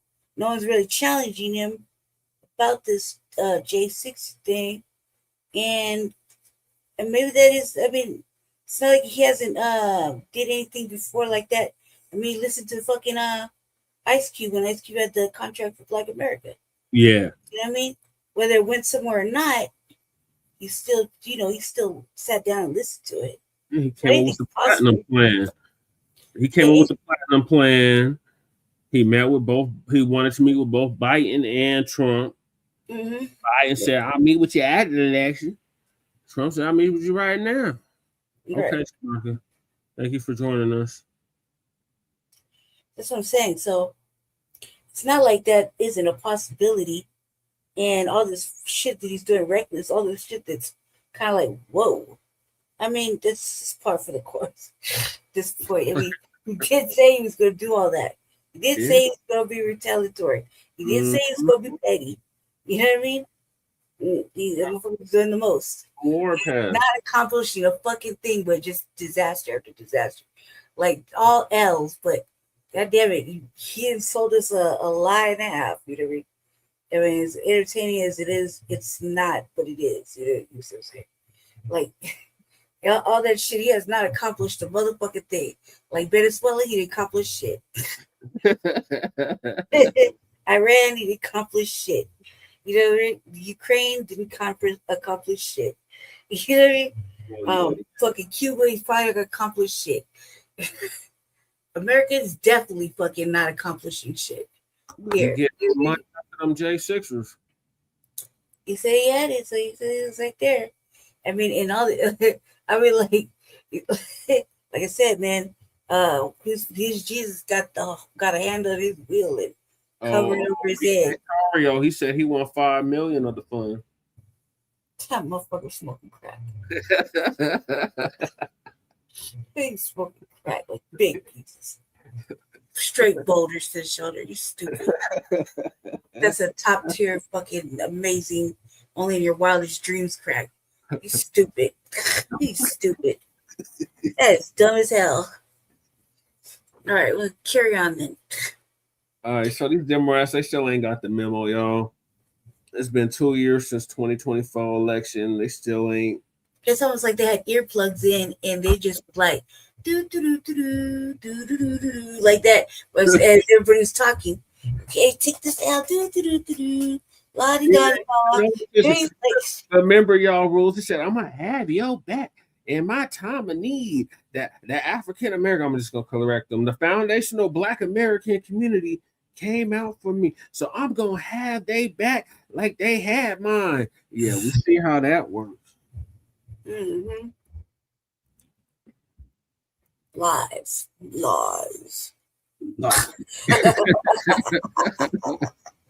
So Lisa gonna give us an update on these Democrats.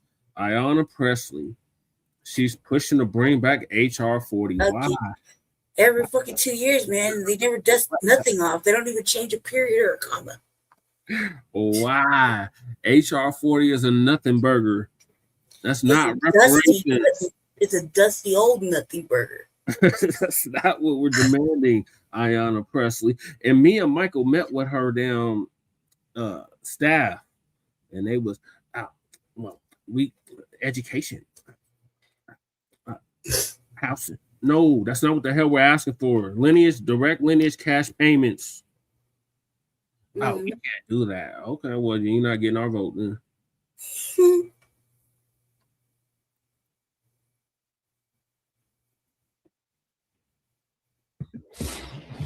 All right, y'all. Shalom, family. Good to see everyone here. Hope you're doing well. I tell you what, I stepped outside briefly. UPS came by and picked up the orders.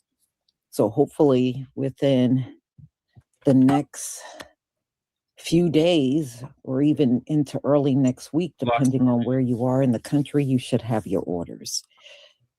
So y'all, one side of my face is starting to feel numb, and I know it's my sinuses from being outside. Yeah. So anyway, we're going to talk about Ayanna Pressley bringing back HR 40. Oh my God, why? Now, here's the problem I got with that.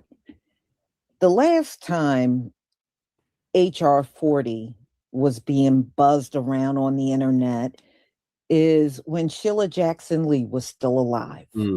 Since she passed on, nobody was talking about HR 40. Nobody. Until people start losing their seats. Now, all of a sudden, here you come with HR 40. You know, are you doing this because you're being drawn out of your seat? Yep. From what the Republicans are doing? Yep. Because it doesn't feel genuine. It's not. We have been through enough. That's right, Lisa. And y'all been kicking around reparations now for about going on 4 decades. Yep. Almost 4 decades of babbling about reparations. And then Donald Trump comes up, and within just a few months of winning money, he has surplus account to pay out people for January 6th. Now, here's how I feel about this whole thing. Don't bring up HR 40 unless we are talking money. Exactly, Lisa. And you are ready to set up funding for this money, not just babbling about it, but actually doing it. Donald Trump has showed us not only can he get the money, he didn't have to get no approval from a living soul sitting in Congress. So we don't want to hear it will never pass, because, you know, that's what Jim Clyburn would say. And even some people are saying that now online. I looked at some video. It was some old Latino talking about it's never going to happen. First of all, reparations ain't got nothing to do with a Latino. Right. You need to stay in your lane and mind your effing business. That's right, Lisa. All right. I done had it with you foreigners chiming in on what we're getting. It has nothing to do with you. If you are concerned about reparations, you go see Spain about your reparations. Exactly. Sue your cause. Nobody owes a Latino reparations in the United States. Y'all go see Spain. If you're from Mexico, go see Spain. If you're from Puerto Rico, go see Spain. Right. If you're from South America, go see Spain. And leave us alone and stop chiming in on everything we're doing. Damn. Some of y'all, I think, would die if you could not chime in on every damn thing that we do. They are gonna be So after midterm CBC. Listen, I don't care if she want to dig this back up. I wasn't going to pay attention to it anyway. Right. But if you are going to dig this BS back up, you better be talking money. Right. You better be talking money. And we don't want to hear nothing about what ain't going to pass. Right. We don't want to hear it. We don't. Because if Donald Trump can push money to his people without Congress, y'all should be able to set up funding and push that funding out to us. We don't want to hear no more excuses. Right. We don't want to hear what can't be done, what nobody is going to approve this. We don't want to hear it. Nope. We don't want to hear it. There's all kinds of people saying they don't like what Donald Trump is doing, but Donald Trump is pushing right ahead and getting it done. Yeah. That's all you got to do when it comes down to our reparations. No matter how much you get people saying they don't like this and like that, you just keep forging ahead and get it done. That's right. Okay? You don't see him all hung up. There's a lot of people online that are dragging Donald Trump for trying to give money to criminals. Yeah. Even his own people are online dragging him over this stuff. And so you see, he doesn't have a care in the world. Nope. He's still trying to hook these people up. Yep. So when people tell you, the Democratic Party, that they're against us getting reparations, you should do the same thing. Ignore the people that are saying it and push forward and get the money and get it pushed out to us. Right. Because if you don't do it, it tells me it must be another underlying reason why you don't want to do it. You know, it's okay for money to go out as long as it's not for us. And we know that's all about racism. Mm-hmm. So if Donald Trump can do this thing, then there is no more excuses for the Democratic Party. You must get this done. There is no one that deserves reparations more up in here than us. It ain't just what happened during slavery. It's all the hell that happened to us after slavery. You know, and last night I was looking at some Karen videos. I said, see, we still going through it. One thing I do like is our people are now fighting Karen back. See, little Karen she don't have it so easy in these streets no more, because a lot of our people are coming back at her ass hard. And I'm loving it. And I'm glad we are finally getting to that point. But that's a whole different subject. So, Ayanna, if you are not talking money, please don't bring this back up. Right. That's all I got to say.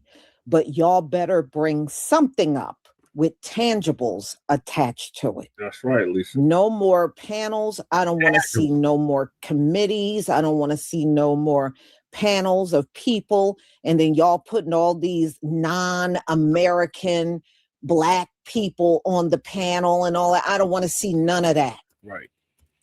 I don't want to see y'all pulled that already. Don't pull it again. Exactly, Lisa. So I would much rather, if you're not going to bring up money this time around and tell us how you going to fund reparations for us, I'd rather for you to lose your seat.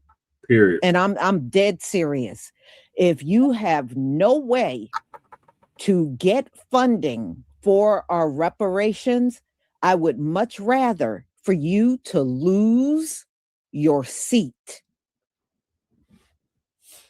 So let me go ahead and share my screen so you can hear what she is saying now that she has resurfaced HR 40.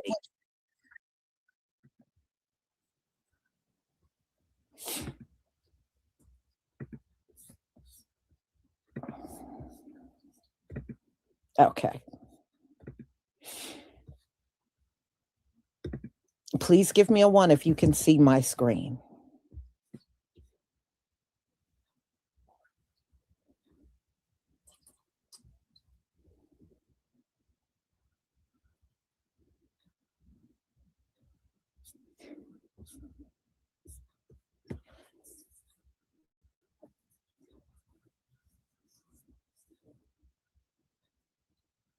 Thank you.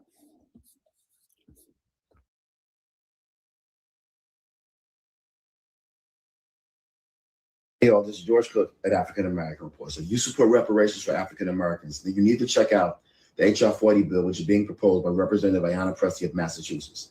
The bill would form a commission to study proposals for reparations for African Americans. Here's Ayanna Pressley talking about it. Hey family, happy Tuesday. I won't hold you long. On the heels of the National Day of Action that I participated in Montgomery, Alabama, shout out to all the organizers who made that mass mobilization possible. Certainly I'm reminded that the Voting Rights Act and the reparations movement are inextricably tied. The point of both is to right a wrong. It is redress. It is reparative. On the heels of that, Donald Trump has now stood up a white reparations billion-dollar taxpayer fund. It's a slush fund. People are outraged, but I need you to channel that outrage. Don't just make a post. Lobby your member of Congress to support HR 40, because Black folks are long overdue for reparations. We never got our 40 acres and a mule. We labored for 400 years without getting paid. Every bit of prosperity this country enjoys was built on our back. We didn't get access to the GI Bill, to the Homestead Act. We're still victims of redlining or appraisal bias, and I could go on. But policy is my love language. I need more than your outrage. I need your support. Sign on to HR 40, reparations now. So please contact your congressman and get them to sign on to a bill and support it. There's not much going on in Congress right now when it comes to reparations, and I know how people feel about studies. This is a start. All right, y'all. Goodbye. God bless. No, no, no, and hell. Bad baby, what are y'all doing? Absolutely. I mean, not one promise has been kept to Black Americans in this country when every bit of prosperity you enjoy was built on our backs. 400 years of labor for free. And we never got our 40 acres and a mule. And we are still, harmed by practices like redlining and appraisal bias. And so we are long overdue for reparations. I'm proud to be the lead sponsor of HR 40. Black folks are certainly deserving of redress and reparative work. And one bill will not undo centuries of harm. I just watched Ayanna Pressley drop this gem. Not one promise has been kept to Black Americans. Ma'am, the only promise you've kept is making me hit the mute button faster than a liberal deletes their tweet history. 400 years of unpaid labor? Sweetheart, your entire political career is unpaid labor for common sense. You've been cashing the same congressional check while delivering exactly zero results, except more whining. 40 acres and a mule? Girl, at this point, Black Americans would settle for 40 seconds without you embarrassing them on national television. You know what's hilarious? This is the same Ayanna Pressley whose daddy was in and out of prison her whole childhood, and whose husband Conan did a decade bid for drug trafficking. Yet here she is, demanding the country pay up for broken promises, while her own household couldn't keep a single one. That's like the pot calling the kettle, well, whatever color she dyes that wig this week. America didn't break promises to Black folks. Yes, they did. They gave you affirmative action, welfare state experiments, and free pass to Congress despite zero accomplishments. And what do we get? What do you mean? What do you get? You got the Homestead Act.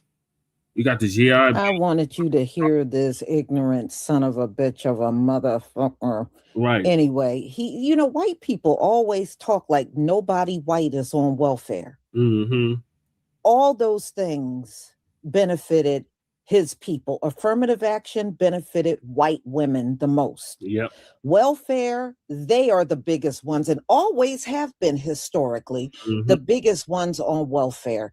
This is an idiot. This is a babbling idiot. And I just want y'all to see when they respond to reparations, the kind of idiocy that comes out of their mouth. Right. Everything that he's raising, his people benefited the most from it. Exactly. But like a typical ignorant, high IQ MFer, he thinks everything that is a handout pertains to us. No, his people have been the biggest ones getting handouts from day one. Exactly, Lisa. But it is time we need to shut these people down permanently. And just don't click on their videos. Don't listen to nothing they have to say. And just keep it moving. It is time to just shut these ignorant fools down. I agree. He can babble that nonsense to the people that look like him. But we need to close the door to all of this talk. Because when they speak like this, they want us to be their audience. And all we got to do is take it away from them. That's all we have to do.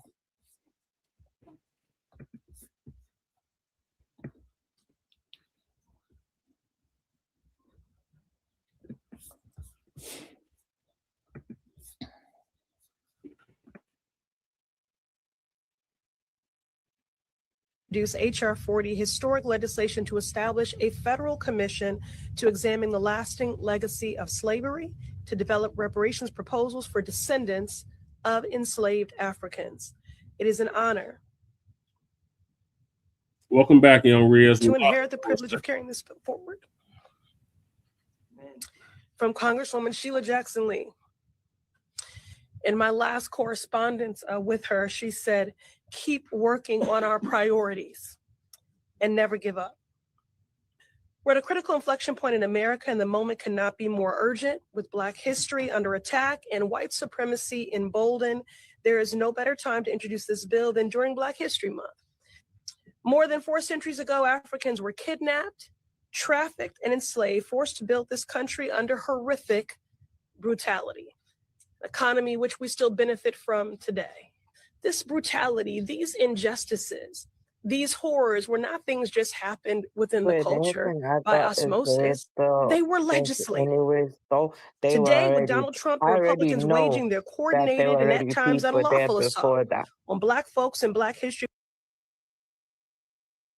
Yeah, you're reintroducing it. John Conyers Jr. introduced it back in 1988, 89. Yeah, I get you on what you mean though, because look, I kind of figured that anyways though, because actually the first man to work the earth is Black though, so it is logically though, of course, overweight, they're gonna be there. Right, we're the original people all over this planet.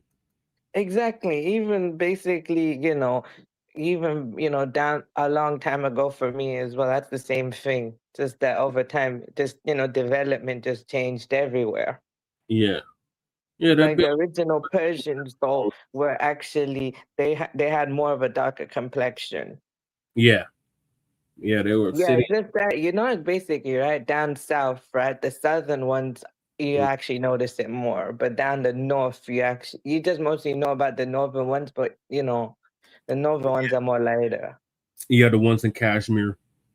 Yeah, the ones close to Kashmir, the one near the Pakistani border. Right. Over there by Istanbul.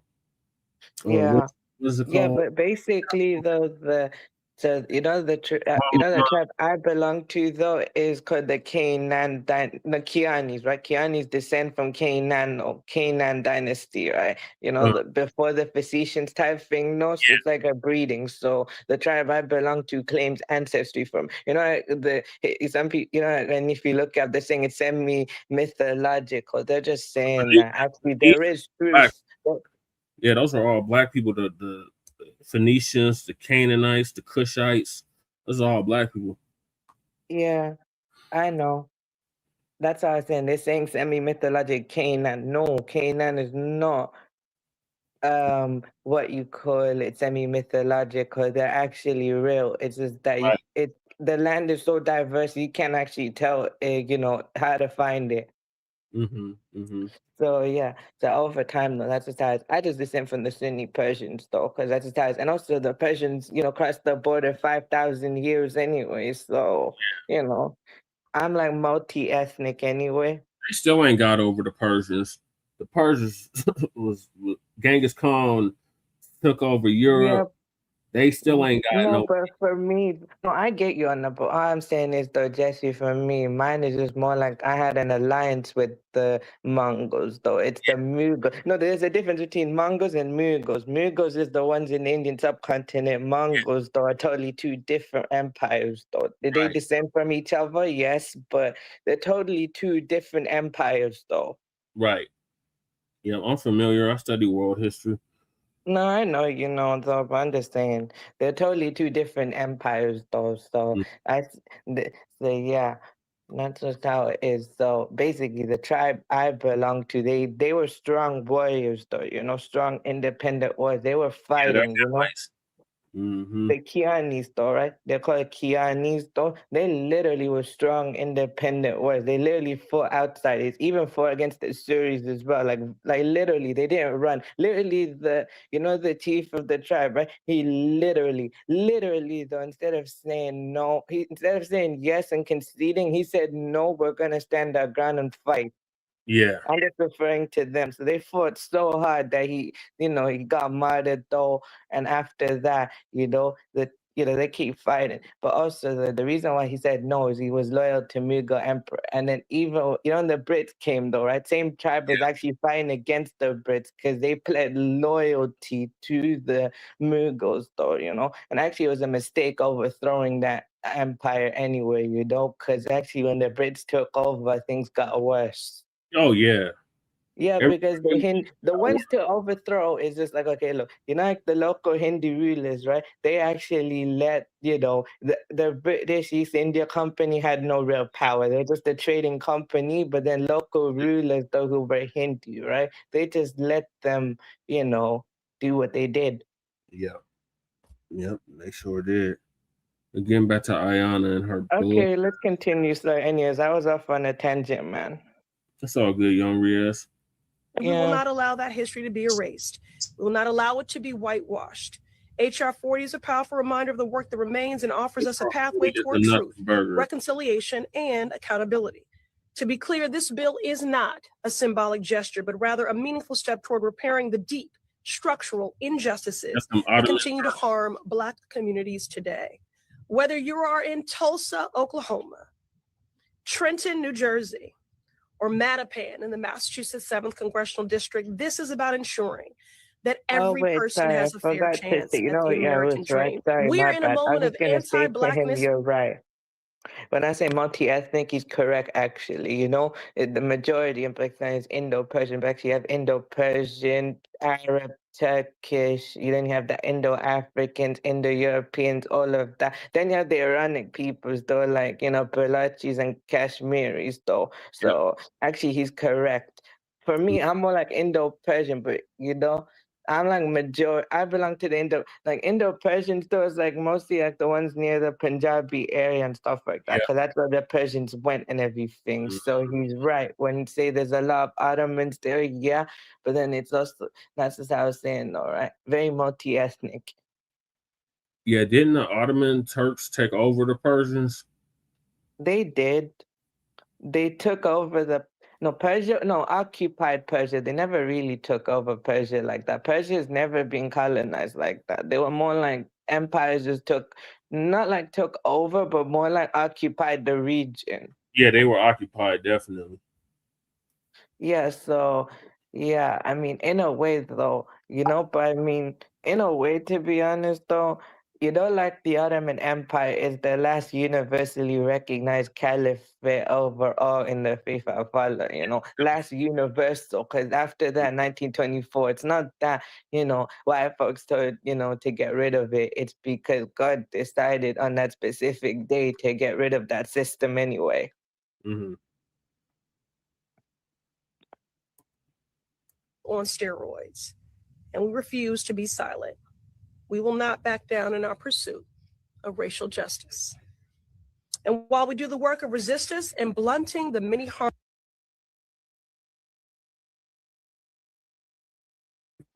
Now, her speech is falling very short for me. And let me tell you why.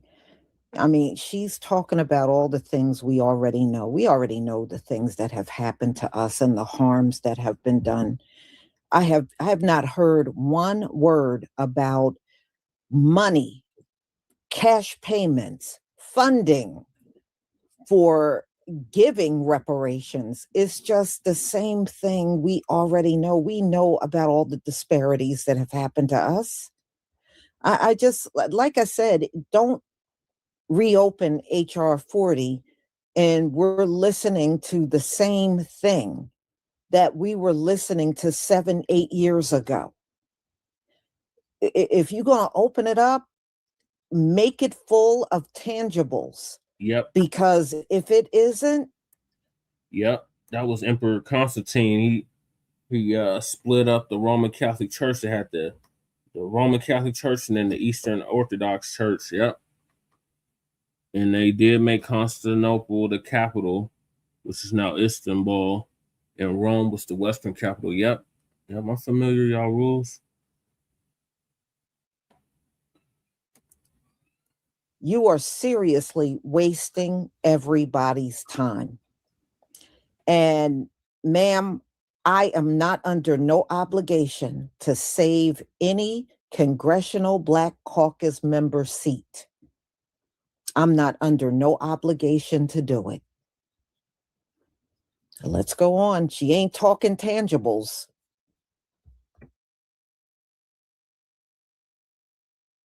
Terms of this hostile, anti-Black administration, it's imperative that we continue advancing an affirmative agenda for Black America in building momentum toward this critical priority.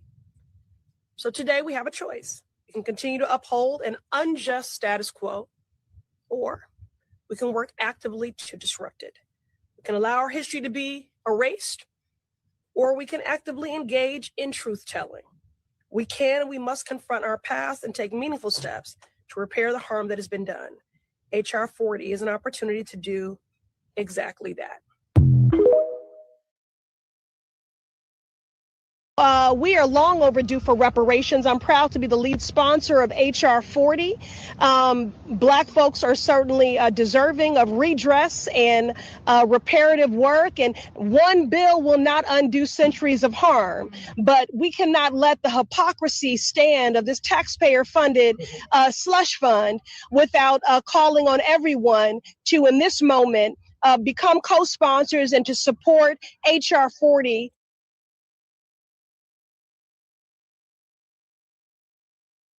I'm sorry, y'all. I just can't listen to this bald-headed scallywag anymore. Right. I just can't do it. I feel you. Look, y'all, we need to hear about the tangibles. Right. Again, don't waste our time with HR 40 hearings and panels and all that stuff and all kinds of babbling.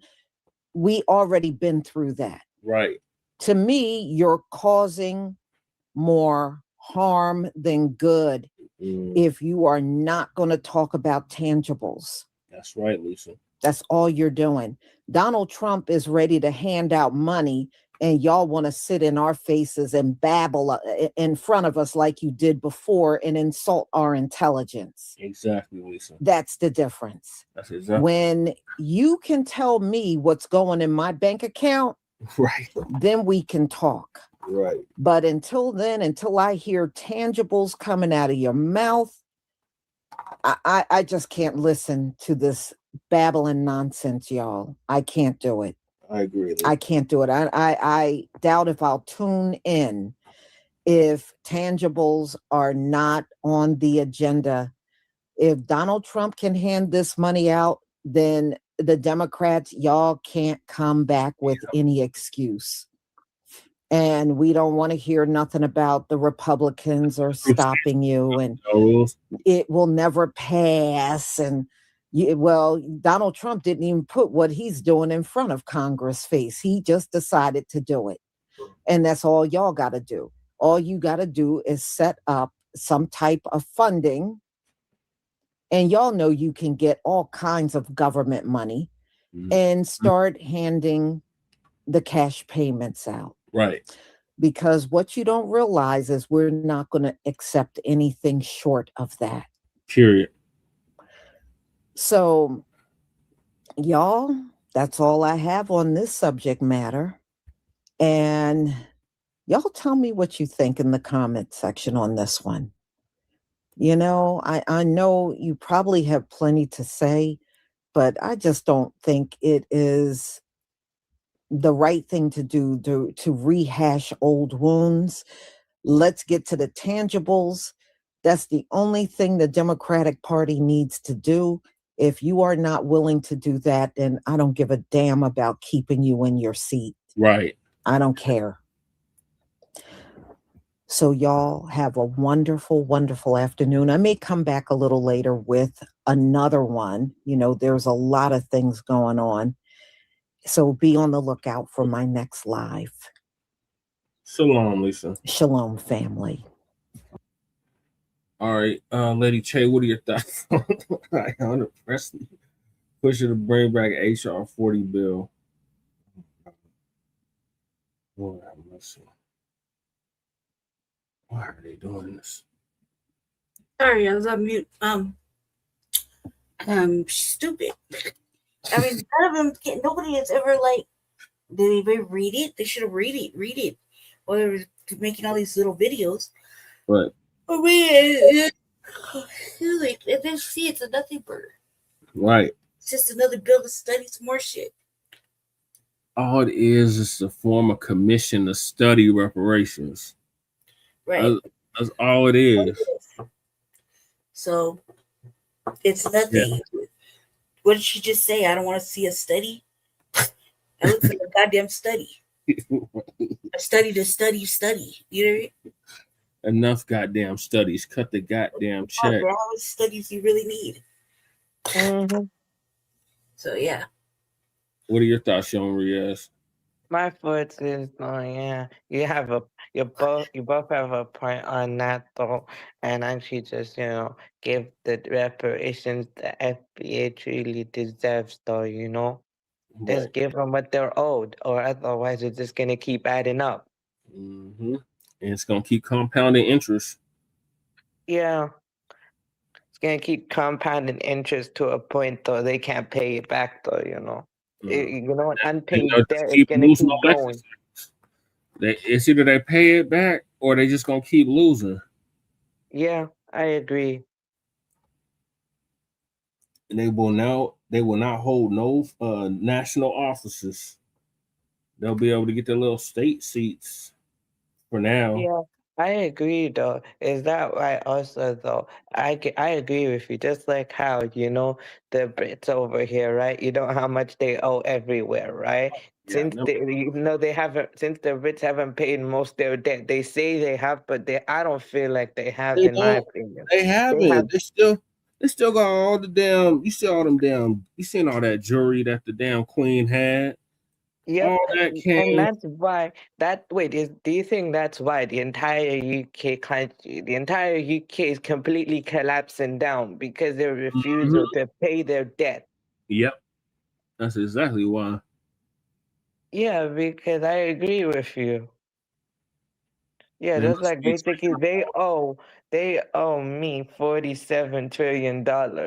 I'm just gonna basically just do my thing and just see how it goes. I'm just, as long as I'm blessed, I'm just gonna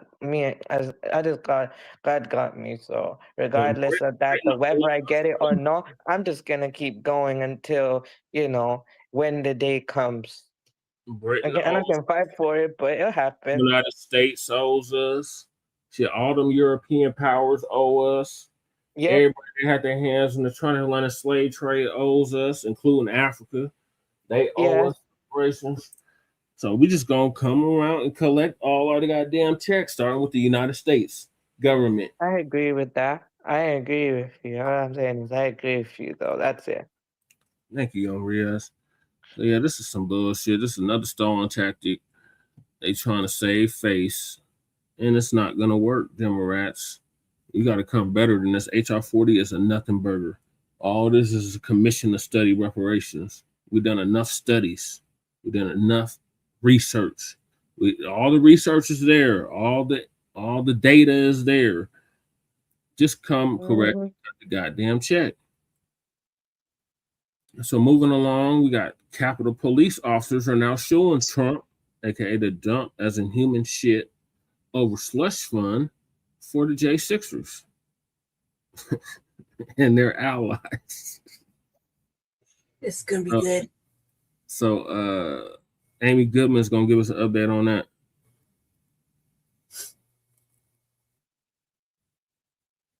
This is Democracy Now!, democracynow.org. I'm Amy Goodman. 2 officers who defended the Capitol January 6, 2021 have filed a lawsuit in federal court to block the creation of the nearly $1.8 billion so-called anti-weaponization fund. Some are calling it a thug fund. The fund was announced by the Department of Justice earlier this month as part of a settlement with President Trump and his family. The president sued his own administration's IRS for $10 billion over the leaking of his tax returns by an employee of a federal contractor. The $1.776 billion fund is intended to make payments to Trump supporters who say they were wrongly investigated or prosecuted by previous administrations. Critics, which include some Republicans in Congress, have accused Trump of creating a slush fund for his allies, including insurrectionists who joined the January 6th riot at the U.S. Capitol. Capitol Police Officer Harry Dunn and Metropolitan Police Officer Daniel Hodges are bringing the lawsuit because the fund could be used to compensate the Capitol rioters who attacked them and put their lives at risk. Both officers say they've faced continuous credible threats ever since. On January 6, 2021, Metropolitan Police Officer Daniel Hodges was nearly crushed to death. In this tape, you hear Officer Hodges as he's pinned against a door by the mob.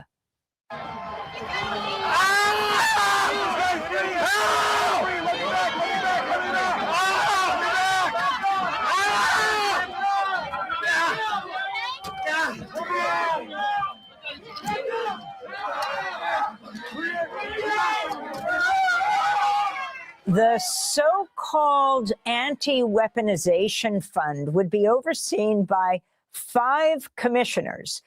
First, it was said 4 of whom would be appointed by the Attorney General, though the Attorney General, Todd Blanche, said he'd appoint all 5 to serve at the pleasure of the president. For more, we're joined by Brendan Ballou, CEO of the Public Integrity Project, representing officers Harry Dunn and Daniel Hodges, the police officers suing the Trump administration over the $1.8 billion fund to compensate Trump's allies. Brendan Ballou is a former federal prosecutor who himself spent 2 years prosecuting January 6 Capitol rioters. His new book is titled When Companies Run the Courts, How Forced Arbitration Became America's Secret Justice System. Welcome to Democracy Now!, Brendan. Start off, that chilling moment where Hodges is being crushed in a door as he shouts, screams, moans. Talk about what this suit is. Yeah, so let's talk about officers Dunn and Hodges specifically. You talk about that specific moment where Officer Hodges was being crushed in the door in the tunnel connecting the Capitol to the inaugural stage. He could have died there. Later, he almost had his eyes gouged out by another rioter. Officer Dunn was at one point surrounded by rioters who were hurling racial epithets at them. Both of them could have died that day. And the scary thing is that the threat to these officers doesn't end on January 6, 2021. By the mere fact that they're continuing to speak out about January 6 to make sure that the history of that day is not forgotten or erased, they continue to receive threats, credible threats of violence, credible death threats. And the real concern that we have with this slush fund that Donald Trump is creating is that this is going to be a way to funnel $1.8 billion to supporters of the president who have previously enacted violence in his name and who may be the very ones threatening our clients. So in a very real way, this slush fund is about more than just corruption. This is about the personal safety of these officers who defended the Capitol on January 6th. So I want to turn now to July 2021, months after the attack. The House of Representatives Select Committee investigating the January 6th insurrection at the Capitol held its first hearing, listening to testimony of 4 officers attacked by Trump supporters while defending the Capitol. This is one of the men that you're representing, Brendan, U.S. Capitol Police Officer Harry Dunn, describing that racist abuse he and other Black officers encountered January 6th. More and more insurrectionists were pouring into the area by the speaker's lobby near the rotunda, and some wearing MAGA hats and shirts that said Trump 2020. I told them to just leave the Capitol, and in response they yelled, "No, man, this is our house. President Trump invited us here. We're here to stop the steal. Joe Biden is not the president. Nobody voted for Joe Biden. I'm a law enforcement officer, and I do my best to keep politics out of my job. But in this circumstance, I responded, well, I voted for Joe Biden. Does my vote not count? Am I nobody?" That prompted a torrent of racial epithets. One woman in a pink MAGA shirt yelled, "You hear that, guys? This voted for Joe Biden." Then the crowd, perhaps around 20 people, joined in screaming, "Boo! No one had ever called me a while wearing the uniform of a Capitol Police officer. In the days following the attempted insurrection, other Black officers shared with me their own stories of racial abuse on January 6th. One officer told me Not while in his he had uniform. never, and in his entire 40 years of life, That been called everywhere else, but to not in his the face, Capitol uniform. and that streak ended on January 6th. Yet another Black officer later told me he had been confronted by insurrectionists in the Capitol who told him, "Put your gun down and we'll show you what kind of you really are." That was Officer Harry Dunn testifying before the House of Representatives Select Committee investigating the January 6th insurrection at the Capitol. And this is Officer Hodges. On my left was a man with a clear riot shield stolen during the assault. He slammed it against me and with all the weight of the bodies pushing behind him, trapped me. My arms were pinned and effectively useless, trapped against either the shield on my left or the door frame on my right. With my posture granting me no functional strength or freedom of movement, I was effectively defenseless and gradually sustaining injury from the increasing pressure of the mob. Directly in front of me, a man seized the opportunity of my vulnerability. He grabbed the front of my gas mask and used it to beat my head against the door. He switched to pulling it off my head, the strap stretching against my skull and straining my neck. He never uttered any words I recognized, but opted instead for guttural screams. I remember him foaming at the mouth. He also put his cell phone in his mouth so that he had both hands free to assault me. Eventually, he succeeded in stripping away my gas mask, and a new rush of exposure to CS and OC spray hit me. The mob of terrorists were coordinating their efforts now, shouting "heave, ho," as they synchronized, pushing their weight forward, crushing me further against the metal door frame. The man in front of me grabbed my baton that I still held in my hands, and in my current state, I was unable to retain my weapon. He bashed me in the head and face with it, rupturing my lip and adding additional injury to my skull. So that was Metropolitan Police Officer Daniel Hodges. So we just heard from Hodges and Dunn, Brendan Ballou, the two men that you represent. If you can talk about Todd Blanche, President Trump's former personal attorney, now the Attorney General, when he himself was questioned by Senator Van Hollen and others, refused to say that they would even rule out those insurrectionists who attacked police. Talk about why you believe this fund is illegal. President Trump calls it an anti-weaponization fund. Others call it a thug fund. Yeah, absolutely. So let's start with what purportedly created this fund in the first place, which is the lawsuit that you mentioned by Donald Trump against his own IRS. Now, to have an actual lawsuit in federal court, you need what lawyers call a case or controversy. The two sides actually need to be opposed to each other. And that just wasn't the case here. Donald Trump was on one side and his own IRS, which he controls, was on the other. And that led to a sham settlement over this potential $10 billion lawsuit. So this isn't really even the kind of case that the Department of Justice could settle. But even if it could, the settlement that it purported to reach, this creation of this weaponization, this slush, this thug fund, whatever you want to call it, is not authorized by statute. And what I mean by that is it is functionally the creation of a new department or agency. And, you know, you can't use the fiction of a settlement to create a new government agency. You know, Republicans would be pretty mad, for instance, if Barack Obama used the fiction of a lawsuit to create the Consumer Financial Protection Bureau, for instance. It's the same thing here. This is the creation of a new agency that the president functionally controls, that he will get to decide how the money is spent and who the money goes to. Now, and it could go to himself. Is that right? I mean, this is a settlement with him. Oh, absolutely. You know, and they've made clear as part of this broader settlement, you know, he is going to be completely immune from any further IRS investigations. And so it only makes sense that they would potentially try to send money to him or to his family members or to his associates. But for us, I want to make clear for your audience, you know, it's not just, you know, this isn't just a profoundly corrupt slush fund, although it absolutely is that.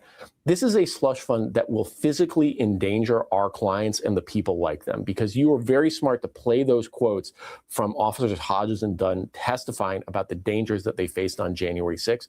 But they are continuing to face very real dangers by speaking out about January 6th. Since then, the risk that we run is that this slush fund is going to be used to pay the Proud Boys, the Oath Keepers, the very people that assaulted these officers and that continue to threaten them and increase the danger against them, because it is going to give a presidential endorsement to these people, saying that not only if they enact violence against the president's enemies will they be put beyond the reach of the law, but they will actually be financially rewarded for doing so.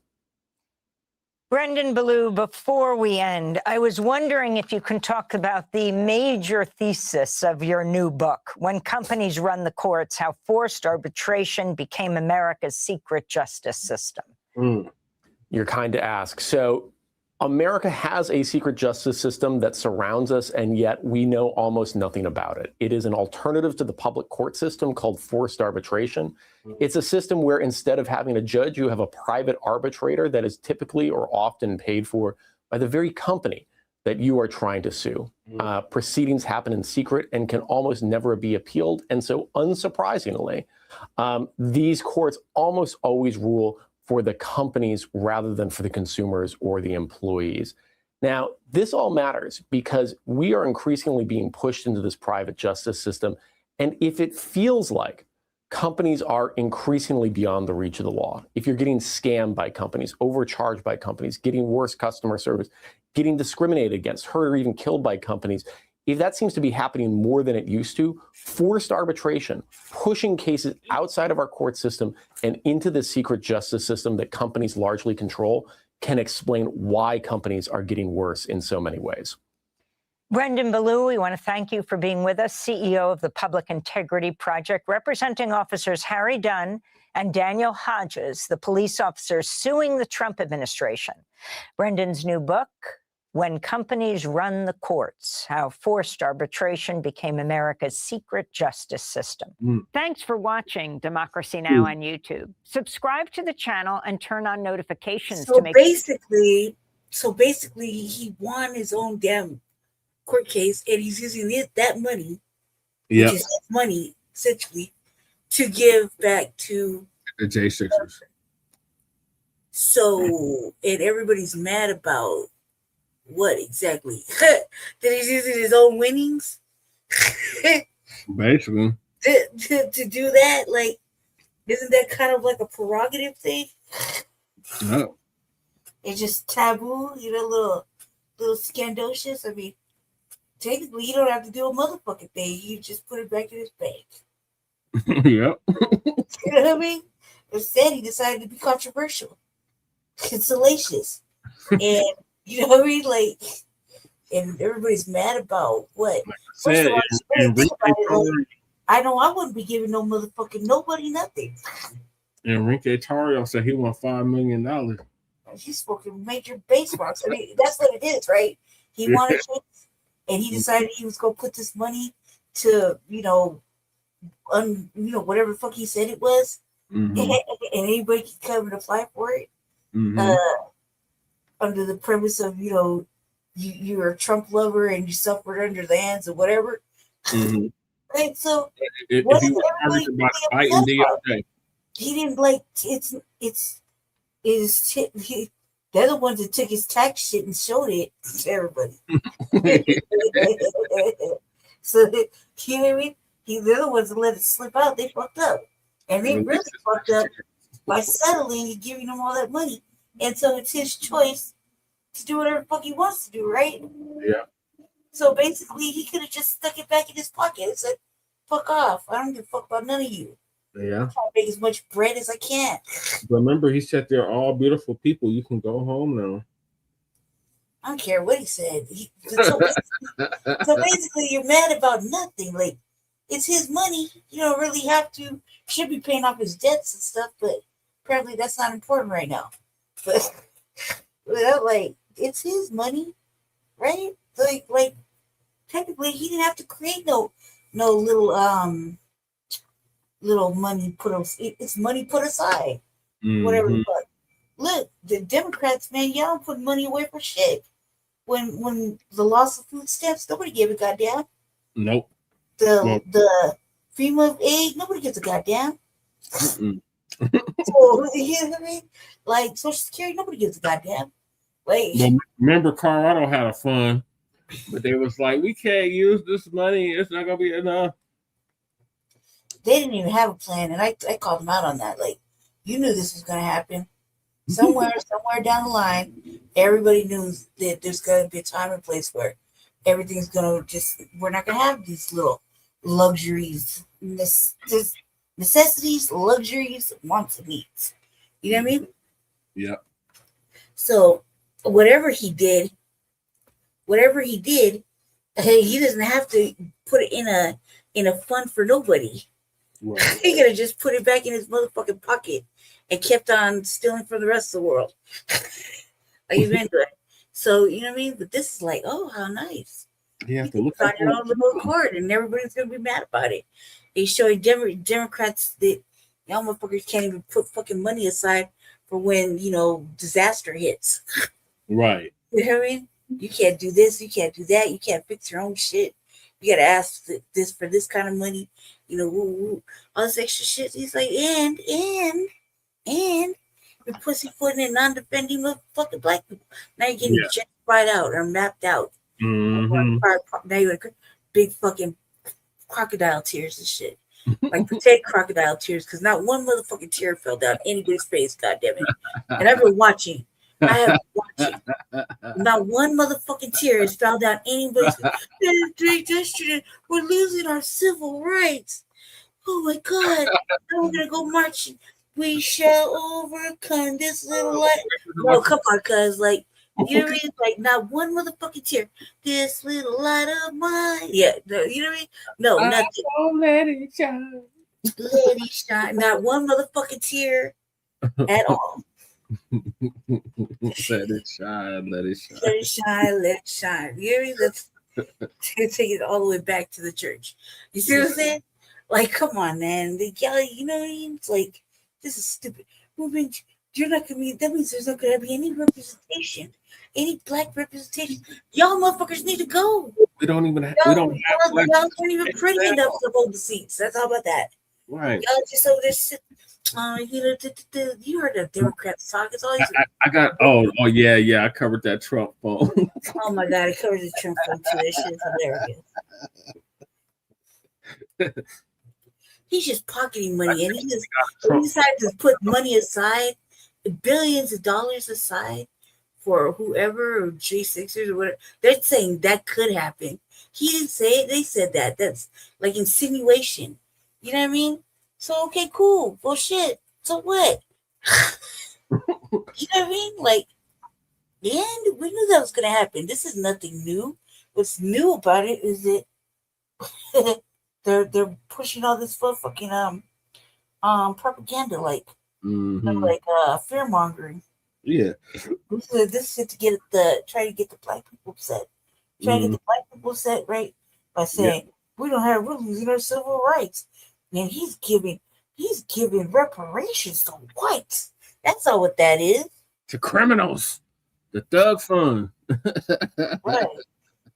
What is it saying? Repair of 2 years in jail. Jesus. Is he gonna give money to that black J6er that they gave the most time to? That motherfucker right there needs to apply right there, right up front. He's the first motherfucker to apply. This is the only black J6er. And they threw his ass under the jail.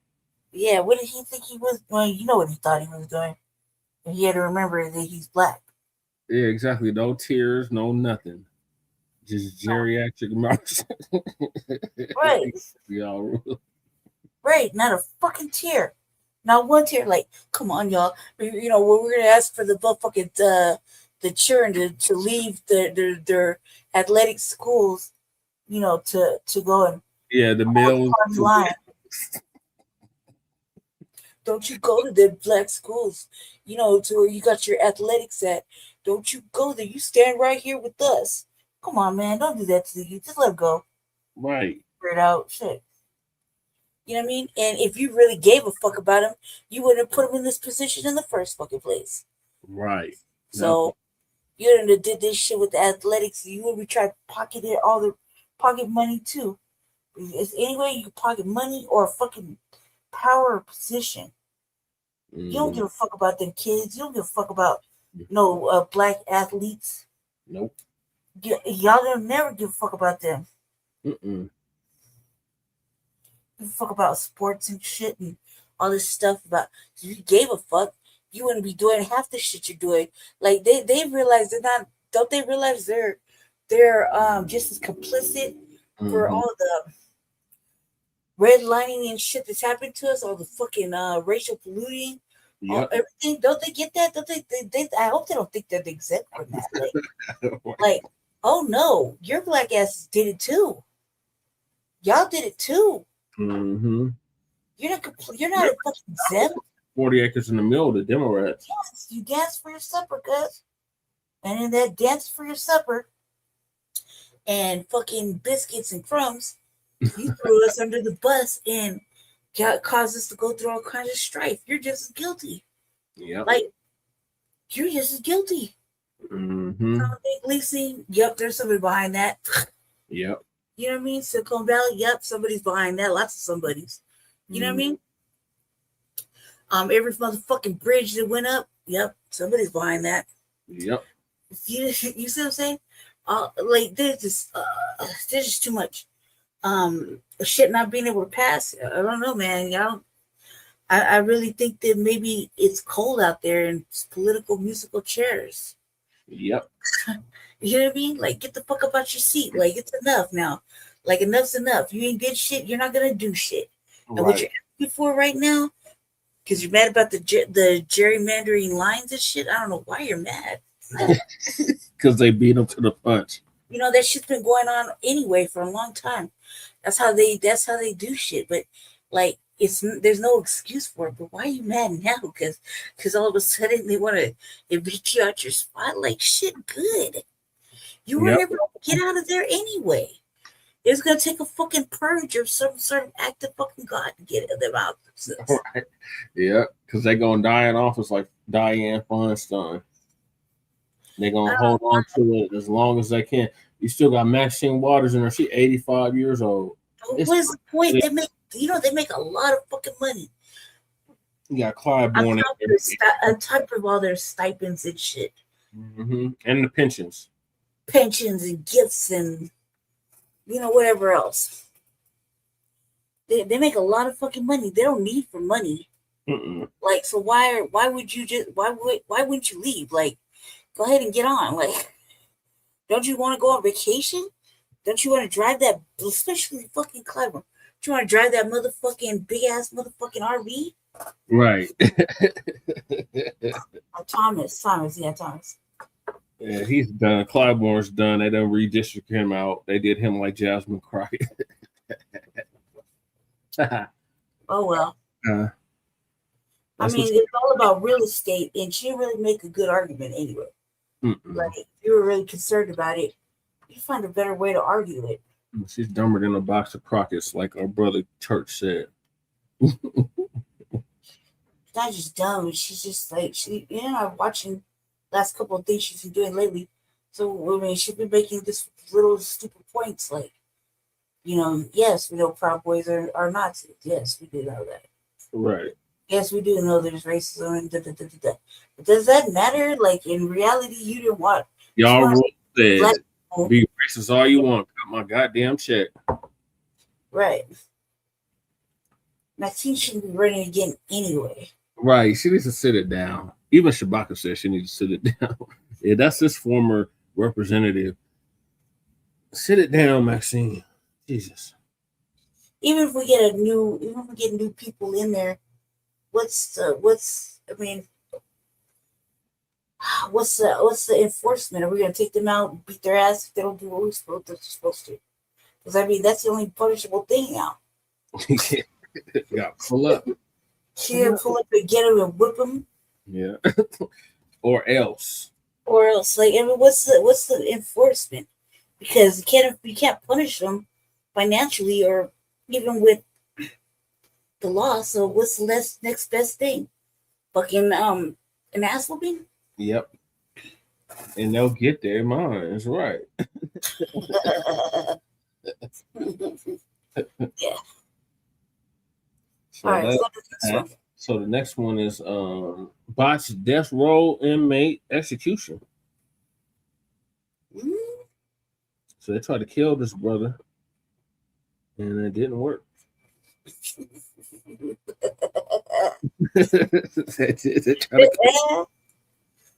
I know that's right.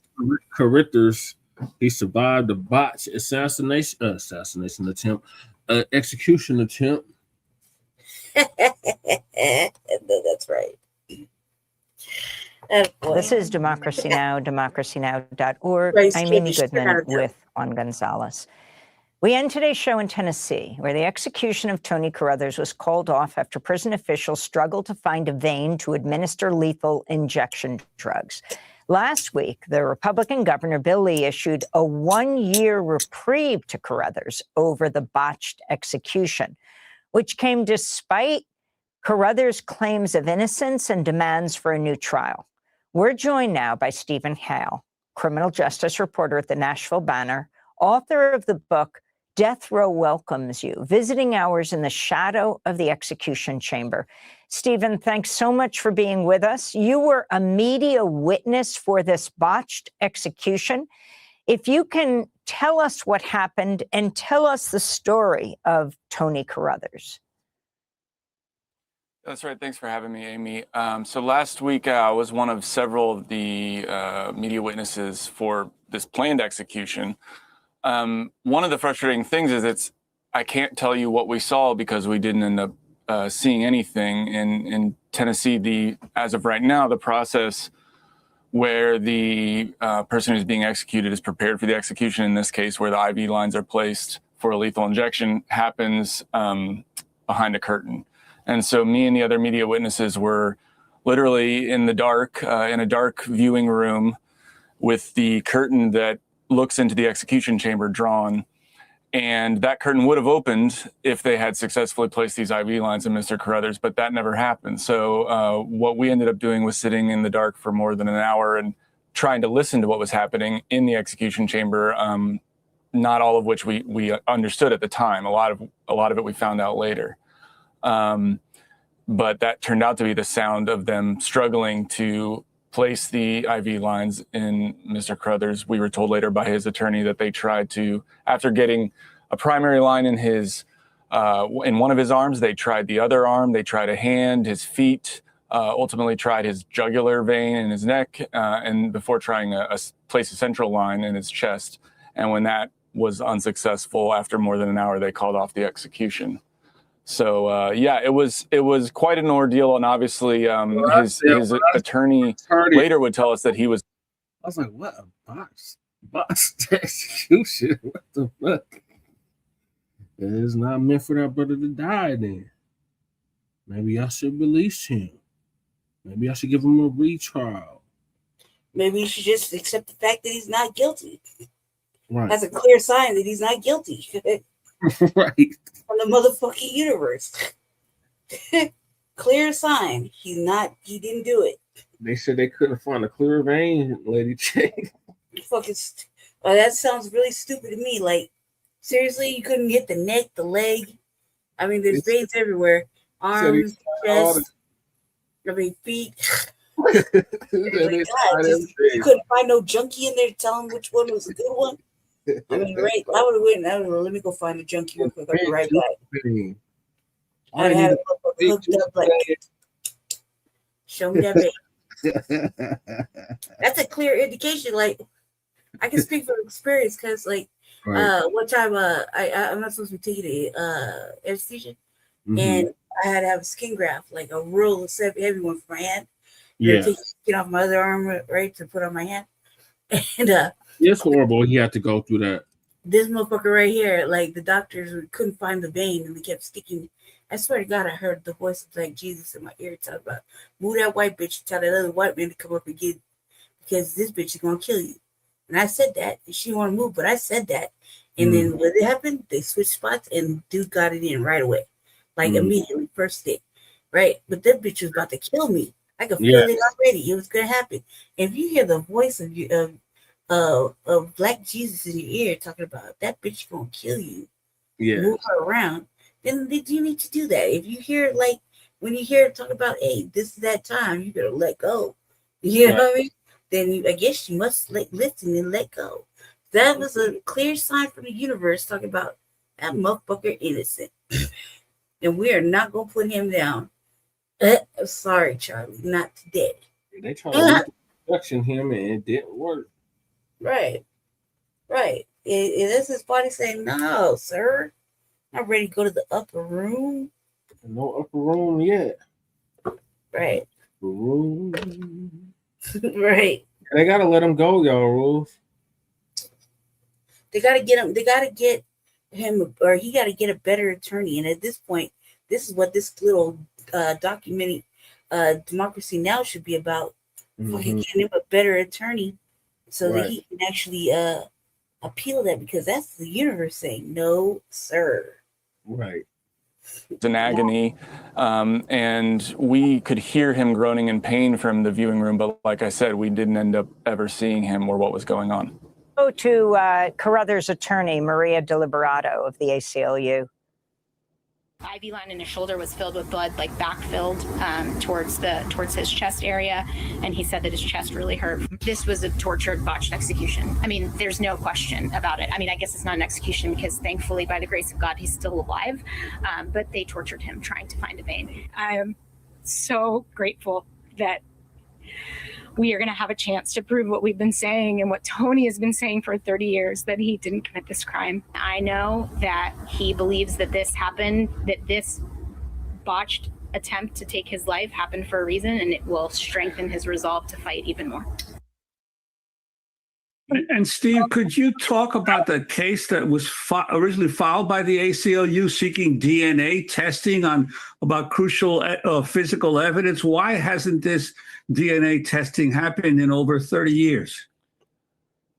Yeah, well, that's a good question, but you're right. The ACLU filed earlier this year asking for crime scene evidence to be tested both for DNA analysis and fingerprint analysis. Mr. Carruthers was convicted along with a co-defendant in 1996 for a triple murder in Shelby County, Memphis, here in Tennessee. And he's always maintained his innocence, but his case has, I was saying someone the other day, is pretty much every issue that you see come up in death penalty cases is present in this case in one way or another. Mr. Carruthers has maintained his innocence. His attorneys have long said that he's profoundly mentally ill.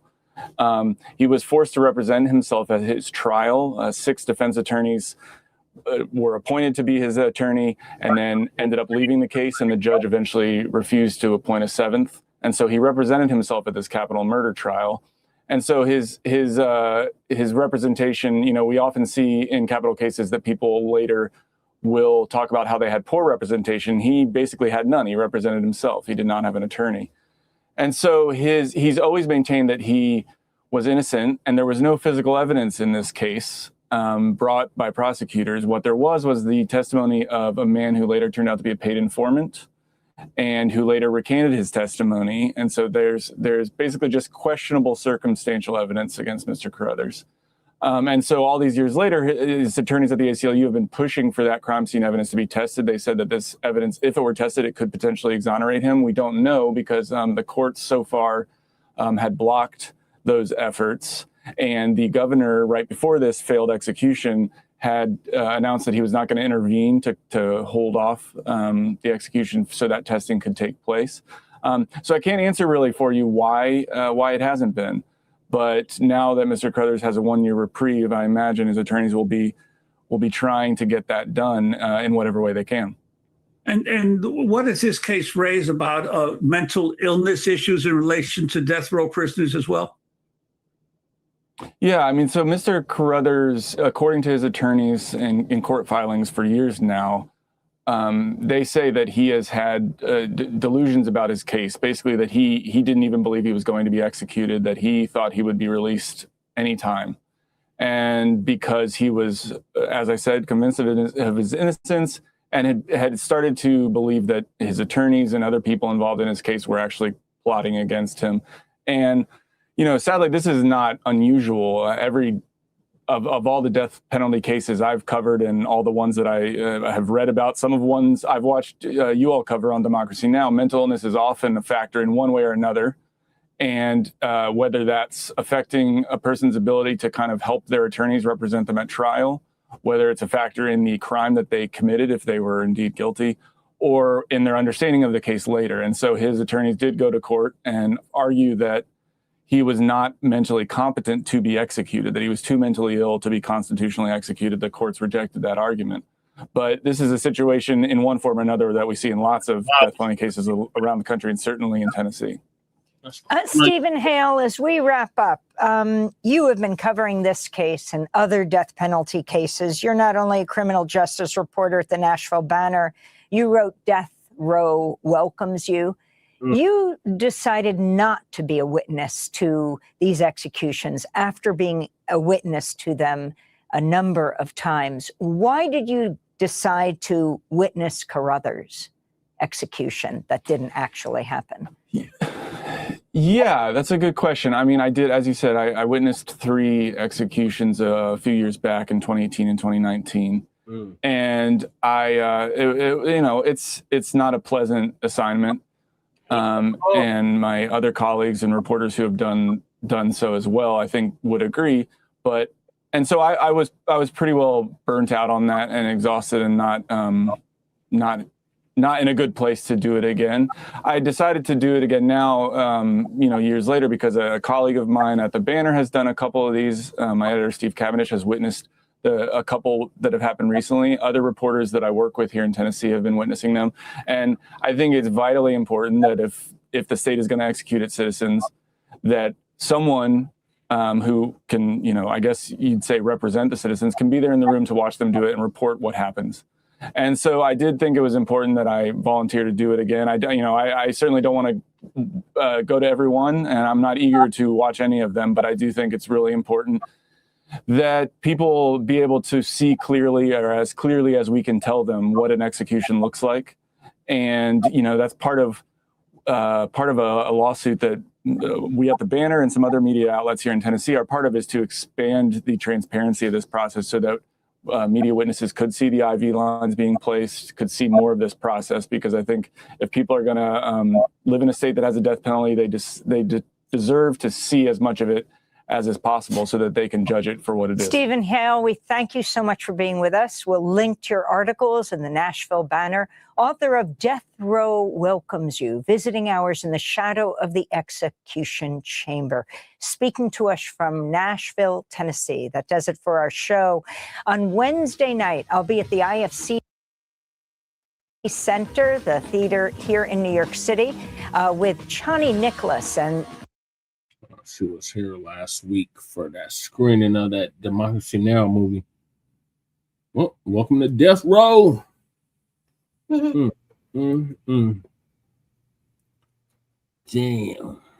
Yeah, so like y'all rules said, they not gonna be able to do that again. Gonna have to let him out. Yep. That's a violation of his 8th Amendment. That's cruel and unusual punishment. It'll look like it's torturing him. Him being in there and them failing, that right there is a reminder of their failure. Right. So you're probably not in there comfortable or good at all.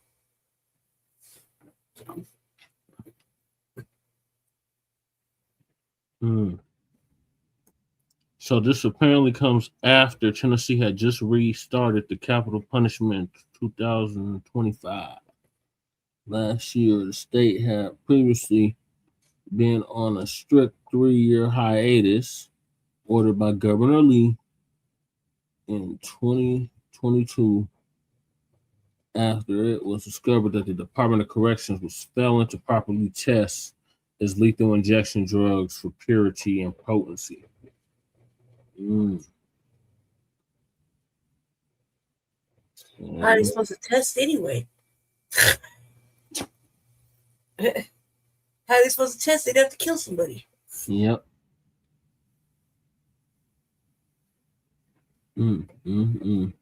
Shame on you, Tennessee.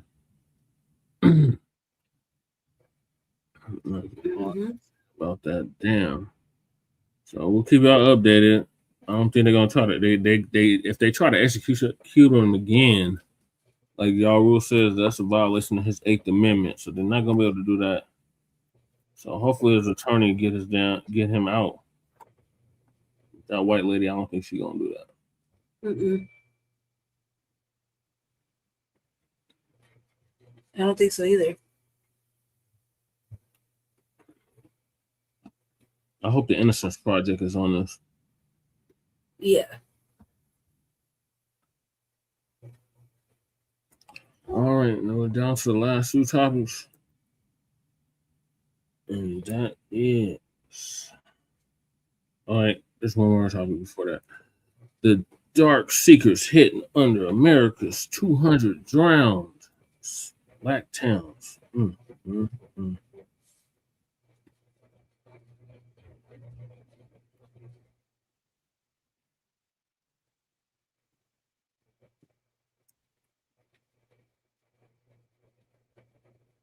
They tell you America was built on land and opportunity.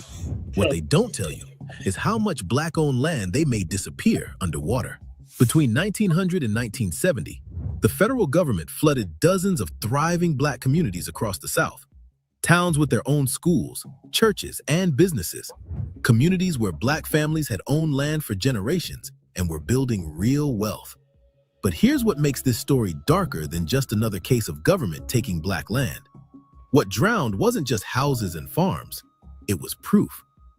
Property deeds that showed Black families owned prime real estate, church records that tracked births, deaths, and marriages when white officials wouldn't, cemetery plots that connected families to their ancestors and their inheritance rights, business licenses and land surveys that proved Black people didn't just survive after slavery, they owned, they governed, they passed wealth forward. When those waters rose, all that documentation vanished forever. No papers to reclaim stolen property, no graves to prove family lineage, no records to fight for what was rightfully theirs. The government didn't just move Black people off valuable land. They erased the receipts that proved Black folks ever had the right to be there at all. Take Forsyth County, Georgia. In 1912, white mobs drove out nearly every Black resident after a series of lynchings and racial terror. But some Black families had owned land there for decades. They had deeds, they had businesses, they had cemeteries where their grandparents were buried. For 44 years, those empty lots and abandoned graves sat there as evidence of what used to be a thriving Black community. Then in 1956, the Army Corps of Engineers built Buford Dam and created Lake Lanier. The rising waters swallowed up what was left of those Black communities. Every foundation, every cemetery, every piece of physical proof that Black families had once owned some of the most beautiful land in North Georgia. Today, Lake Lanier is a playground for wealthy white families who boat and swim above the graves of the Black families who were terrorized away from their own property. This wasn't an accident. This was a pattern.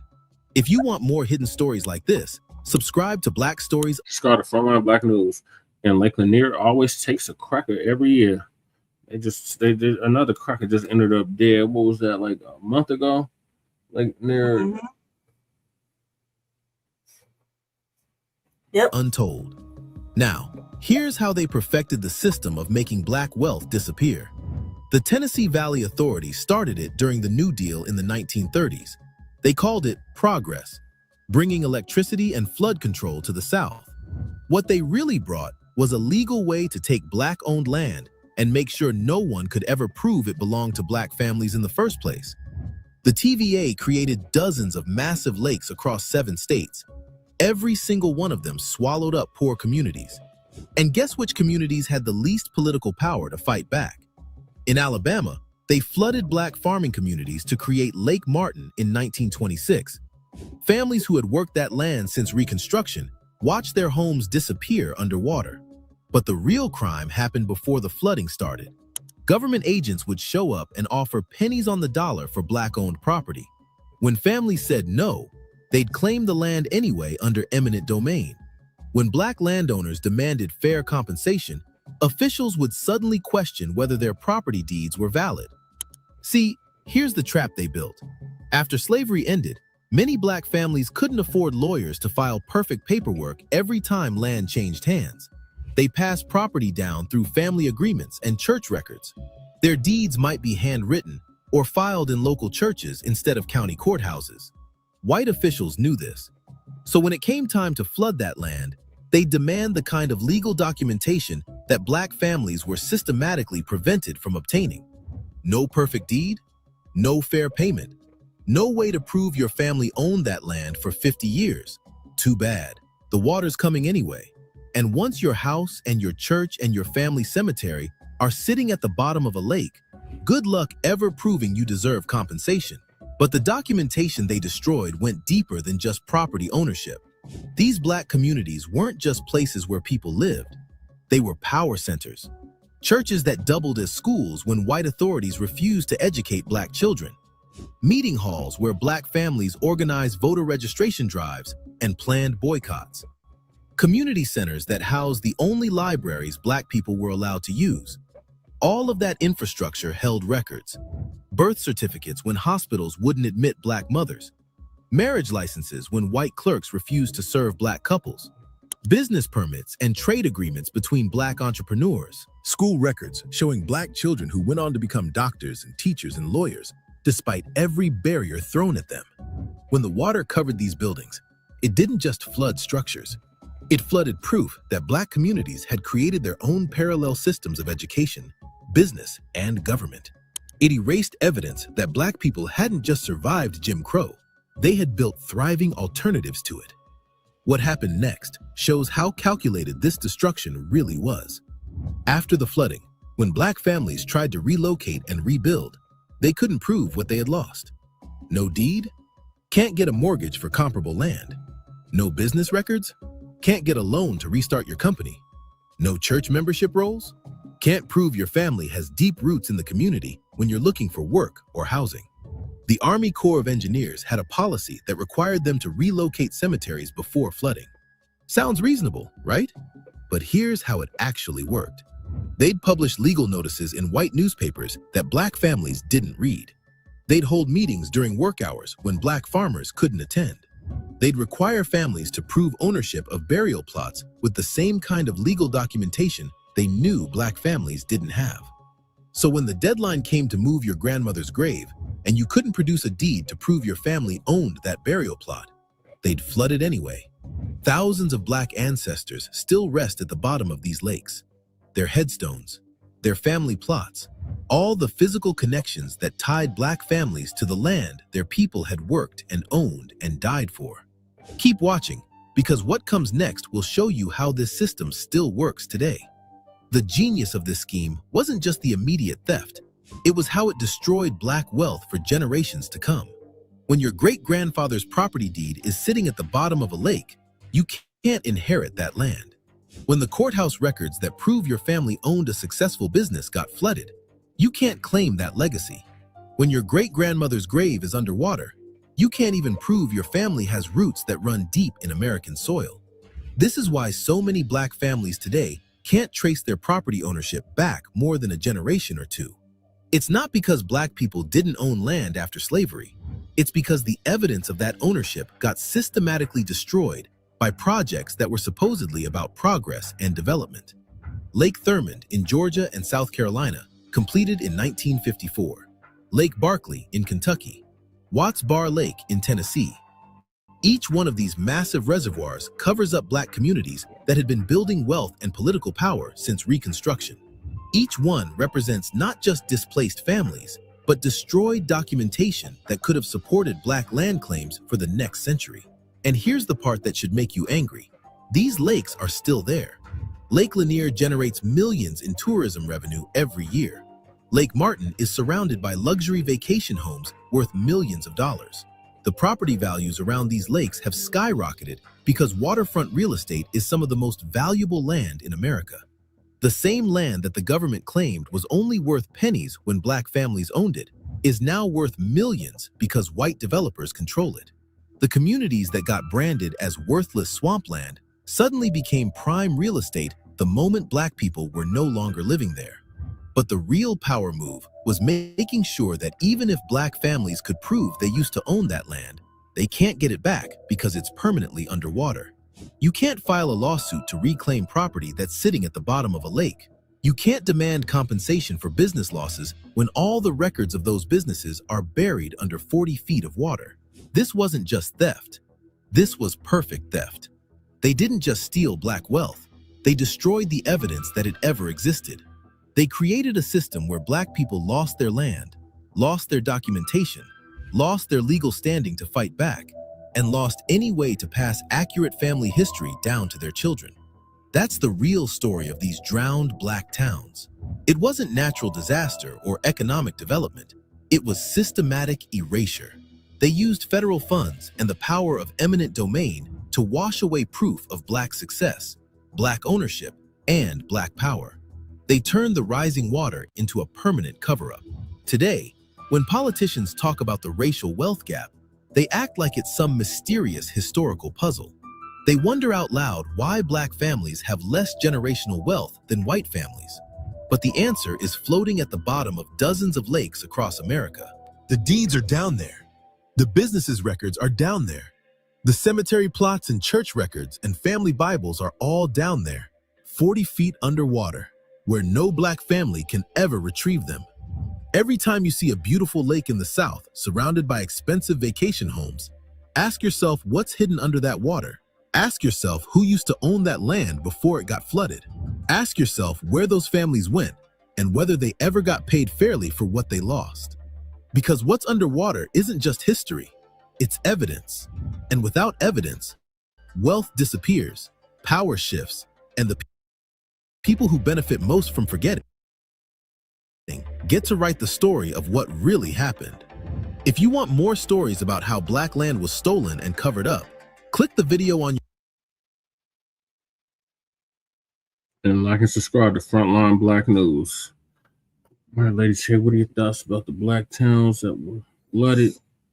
I mean, it's so fucking true. I remember reading something about that a few years back. And it's true, like, you know how many descendants are out there and they don't even know that there are people's stuff is underneath that water. And even if it was like it's so big, it's intentional to keep Black people away from their own shit. Mm-hmm. You know what I mean? And that right there is a tragedy because you don't know where to look. Sometimes you might come into a brick wall of genealogy. I'm at a brick wall. You see what I'm saying? Yeah. So, and the helpful thing would be like, well, shit, if you knew some of your peoples was, you know, erased or fucking drowned by the government and all, you know what I mean? How much shit they lost, or like there was an article or story where they didn't even want to move these graves because they didn't know who was in there because they were unmarked. And when the church is like, well, no, these graves belong to this family and this family. They were founders of this church here, and because they couldn't prove it, you know, they didn't move with the church. Right. See what I'm saying? Mm-hmm. And they're like, "Yo, sorry, your word doesn't mean shit, Pastor." Right. Yeah. And or what you talking about? So, and they had, I remember one story too where they built a whole fucking hospital on top of a whole graveyard. Yeah. Parking spaces and stuff all over it. And the people's family was like, "Take that shit off my family's grave." Right. They're right here. We did the map. Here's the map. They're right here. They're under this parking space. And they didn't want to do that either. Mm-hmm. They didn't want to acknowledge that they had put a whole church or something right on top of it. Yeah. Yeah, they were like, and then what does people say? Your area is going bad because you know you contributing to some gruesome shit. Yep. Ancestors don't like it. Kills them every year. Yep. Every year. Time is coming. That's right, y'all fools. Yeah, Lake Lanier, I've lost count how many Nabiscos. Lake Lanier. Mm-hmm. Lake Lanier, for those that don't know, used to be a Black town called Oscarville. Mm-hmm. These white supremacists put a dam up and flooded the whole town in Georgia. Yep. And every year, Lake Lanier is killing Nabiscos. Yep. Recent news: a boat exploded earlier this month. Just on May 16th, 2026, a major explosion occurred on a boat in Lake Shark Cove on Lake Lanier, injuring 5 people. Investigators noted that the blast happened because the vessel's hull blower was not activated before the engine was started, trapping fuel vapors. Mm-hmm.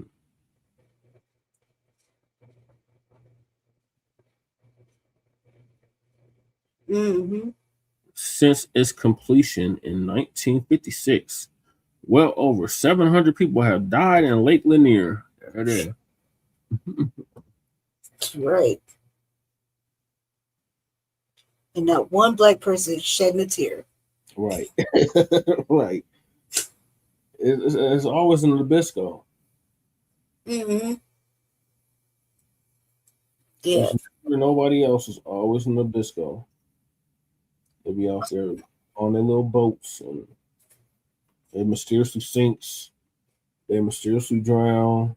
You know, like, I kind of find it hard to believe that nobody's told them, hey, don't you go over there. Right. The lake eats white folk. Right.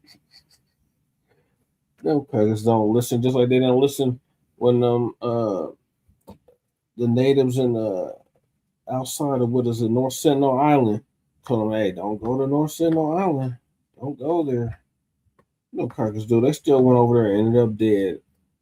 Mm-hmm. Those North Senegalese people ain't playing with them.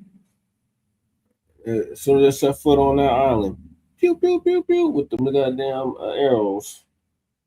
Them arrows was dead centered on them. That's that ABK, like, well, I don't like ugly. You do the evil, demonic shit like that, it's gonna come back and get you. Motherfuckers going over there on spring break and everything. Mm-hmm. And never come back. Mm-mm. It's like the sharks only eat white folks. Yeah. Same thing. Same thing. Yep. All right. I'm gonna skip. Oh man, these topics are too long. Let Che get some time in. No, I'm not doing it. You're not? Okay. No, cover. I guess because Dit's already talked to you, but we already talked, so I want to go through it. Okay.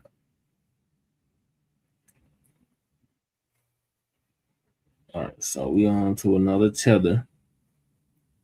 This tether is claiming that Black Americans are cooked for gatekeeping. The Essence Festival and the division between the African American community and the Africans and the Caribbeans proved my point. Because in the comments, people are over there cussing me out, telling me go back to my country, go back to this, go back to that. And that proves my point. We are here fighting. Meanwhile, the president is playing in our face. He's No. You, ma'am, are playing in our face, just like the president, you say. Okay, you're playing in our face because what you tried to do in that first video, and the reason why Foundational Black Americans started checking your dumb ass is because you were trying to gaslight, you were trying to shame Foundational Black Americans for gatekeeping their cultural events and their cultural heritage. Okay? That's the same. Is that why so many people died in the Superdome after Hurricane Katrina? Y'all rule said the Superdome in Louisiana was built over a Black grave site. That explains a lot. That explains a lot. Is that true? Rule there. Yeah, he's there. He's in New Orleans. I could feel that energy because I was right at the Superdome in 2012, and I could feel that energy. That shit was no joke. I'm tired of hearing what they have to say. No, that's right, Sister Val. I feel you, Sister Val. These goddamn tellers, they is something else. Same thing the white man does. You dig? Whenever we start gatekeeping our events, whenever we start saying, hey, man, we have a certain standard among foundational Black Americans, and we're not going to allow our culture to become run down and our cultural events to become changed and run down, then y'all start wagging your finger and telling us how dumb we are. You dig? Therefore, foundational Black Americans, rightfully so, start seeing you as the enemy.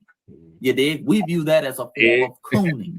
Right. You dig? Whenever people have an issue with us gatekeeping our culture and having a certain standard for our cultural events, that's a form of cooning.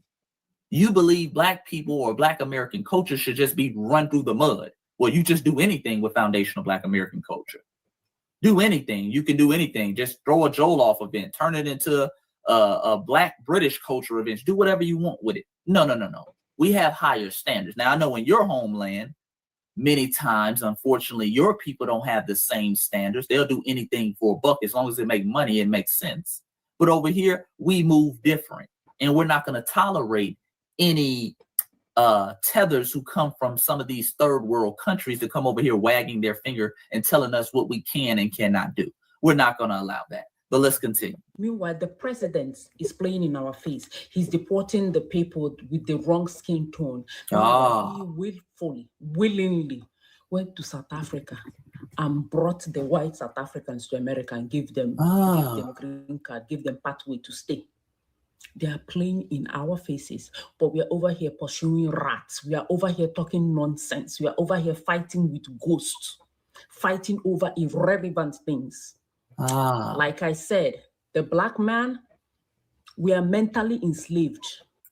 Did you see that, family? Did you catch that? See, nigga, you are mentally enslaved. Why are we mentally enslaved? Because we want to gatekeep our culture, because we want to hold our cultural events to a certain standards.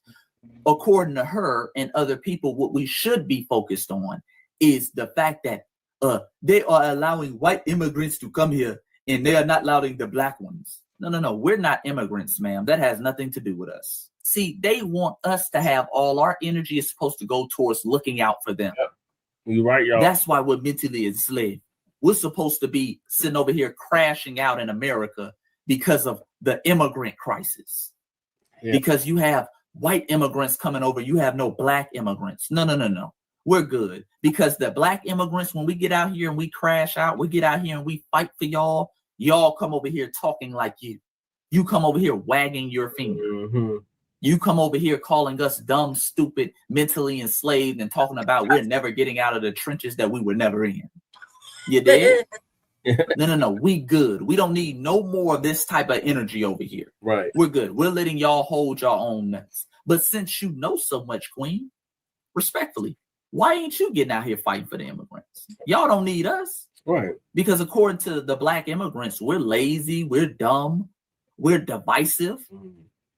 And I guess y'all aren't. So if y'all aren't, y'all should be getting up here, picking yourself up by the bootstraps, like y'all always tell us, and fight your own battles. Mm-hmm. Don't get mad at us. And this is also why a lot of people are saying things like Pan-Africanism is dead. Yeah. Okay? Because this is the mindset of many Pan-Africanists. Many Pan-Africanists in general, no matter if they're FBA or non-FBA, they have this mindset where foundational Black Americans, we're supposed to crash out for them, and we're not supposed to get anything for ourselves. We're not supposed to do anything that is strictly for us. We're just supposed to crash out for them. We're always supposed to be worried about their issues all the time and with how they're doing and what they're doing and what they need from us. And then when we say simple things like, hey, man, I don't like the way Essence Fest is being run. I want to see more Black American culture. Right. Then they start finger wagging. And this is why a lot of people say Pan-Africanism is now dead. And a lot of people are not on that anymore. You dig? But let's let her continue. And we're not getting out of the trenches. If you want, keep arguing. We are not getting out of the trenches. Believe it, y'all. We are too far gone. What are we fighting about? A festival. Something so inconsequential. Let's be clear, family. This woman is on TikTok. She runs a nursing page on TikTok. Okay, her page doesn't really have anything to do with these type of. This is not her niche. So you're clearly pressed about it. You're pressed about this situation. Okay, why are you talking about this? You deal with nursing topics and shit like that. But you came on here because you were bothered because y'all don't like it when you can't tether and latch on to us and ride our coattails. The moment we start brushing off our coattails, y'all get nervous. And they stop whatever they're doing and they want to lecture FBAs. No. When you can't tether, you have an issue. We ain't pressed about it. We're saying, hey, we're just simply not going to show up. And this is the reason why. Right. You dig? You dig? But let's let her continue. We cooked, but we don't know it yet. Like, even in Nigeria, we don't even like each other. Oh. Black South Africans don't like black people. They are so xenophobic. We are cooked. Until then. Drink water and mind your business. Oh, Lord. All right. It gets into the eye bucking. It gets into the cooning now, okay? And that shows you how unserious these folks are. No, ma'am. Let me address that last point because she said we're cooked. No, ma'am. As you just explained, in Nigeria, y'all don't get along with each other, and I've told y'all that 100 times. In Africa, the continent in general, they say Nigerians and South Africans don't like each other. The tribalism runs rampant. So what that shows is y'all are the common denominator wherever there's issues. You dig? You dig? Get the motherland together. All right? Y'all are the common denominator. And that's why you're over here, ma'am. You're not in the motherland. Y'all talk all that, what we need to do shit, and then don't do it in your homeland. You dig? Don't do it in your homeland. You dig? You stop then, because maybe it's like change up my whole language right there. Wait, I was gonna say I get you on that though, bro. And look, look, do I feel empathy for the people, the bump again? Yeah, do I feel for them? Yes, but at the same time, some of them need to figure it out on their own. Cause look, bro, right? I'm bad tired though, right? I've given, me being an empath energy, trying to actually try and figure out, okay, what should I do to help them out though? When they should actually learn to figure them out. They want to say they're better than me, but the same people though, they say they're the same people who want to fly to the UK, America, or anywhere, and then they want to come back and say they're better than me. The ones I'm referring to, the hypocritical ones, not all of them. The hypocritical ones are the same people throwing this energy at me. They're just deeply jealous, bruh.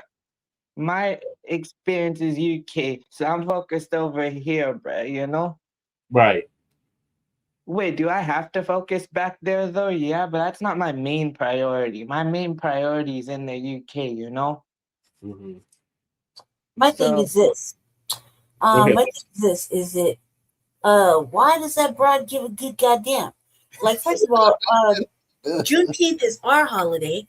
You're right. Essence Fest is our shit. Even if they did tether on and buy the shit, it was us. Okay, it's always been a FBA type of thing before it was even named that. It is a Black American thing, right? So that's a serious thing.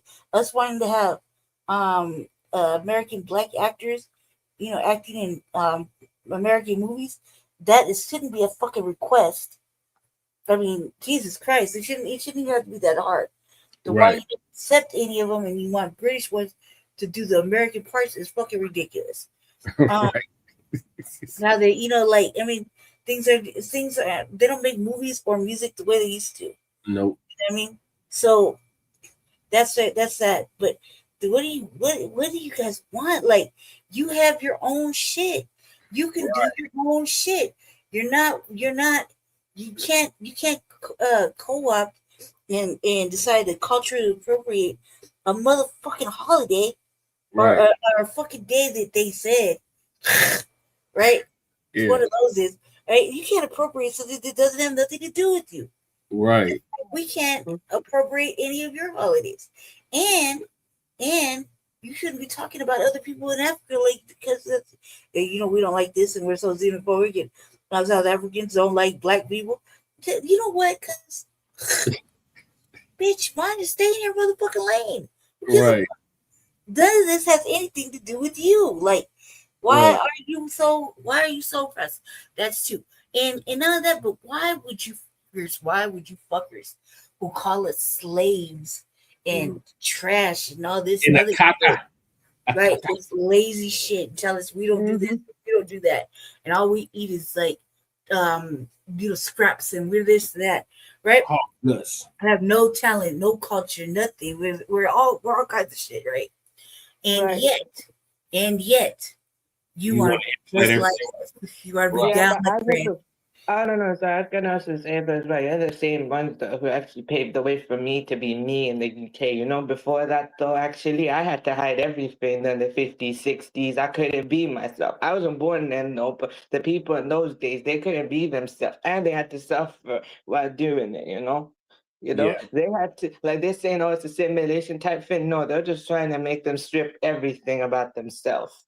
You know, it was Malcolm X who literally inspired them to go fight for themselves. That's why by the 1970s, you saw a difference between an Indian and a Pakistani. Yeah. Because that way, wasn't it though, back then, no people couldn't tell the difference between the two because they looked the same. Mm-hmm. Yeah, but you have people like Gandhi that was racist as hell. Of course he was, though. I agree.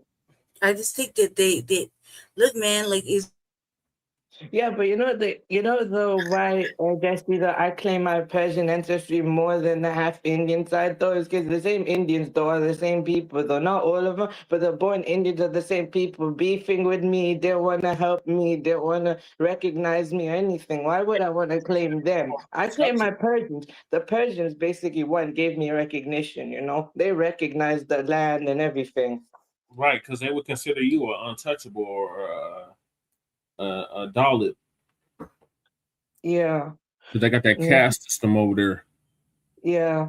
Basically, I belong to the Kianis. They say Kianis don't actually belong to the Jack clan and stuff. Oh, They're okay. like from the Bacc clan, though, right? But what they would in the caste system, they'll see me as, but they just see me as basically being Muslim, though, so they think I'm an invader. Yeah, they basically put you in the same class as the Kushites. So they got Kushites over there too. Yeah. They have a whole continent to themselves, but they're fleeing to every other country around the globe. But they're my family never fled. They just chose. Not you, they young. had choices. No, I know. That Nigerian. Which is really stupid. Like, I mean, what's so hard about getting your own business? Like, minding your own business. Right. I mean, you don't need to be in American politics. You don't need to be in anything FBA topic wise. I mean, you can just mind your own motherfucking business and actually focus on your own shit, like your own country, or why you're not going. Mm-hmm. Why you just have to be over here minding business that don't need you, or inserting yourself in shit that nobody asked your opinion about, and or try to co-opt a motherfucking a fucking day that was a day, okay, that we have that we're gonna fucking kick it on anyway, but try to co-opt it with your nonsense. What do you know? Good and goddamn well, all these motherfucking years, y'all motherfuckers were not celebrating no good goddamn Juneteenth. Right. Stop the cap. You were not. You didn't give a fuck. You still don't give a fuck. In fact, you talk more shit than anything. Like, talk about the way we look, our hair, the way we fucking behave, how we're so fucking divisive, this and that, blah blah blah blah.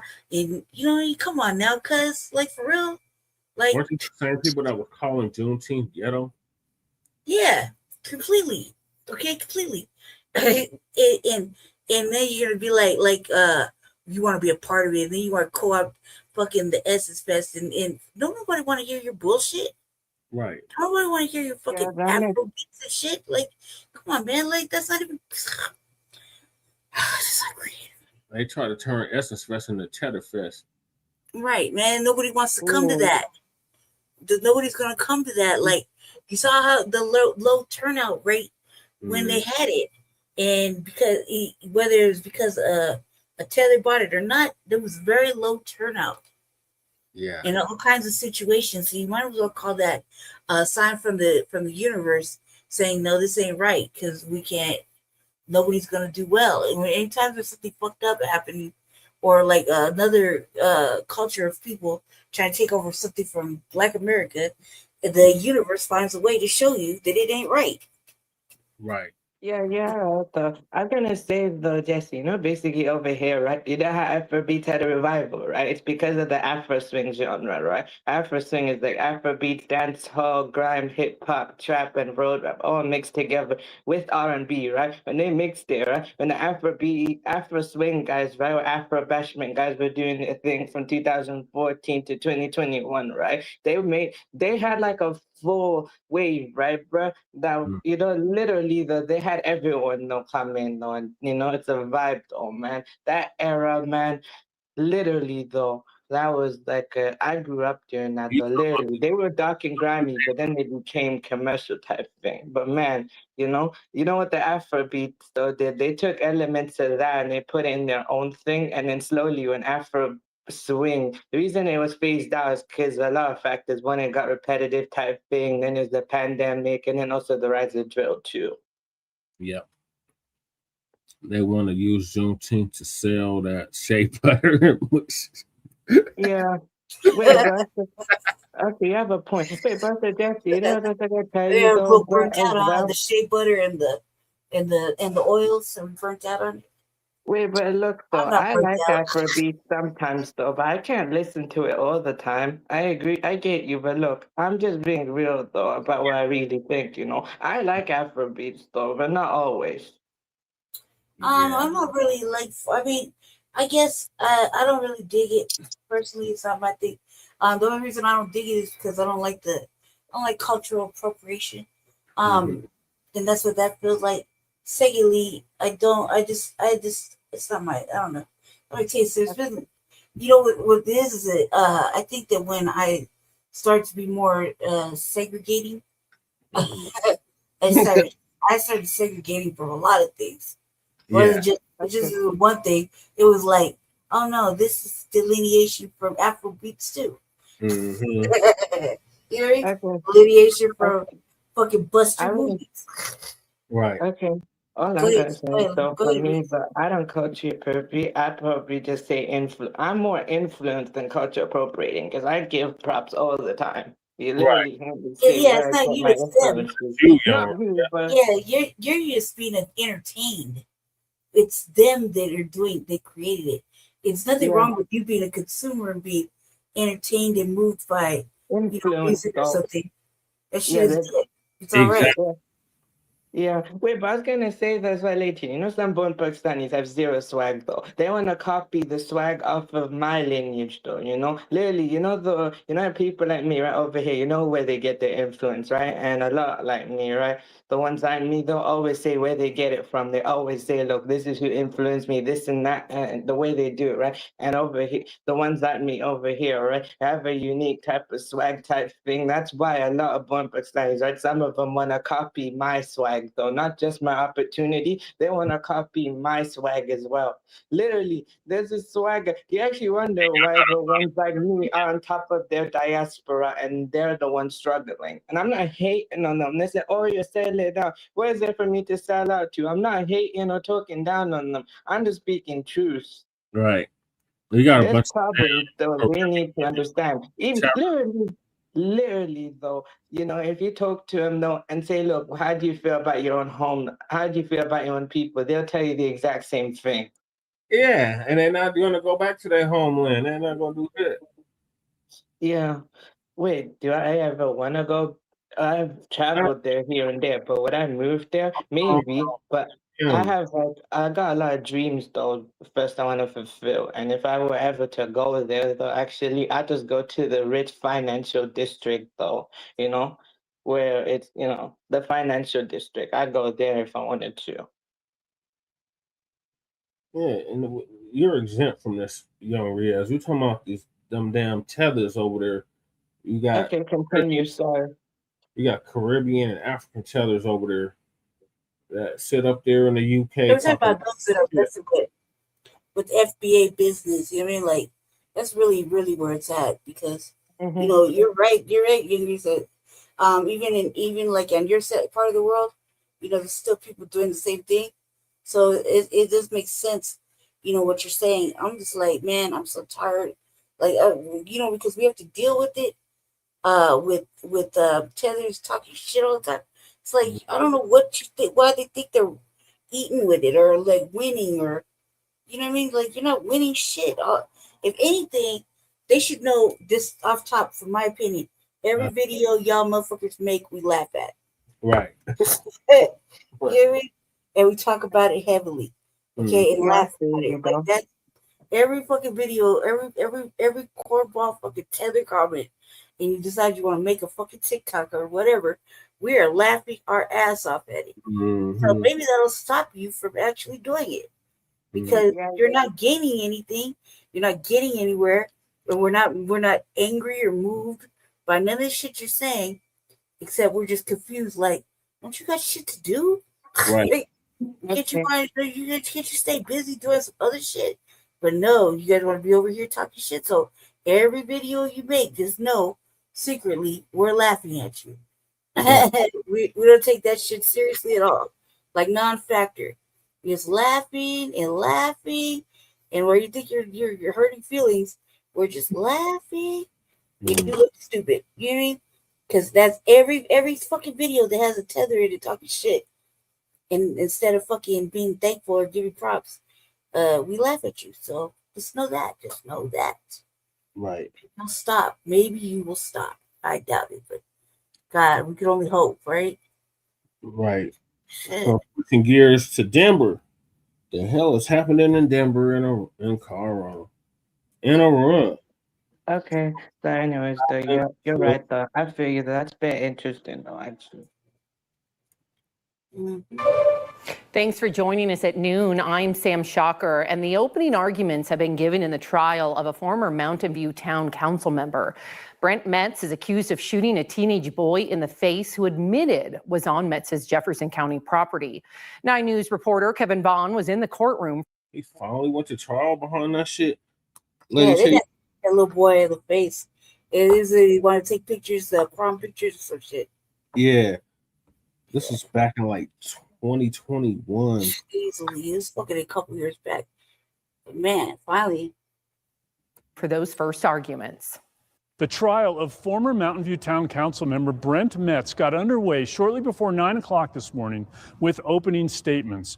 Opening statements where prosecutors and defense attorneys told the jury very different tales about what happened on September 10th, 2024 in the Ken Carroll Valley. The two sides agreed on a number of points. They agreed the boys were driving around innocently looking for a place to take homecoming pictures, that they saw Metz's property, which had a pond on it, and thought that looked like a great place to take those photos, that they parked outside the gate, went through the gate and onto the property, where they knocked on the door of the home and went to a barn where they heard music, looking for somebody to ask permission. Both sides acknowledged that the boys were trespassing, but that they were not committing any sort of serious crime. Where the stories diverge is what happened next. Metz arrived and parked his truck next to the Audi the boys had been driving. The two boys were sitting in the car. According to prosecutors, he got out, pulled his pistol, and fired a shot through the windshield, hitting the 17-year-old in the face. Defense attorneys contend that Metz was getting out of his truck, moving his gun from the holster in his truck to the holster on his waist, when he lost his balance and the gun fired without him pulling the trigger, and that it was just a chance shot that went through the windshield and hit the boy. That model of gun, they argued, has a propensity for going off even when nobody intends to shoot. The first witness called by the prosecution today was the then 15-year-old companion of the boy who got shot. He spent time on the witness stand this morning. We're also expecting to hear from the 17-year-old victim in this case in a trial that's expected to last 3 days. Reporting in Jefferson County, Kevin Vaughn, 9 News. Oh, he's still alive? Kevin, thank you. Colorado State Patrol is looking for details in a hit-and-run crash that seriously hurt a bicyclist near Boulder earlier this month. Troopers say a 75-year-old man riding a bike was hit along Highway 36 near Nelson Road at around 11 a.m. on May 11th. Officials say he suffered serious injuries but haven't provided an update. Investigators are looking for this light gray Ford Bronco. The Bronco may have damage above the front passenger side wheel well and may have had a flat front tire after the crash. Anyone with information is asked to contact CSP. The area is back open now, but an overturned tanker temporarily shut down I-70 between Highway 6 and Lookout Mountain this morning. It also leaked fuel onto the road. Officials say the semi was westbound near C-470 around 2 a.m. when it went off the right side of the road and then rolled over. The 27-year-old driver was not hurt, thankfully, and a hazmat unit was called to clean up the leak. And a crash of two semi-trucks also shut down I-25 early this morning. One rear-ended the other at around 1 a.m. near Frederick. The semi that was hit was stopped in the right lane for an unknown reason. One of the drivers was taken to the hospital with minor injuries. The highway reopened at around 6 a.m. Taking a live look now over Denver. It looks ominous out there, where we might start to see some storms as we move through the week. So joining me now, Corey Reppenhagen with our 9 News Weather Impact team. That looks gloomy. More bark than bite, or no? More bark than bite for sure, at least for today. But those moody clouds, man, I think I like it. And we got a little bit of a chance for some light rain moving in this later on this afternoon and evening. It's all coming from the southeast, really. This is a live camera shot from our Vieira camera tower out in Springfield in southeast Colorado. This tower is pretty high, so you can actually see how fast the clouds are moving towards the northwest, so generally towards us. If you look at the radar right here, you can see all this flow coming up towards the northeast. A little different. Normally, most of the time, our weather comes from west to east, but we have a low pressure system down to the south that's reversing the winds here and pushing everything back towards the front range. And so we'll see some better chance for rain showers here coming up in about an hour, maybe an hour and a half, as we've just seen sprinkles here across the area right now. And we're going to keep rain in the forecast each of the next 3 days, and really each of the next 7 days, at least isolated in nature. I'll talk about the chances of you getting rain coming up in the full forecast just a few minutes away. All right, Corey, thank you. Aurora PD is asking for your help to find the victim of an attack that happened at an RTD station. Oh, that video. Okay. The department posted this surveillance video to X showing two teenagers punching an unidentified man at the RTD Florida station and even pulling him onto the tracks while hitting him. They left before officers arrived, but according to APD, the teens also approached 3 other victims with guns. The 17-year-olds were arrested as police say they were trying to drag a victim into the road. If you have information on the victim in the video, call Metro Denver Crime Stoppers. A Denver smoke shop is accused of selling to minors and could have its license suspended. Vibe Smoke Shop on East Colfax is accused of selling alcohol, tobacco, magic mushrooms, and THC to kids. The city of Denver issued a suspension order to the business yesterday. We've seen instances where we've seen psilocybin mushroom products sold illegally, or maybe kratom products being sold illegally, sometimes underage sales of tobacco, but it's very rare you see one business doing all of them in one instance. The city says the shop was also selling flavored tobacco, despite the ban that went into effect this year.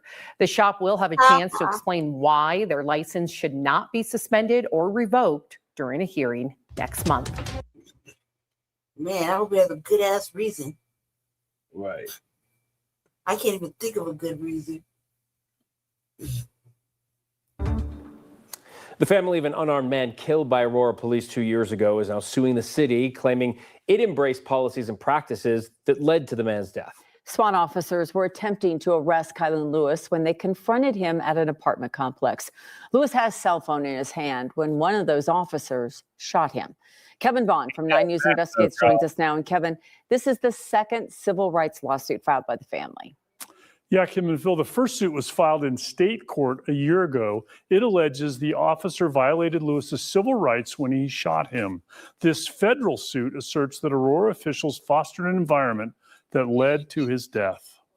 7 seconds. 7 seconds from the time a SWAT officer got out of his car until he shot Kylan Lewis. Lewis was wanted on a Denver arrest warrant, accused of firing gunshots from a red Monte Carlo that injured a man.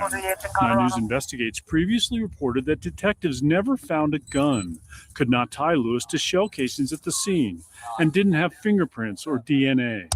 This newly filed federal lawsuit alleges a pattern of conduct by the city of Aurora that fostered the environment that led to Lewis's death. This lawsuit is not the first lawsuit to allege a systemic problem with killing, in particular, unarmed Black people in Aurora. Attorney Lacey Owen represents Kylan Lewis's estate.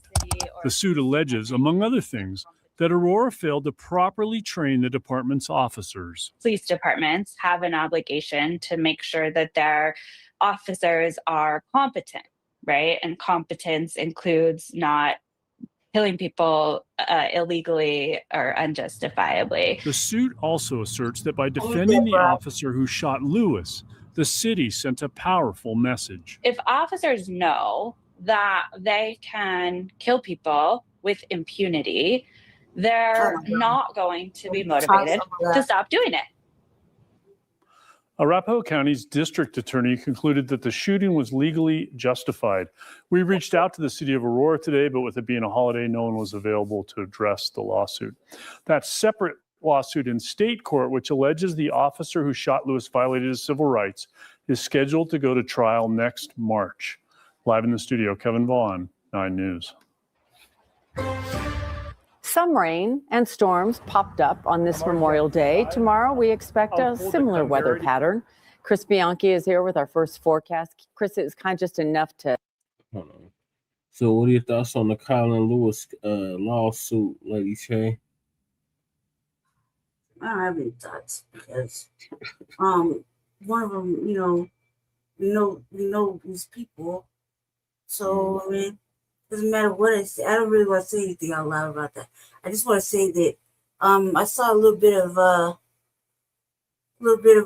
city council on Monday, and everybody was talking about it. Oh boy, Kylan Lewis was Black excellence, and I don't know what else. And the mayor didn't clap, and so Kid, told him to fuck off, and I don't know what else. So. Right, so I was like.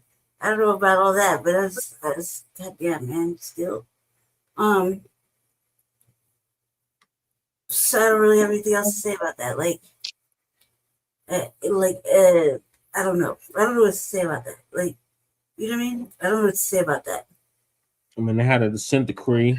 They've had a dissent decree for how many years now? Like 4 years, 4 years. And they still keep killing unarmed Black people in Aurora. Aurora is bad, y'all. Like, this is the fact that sun directly to the east of Denver. Mm-hmm. Okay. All right, we'll keep you updated on that. So, apparently Pam Grier was in town. I didn't even know. Pam Grier visited 9 News, had a Alamo Draft House Theater renamed in her house in Colorado. Yeah. She does.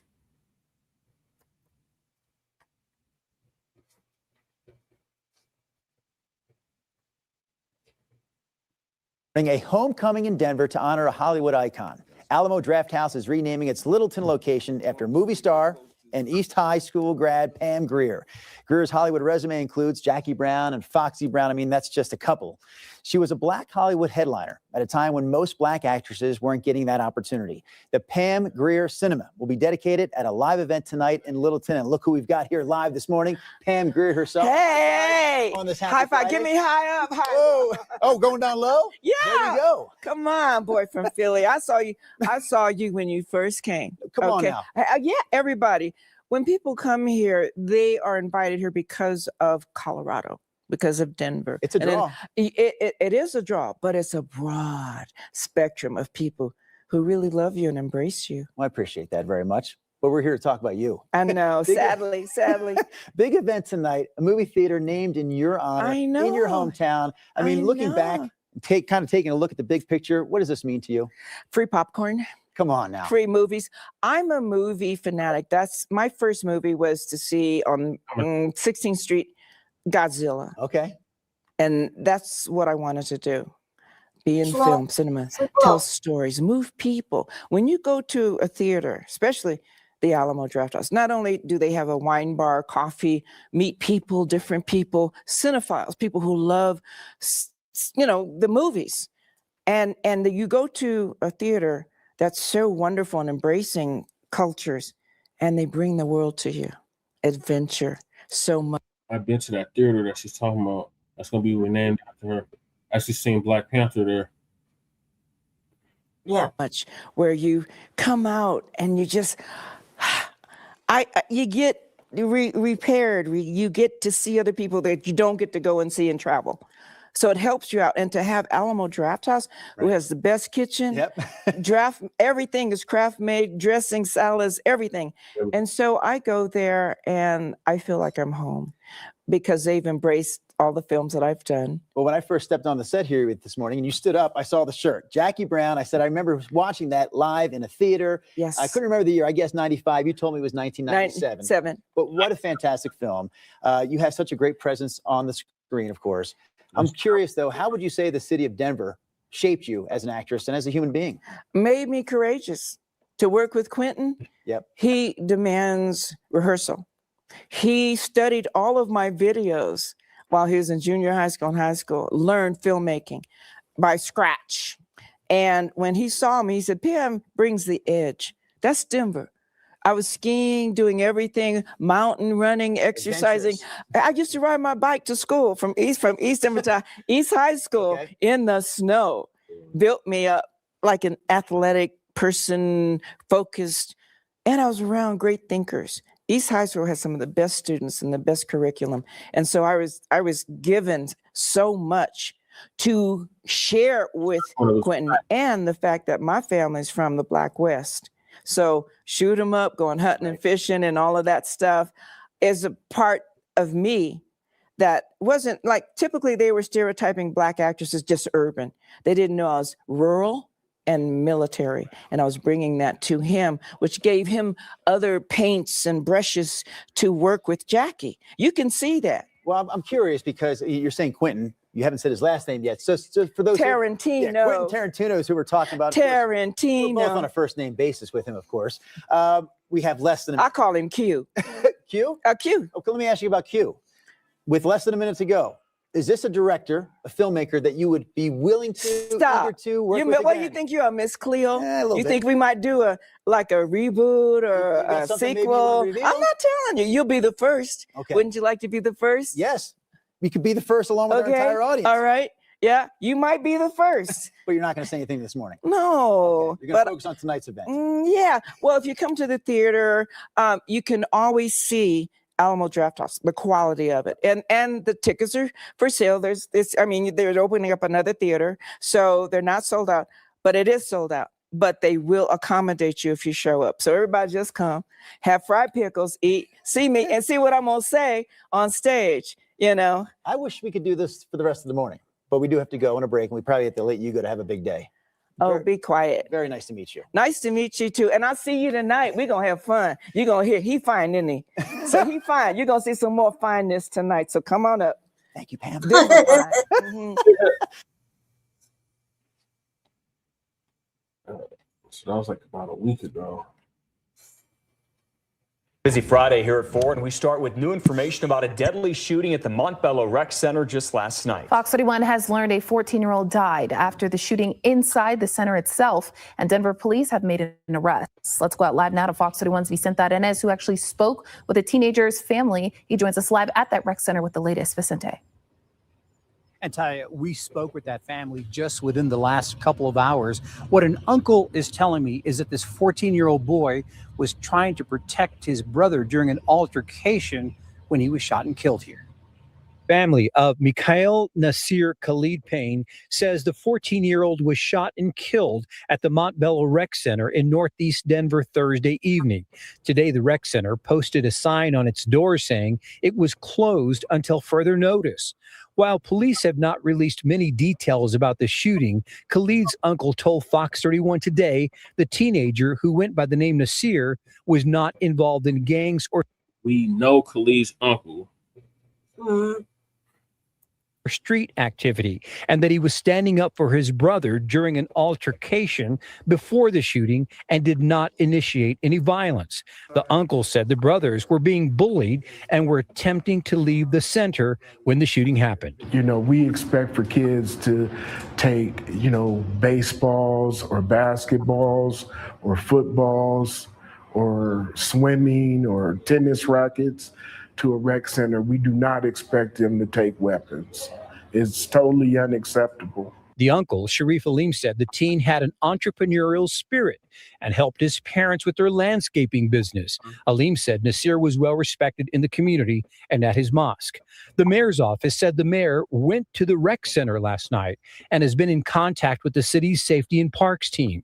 What people at the center saw is not clear, but the city says it has sent out information on where to get immediate counseling support. Yeah. We just mentioned that the mayor showed up here last night, and that is one of the things that makes this tragic shooting so different from many of the other shootings that we have covered in the past. It is not common for the mayor to show up at a shooting like this. Part of that could be is because there were Parks and Recs workers inside when this happened. Counseling now being offered for them. Reporting live at the Montbello Rec Center, Vicente Arenas, Fox 31. That's fucking crazy. Yeah. That is crazy though. I took some classes there. They're frustrated in that moment. It's a moment investigators say ended a young life inside a Montbello Rec Center. And I'm sure they do come to a moment where they're like, man, I just really did that, and it's too late to take it back. Denver police say a juvenile suspect is in custody, facing charges in the shooting death of another young person. It's a loss that Lifeline Colorado wants to stop from happening. Anything that these kids need to be successful. Adrian Williams is the nonprofit's director of violence interruption and says this type of tragedy changes more lives than one. It's not only the shooter, the family, the victim, the community. So many people are getting impacted off such a quick reaction. A reaction that Denver police are still investigating as we wait to learn more about what led up to the shooting. Williams says Lifeline Colorado offers programs that are rooted in helping kids avoid situations like this. You can have the smallest conversation where it's, hey, let's check out this boxing gym, or let's go play baseball, let's go play basketball. Williams says he wants families to know there are simple steps to stopping major moments like this from happening. It's just a little conversation. It doesn't even have to be, hey, my kid's doing bad, or hey, you really need to talk to this guy. It could be a little as just a shoulder bump. Montbello Rec Center is closed until further notice. All the programs there temporarily suspended. Damn. Mm-hmm. What them kids gonna do? Tragic shooting of a teenager has rattled the Montbello community. 14-year-old Mikhail Nazar Khalid Payne was killed at the Montbello Recreation Center on Friday. That rec center is now closed, but another location is stepping up to provide a place for the community's youth to hang out while shaping their future. Your reporter Michael Abeda visited Athletics and Beyond to learn about their mission. They're providing a safe, supervised place for the youth to hang out because they say it's easier to prevent a tragedy than it is to deal with the aftermath. As you can see on our right, this is some of our trophies that we've earned. So you'll see basketball, football. At Athletics and Beyond in Montbello, they have a lot to boast about. What we offer is supervised programming, where our kids are with trainers on and off the field. There's more than just sports here. They teach kids athletics, sure, but that's just how they get the young people in the door. When they arrive, that's when Narcy Jackson and his staff start to develop more than just their physical skills. They work on the whole person. We try to, while we have them here, start to talk about their 5-year goals, their 10-year goals, where they see themselves and so forth. So we have free tutoring on Wednesdays. One of those young people is Talia Ortiz. She's in our apprentice program. So she's getting skill sets. She's learning how to help run a gym and stuff like that. She's just one example of the kids Narcy likes to mold and keep safe by providing supervised activity in Montbello. But even though he tries, he can't protect everyone. Recently, a 14-year-old was killed at the Montbello Rec Center just a few miles down the road from Athletics and Beyond. Narcy says the killing has shaken everyone in Montbello. Those types of things right there just tear a community apart. And then the people that are left behind from both families are now, what next? He says Athletics and Beyond is always open to the community, but especially during this tough time. He's working on gathering resources to help kids deal with this loss and inviting the uninitiated to join his program. He says being involved with productive, forward-thinking adults and peers can help prevent the next tragedy from happening. We're in this together. I want people to know that their children have a place to go. Athletics and Beyond operates as an open gym format. They say their after-school programs average between 40 and 90 students per day. In Montbello, Michael Abeta, covering Colorado First.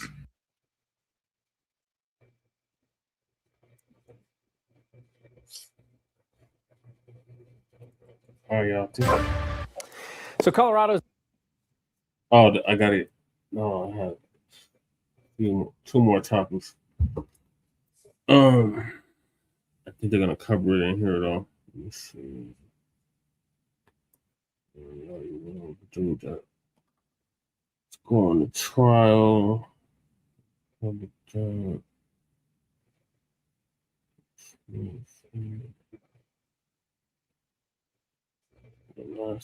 Avalanche loss. They're out of it. Oh, Polis wants a new bill to overhaul the RTD board of directors. That's our punk ass governor.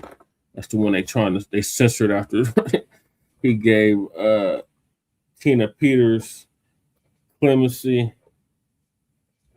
Yeah, it was just getting out in like 2 days, 3 days.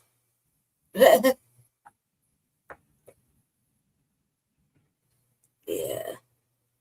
She qualifies too. Yeah. RTD has had its fair share of issues. Today, Governor Polis signed a bill on a moving bus, hoping to strengthen how it operates. Polis hopped on a 16th Street Mall ride bus to sign a new bill that would provide long-term investment into RTD. It also overhauls RTD's board, shrinking it from 15 people down to 9. 5 of those 9 will still be elected, but 4 will be appointed by the governor. Polis says it's not easy to run the agency, and the bill will allow a wider range of voices overseeing the board. Running a transit agency is kind of both political and professional, and I think this bill reflects the duality of that. It keeps the political accountability, but it makes sure that somebody with financial expertise, somebody with HR expertise, is able to bring that expertise to run a very large organization. The board changes, we're told, won't go into effect until the 2028 election. The 9 News reporter Colton Chavez joins us from DIA now. And Colton, some people are just happy they'll have an option here. Absolutely, especially because this is what it usually looks like when we want to go through the airport. We have to come down the escalator, and then you got to cram in with everybody here on the trains. Now, Denver International Airport, they say they're not going to get those walkways complete until about 2028 or 29. So for everybody I talked to today, the question I asked, are we sticking with the trains or are we walking? First time being on the train, and I think first or second time actually being here in this airport. It was really crowded. Guys was like, we can still push in, but I was standing on somebody's toes. Boy, it's been a while since I've been on one that broke down, but yeah, I have. The trains at Denver International Airport are always giving people a story to tell. Somebody threw up on the train. Yeah, it was kind of miserable. While the airport can't predict when someone will puke, they say construction on new pedestrian walkways to the concourses will begin in 2027, giving travelers the options to just walk it. I think that would be really nice because the trains have been crowded in my experience coming to here. We'll say after a 4-hour flight, it would be nice to stretch your legs, so I would not be opposed to it. You're just crammed, so I'd rather be walking right now. You don't have to worry about this. 100% I'm taking the walkway. But not everyone is on board with walking. It can be a little tight, but I think that it's efficient and it gets you where you need to go fast. Others would just like to see some people remodel their manners. There are people that are unaware that a handicapped person really needs to be able to get out first. While these new walkways will run through the airport's underground baggage tunnels, Coloradans have been spreading rumors about what's down there for years. They have tunnels underneath that are for like high class people. Once you explore, you don't come back. DIA says the new walkways are meant to bring more people through its doors. So I would probably feed into a little bit and like go through the tunnel looking for those type of things. And keep them coming back. Hold on, please. We are. Now, here's the question that I have. As a child coming here to DIA, my favorite part of going to the airport was getting on the train. So when all this is said and done, I want to know what families end up choosing to do. Is it the train or taking a walk? Live at DIA, Colton Chavez, 9 News. Depends on the age. I'm with you. It's pretty fun to watch it, and then the little propeller things when you whiz by them. And just walking with a kid a long distance is a lot. I think it also depends on the time you have. Are you rushing to or do you have some time to get there, do a little shopping along the way? But it's nice to have an option. Colton, thank you. Yeah, I'm going to take the train. Mm-hmm. And that damn airport is expensive as hell. Oh, Fuck that God. airport. Place. Hate that airport, dude. I never liked the airport. Yeah, it's just real eerie. When they first opened it up, we have a whole airport out here that's out in the middle of freaking nowhere. At least it used to be out in the middle of nowhere. Now they done built shit all around it. But back when they opened it back 31 years ago, it was like, what the hell? Why do you put an airport way the hell out in the middle of nowhere? I used to fly all the time, and I was like, God damn, man, like, this still, I don't know. I used to fly just Frontier, though. It's like Frontier. But after all this, I don't think I'd be getting on a plane without no, shit ain't right. You know, they ain't fixed that TSA shit, so. The planes are still crashing into the buildings and in the ground. Yeah, I feel you though. Remember that one time I told you, right, when I was in Barcelona for a bit, right? 3 days, 2 nights. I actually had to stay one extra day because apparently, right, they're saying, I don't know, who knows what happens though, because after multiple delays, cancellation, and reschedule, I don't know what happened though. I guess I was blessed that day, but I guess I slept on the airport floor. They gave me an unreasonable hotel to stay, so I had to stay on the airport and I had to sleep on the floor and wait till Friday to go home. Because it was an easy jet flight. At O'Hare when I went to St. Louis. That was fun. They have to get robbed in Pittsburgh. Yeah. Wait, but it was an experience though, bro. I was stuck there for like 12 hours. Oh, hell no. Yeah. I went to robberies in a few different airports. And now I think about it. Sleeping on the airport, but I guess I understand how it is. Some people now I kind of understand how some people are going through stuff. You know, I'm fortunate to have everything. Some people have to sleep on them floors outside. So unreasonable hotel. Yeah, no, the reason unreasonable is because they were gonna give hotel, right? They were booking for, right? What happened was the people there, right? What happened was the staff gave an unreasonable hotel, meaning though the hotel was too far from the airport, and if we were to go there, it would take longer to get back, and I had to wait until the flight and everything. So you had to stay on the floor. I had to take my jacket off and everything and sleep in it. Damn. In Barcelona, Spain. Yep. Was it hot in the airport? It was pretty warm though. I think by the time when we got there, the thing it was like when I had to sleep, everyone slept like 1 o'clock, so I think it would have been cooler by then. Like it was 12, no, I think it was like 11, right? And I think one time, was it Breeze's stream though when I came in and told you guys what happened though? That was 1:20 in the morning. Damn. You got to stay there for 12 hours, so you didn't get to get on your plane until 1 in the afternoon. No, I think it was like I think I didn't get on the plane until like 7 a.m. I think it was like 7 something, right? The flight, and then I think it's like 1.5. I think it's like 1 hour. I think UK to Spain is like 1 hour or something, right? So I think by the time when we got on the plane, I think it was around 7 to 8 something, right? And then I think I came home like around 9 something. Oh, okay. Crazy. Are those airports usually packed? Yeah, everything was packed. We didn't unpack anything. The only thing everything had to do is we just had to wait there to sleep on the floor. So I had to take off our me and everyone else though, right? They had to take off their jackets and stuff and pretty much just lay on the floor in the clothes that already were worn. And then you went to Heathrow? No, not Heathrow, Gatwick. No, when you went to Barcelona, when you left Oh no. Barcelona, you landed in Heathrow?